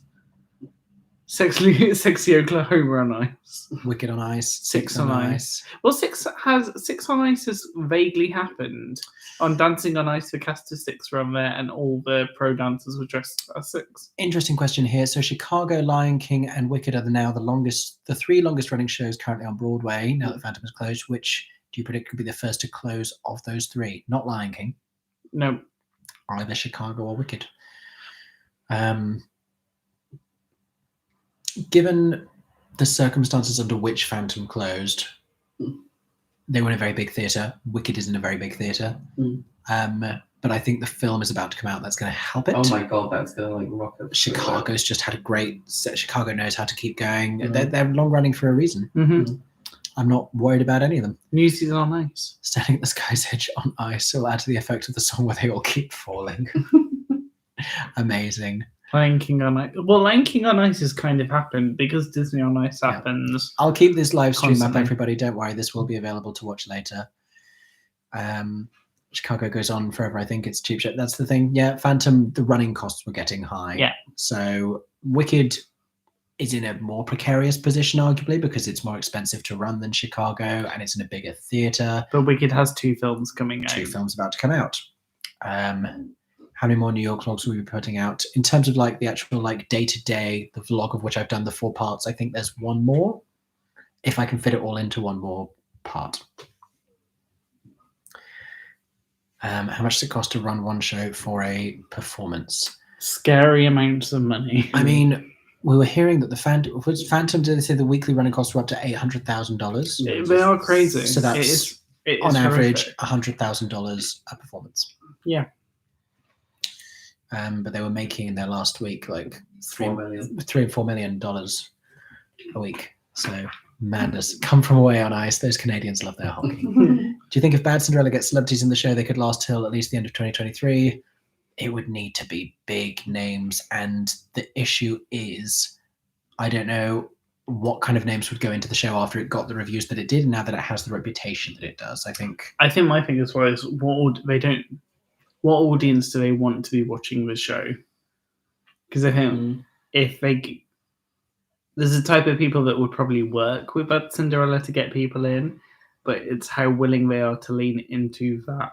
if they go the shock value route and do like a let's get Trisha Paytas into Bad Cinderella or something like that, like I don't know. This is not based on anything I'm actually hearing other than gossip mongers. But yeah, what was your favorite difference between the West End and Broadway? New York stays open later and you can go and get cheesecake at midnight after getting out of a show. I miss Genius. And you can go and meet up with all of your friends after they've all seen shows and go and drink at a bar. I think Frozen on Ice happened. Yeah, I mean, Disney. Yeah. Disney's done various on ice things over the years. I'm trying to think of more shows that would be good on ice now. What factors go into adding up to $100,000 per show? Wages for the cast, for the crew, Backstage. royalty payments to the creatives, rent to the theatre owners, just keeping the lights on. Staff. But it's predominantly the wages because you're paying, obviously, and it's all dependent on cast as well, how big your cast is. But like, bigger the cast, the bigger the running costs. You don't realise how many people are involved in the running of a show. Backstage, because orchestra, wardrobe, The miracle worker Carpentry. on ice. I can't with these. press, marketing. Follies on ice, yes. Who are your guys' favourite YouTubers, stagey or non-stagey? Like I said before, so we like watching Disney vlogs when we need a break from all the musical theatre. And of those, we like Once Upon a Bron and our friend Sam for God. And we've been really enjoying Catherine Quinn's videos. For backstage of Shucked on Broadway. Catherine Quinn, who does a lot of stuff on TikTok. It's been nice to kind of get that Broadway.com vibe of just seeing. But I do think a lot of the theatre content is now on TikTok. There you go. That's why, Mickey's your one-stop shop. It has. I like all the good stuff. I like that Catherine's started doing that though, because I think it's that kind of like weekly vlog, behind the scenes vlog that's a bit more in depth. It's what's truly missed. Yeah. Zach Schmidt said, "Aren't you guys tired?" That's our secret, Zach. We're always tired. Were you guys able to catch a rush ticket for Sweeney Todd? We got house seats for Sweeney Todd. We're not cheap. We're not cheap, but also we're we're very grateful to be able to get house seats. Oh yay! So happy you got a ticket for Prima Facie. Whoop whoop. Kinky boots are nice. Kinky skates. Kinky skates. Although the thing is, would the Angels, would they find a way to make their heels higher? Girl, you're being far too deep into that. What TV have you been watching recently? I have no time. Chicago. Yeah, we've been watching. We've been watching Schmigadoon and Ted Lasso. And Mandalorian. Well, I have. You've been watching. I'm all caught up. I'm behind on my Real Housewives, but as when I get more hours back in my life, I'll be catching up on the Real Housewives of Potomac, Salt Lake City, Beverly Hills, and New Jersey. Kimberly, Kimbo, love it. Oh, Sean, you were literally talking about this earlier. Have you checked out Bjorn and Benny's musical Christina Fran de la Malard? I want it to be staged over here because they did the concert version with, I cannot remember, but it was big names, and it has one of their best musical theatre songs sung by the amazing actress who I cannot remember her name. But I went on a deep dive on her and just basically like watched all the stuff she did because she has an insane voice. I remember you telling me. Yes. Yeah, you'll know. Ask the person who said they'll know. Yeah. Well, they've heard you. Do you think Starlight will return? Yes. Likely. Yeah. I think so. It's apparently in the works, guys. There's also, they've worked so hard to do this like new version workshop in it, the updated version, that it would stun me if they didn't bring it back. Will there be a next global phenomenon like Hamilton anytime soon? I think that's a difficult question. Well, I think a less obvious version of what already he has been is Six. Yeah, that's been since Hamilton, it'd probably be Six. I think Hamilton obviously was like huge in the US and really like broke into mainstream pop culture. But the number of different but Six is in so many different places. Six is on the cruise ships. Six went to Australia and it's doing tours, and it's doing a tour in the UK, and it's now in Asia, I think. And Juliet's done well as well to get across so many continents. Six has also changed a lot of producers' minds about what they need to do on Broadway, because they're all looking at how Six recouped, and they're like, oh, we can have success with that smaller show, with that smaller cast. Oh yeah, I don't know if that's a good thing or not, but I'm hearing they're taking the wrong things away from that. That's been Six's impact. We are going to do a Tony Noms predictions. Don't you worry. We're waiting for the last show to get reviewed. So after the 28th, stay tuned. A few days after that, you will see a Tony nominations predictions video, and then a reaction to the Tony nominations, and then predictions of the Tony wins. What else do we have? Is Sean spending the night, or does he still have to drive home at this hour? I don't drive. Sean does not drive, so otherwise, yeah, I'd be going to Kilworth House a lot more. I'm vehemently against jukebox musicals. Then do not see jukebox musicals. That's your answer. That's entirely your prerogative. A play will be at the Haymarket next. Yes. Apparently so. Yes. I think it'll be a bit tough some musical in there. It's a really difficult theatre to promote because it has a really difficult marquee. Do you think Peter Pan Goes Wrong will get nominated for any Tonys? It's hard to say because it's obviously in the play category, and there's some like heavyweight plays this year, and Peter Pan Goes Wrong is I think it's harder for Mischief on Broadway than it is here in terms of awards. They'd get it in other categories. Yeah, because here we have the entertainment or comedy category, which means that that's kind of, if Mischief have a show, they're going to be a front runner. And I feel like on Broadway there's not that, and also I don't know, comedy performers who are really good comedic performers have a much harder job at trying to get nominations in performance categories because people undervalue the hard work that it takes to do it. Sean, Helen Siohan? Yeah, she is amazing. Sean. Oh, God, what a voice.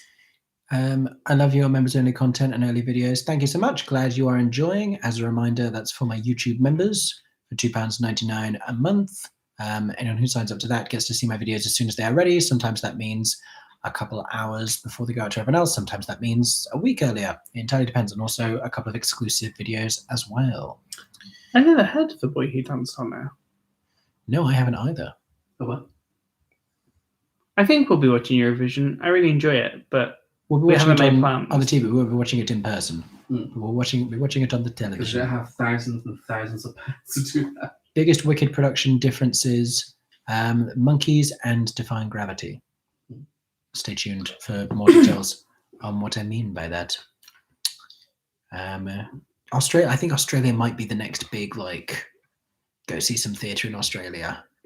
We have to go to like multiple different cities. I think that's the only thing with Australia. I think that's the only reason that like people don't say, like Broadway New York.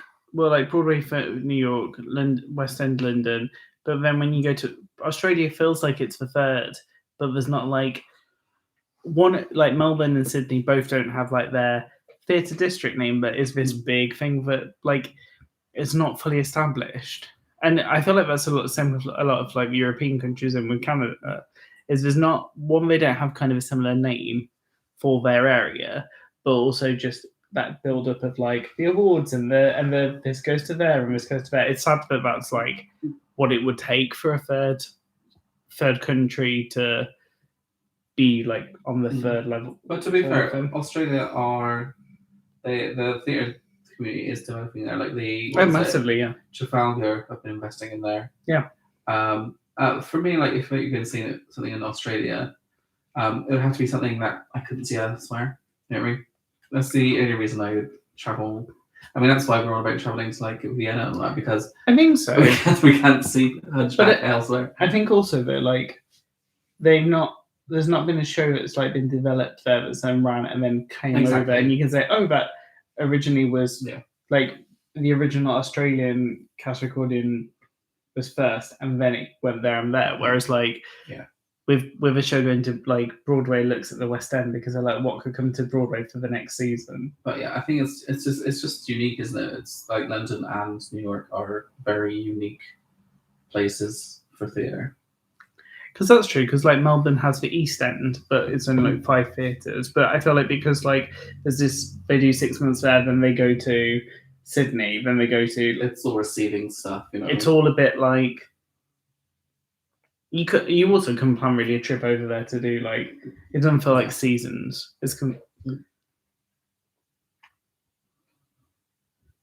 Sorry, I was zoned out. It's half midnight. Why is Prince Edward your favourite theatre? It's a really stylish interior and a really stylish exterior. Yeah, just really like it. Nice auditorium, nice facade, good sight lines, good sound. Oh my gosh, we should put Perhaps. Lizzo as the godmother in Bad Cinderella. They should put Lizzo as Cinderella in Bad Yes. Cinderella.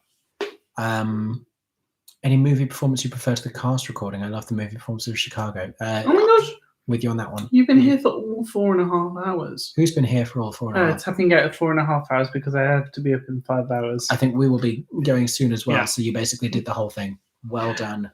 Well done. Proud of you. Proud of us. You did the thing. We did it, Joe. You did the thing, like Angela Bassett. The Chandelier and Phantom comes down at warp speed in Australia, not like on Broadway. That sounds fun. You'd love that. Yeah, he's like, Is warp quick or slow? it's very quick. Quick. Oh no. I'd watch a video of it. My parents flew to Australia Not that long ago. last year in September for my birthday. I wasn't there. But they had to stop over in Dubai. Is the only thing that makes me a bit dubious about it, because don't know about that. Let's do this every month. Hopefully we will be. We're going to try and do more Didn't lives. I know the new 6 Tourcast are going to Amsterdam? I didn't know that either. Nice. The things we find out on these. There you go. Bless you all. Bless you all. Oh my gosh. Goodness gracious. Sing your favourite Chicago number, says Pippa Clearing. I was saying the two I have in my head are so inappropriate, and I keep singing them on train station platforms, which are the gotta get naked, which is the parody of Hair. And then immediately afterwards I'll transition in talk to daddy, talk to daddy. And the combination of the two is just not good. It's not good. Schmicky Joe. Schmicky Joe. You said Schmicky Joe. During your How did I not think of ring, that? you need to... How did none of us think of that? And you can have that shit. Wait, 5 weeks in Amsterdam and 2 in Rotterdam. Wow. Maybe we're going to Amsterdam to go and see 6. That's a really long time. I know that everybody's talking about Jamie Cass did that though, because they went to the Theatre de Caro. I think they probably just do it. It's I guess it's maybe been touring it's- in the UK for so long as well. I mean, the just closed 6 Cast went to Korea to open that production. Yeah. How fun. How fun. Maybe we'll go to Amsterdam to go see. I mean, this is more of what I want to do this year is travel to more places and see more shows. Thank you so much. Thank you. You can fly to Australia via LA. I did it too in February and it was just as easy. Maybe we'll do that. Maybe we'll go via LA. Harry Styles is Prince Sebastian. Oh, Angelo I Weber can't see wants that Harry happening. Styles as Joseph, and he has done for years. It's not happening. He's wanted to do it for years. Are you going to do a 6 cruise with the Theatre Towers? What's the Theatre What's the Theatre Towers? Is that a channel? The Theatre Towers. Favorite piece of merch you got on your trip? The pullover that I got from Parade. I love it and I want to wear it every day. There was a question I was going to. Oh, what is your favorite video on your channel? This feels like a good thing to answer on a 50k live stream.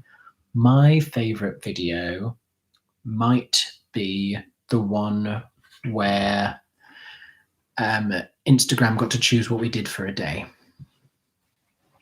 That was a fun video. That was a fun video. I think mine's probably looking at like our Paris trip. I think those are fun to watch, right? And just the New York ones. I think it's like watching those kind of, being able to watch back those kind of fun. Mine will have to be our 3-show day because I feature heavily. That was a good one. That was a good one. And it we was a did really the fun boat. day. And we did the boat trip. Yeah. That was a fun video.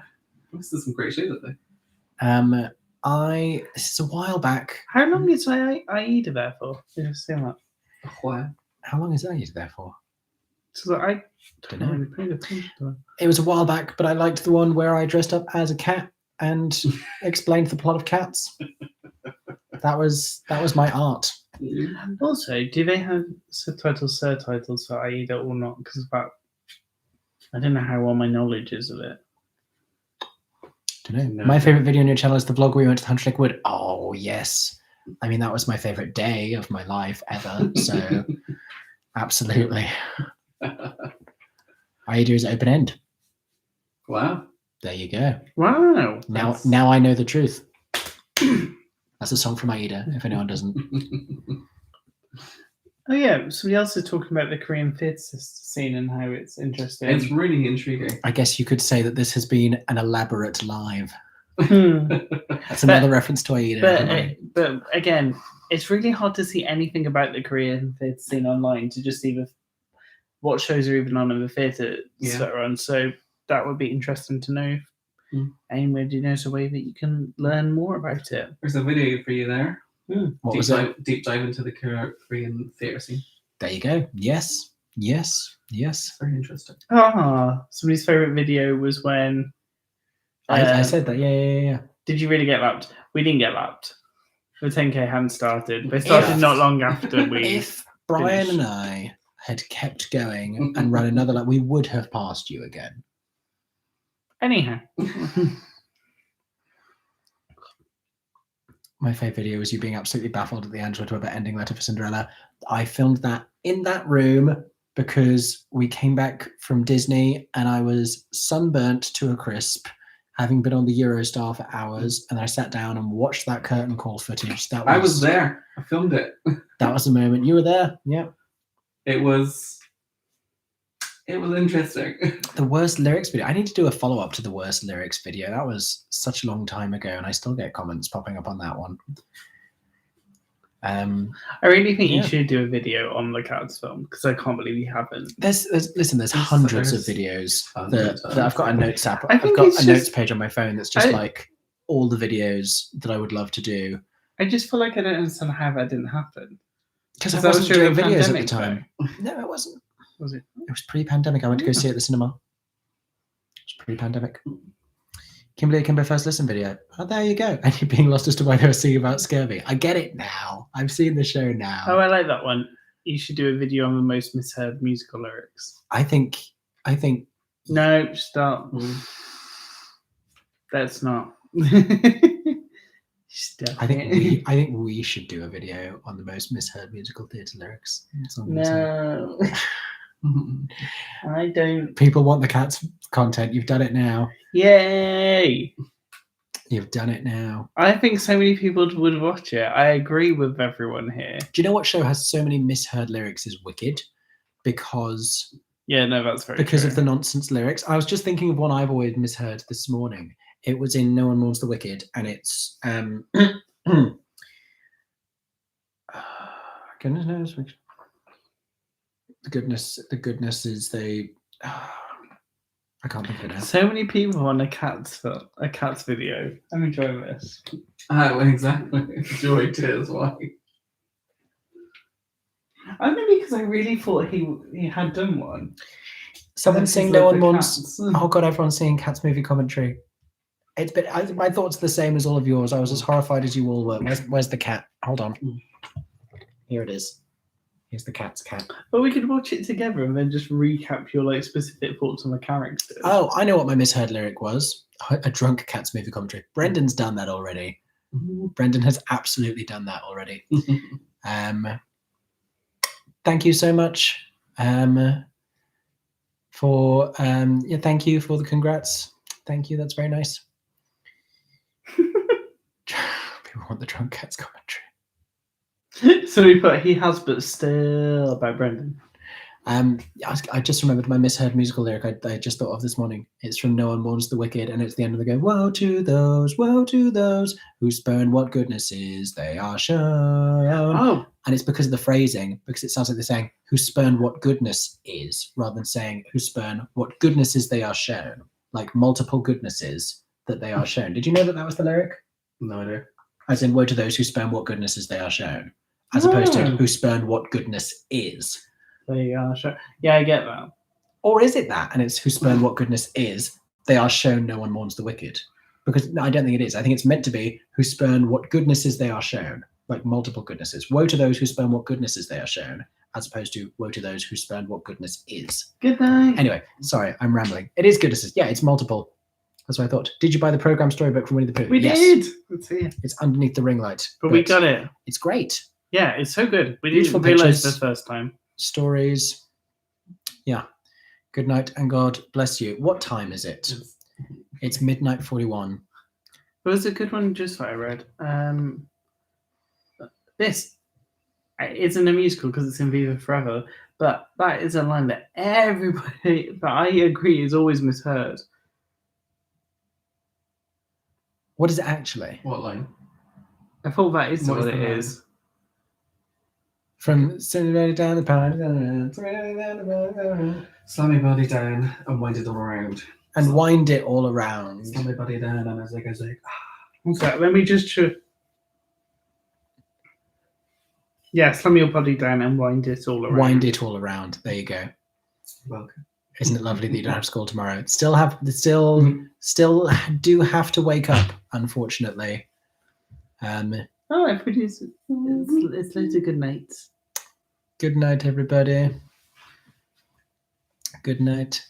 Those of you saying good night. Have you been to Abervoy? Yes. And it's incredible. Yes, haven't been to it since it opened. But I keep yes. dropping hints. Oh, for ages, yeah, I agree. A Palace sister and advisor. I think loads of people thought it was Palaces. Yeah, like when it I was a was, teenager, I was wicked like, word. what's a palace? And then I got it later. Spice Girls musical has been done. Yep, Viva Forever. We need a new one. Do you think Carrie Hoopfletcher will ever perform on Broadway? I think so. I think so. I don't know how high it is on Carrie's list to do. This is because I don't know if I've ever heard her talk about it much. Like just Broadway in general. I think she would like to do it, but I don't think it's a priority at the moment. Yeah. I think that's my thing. I feel like She's it's busy over here. I feel you like know? it's one of those. If the opportunity arose, she would. Mm. But until I don't think it's like Broadway is my main goal because Carrie has so many things going She has on. fingers on many pies. Yeah. You don't get free programs in the West End. It's Okay. just the paid, No. just the paid programs / souvenir brochures, which are sometimes different things, sometimes the same. First musical each of you remember seeing. Joseph on tour, and I know I was taken to Dr. Dolittle, but I don't think I remember it. And Cats, and you got to go on stage and meet old Deuteronomy and get him to sign your program. And I was very Yes, that was such a big thing. deeply affected by that. I can't remember, but I remember the first musical I saw in the West End. I was like 12. It was for a trip with a boys' dance company I was in, and it was called. A boys' dance. It was company, called. Sean? It was called Boy Band the Musical, and the reviews, if you read them, it's like one of the reviews. But I was living my life because there was like 5 highly attractive young men on stage singing cheesy pop songs. How have we never known this about you? Well, This is modern. And they're as a reminder researching. before we finish this live. Again, Sean is single and available. Slide into my DMs if you can't find his, and I will reroute you, and Go for it. I'll make this work.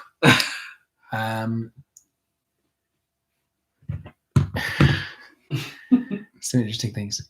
If we're doing first West End shows we saw as well, mine is Such a Flex. Yeah, I just brought it up anyways. Adina Menzel and Wicked. Okay. First show in the West End. There you go. Mine was Mary Poppins with Rebecca Lock on for Mary. And that's just lovely. Mm-hmm. Lots of bad audience member stories now coming through, which we could fill another hour with.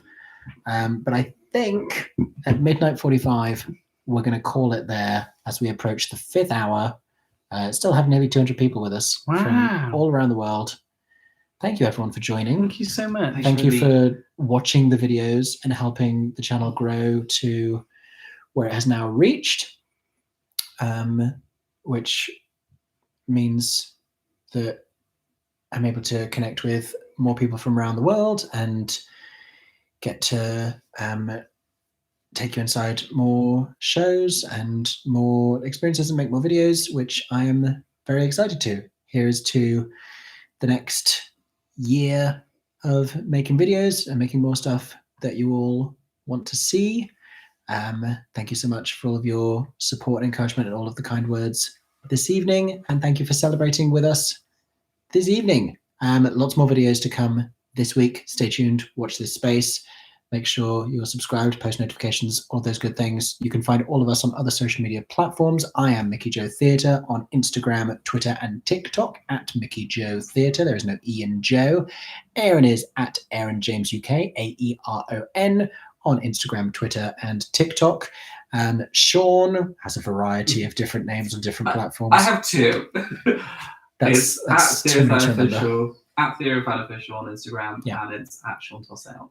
Theatre spelled Theatre, the English way. The English way. Theatre Fan Official. Go follow him on Twitter, Instagram, and TikTok for all of the news, rumors, and gossips. We can do it. We can do it.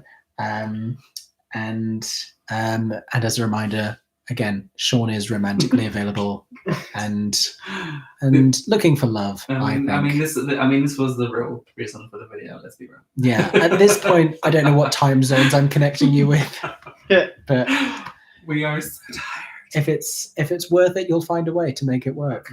Find the man for you in Sydney. But thank you, everybody. Do I actually have to sing my end song? Do it. I haven't sung it since I recorded it with a ukulele 2 years ago. I don't have my ukulele to hand. You can do it a cappella. Let's do it. Oh, 10 more seconds. I'm in the different key. Yeah. Oh, 10 more seconds. I'm MickeyJoTheatre. Oh my god. Hey, thanks for watching. Have a stagey day. Subscribe. Thank you, everybody. Goodbye.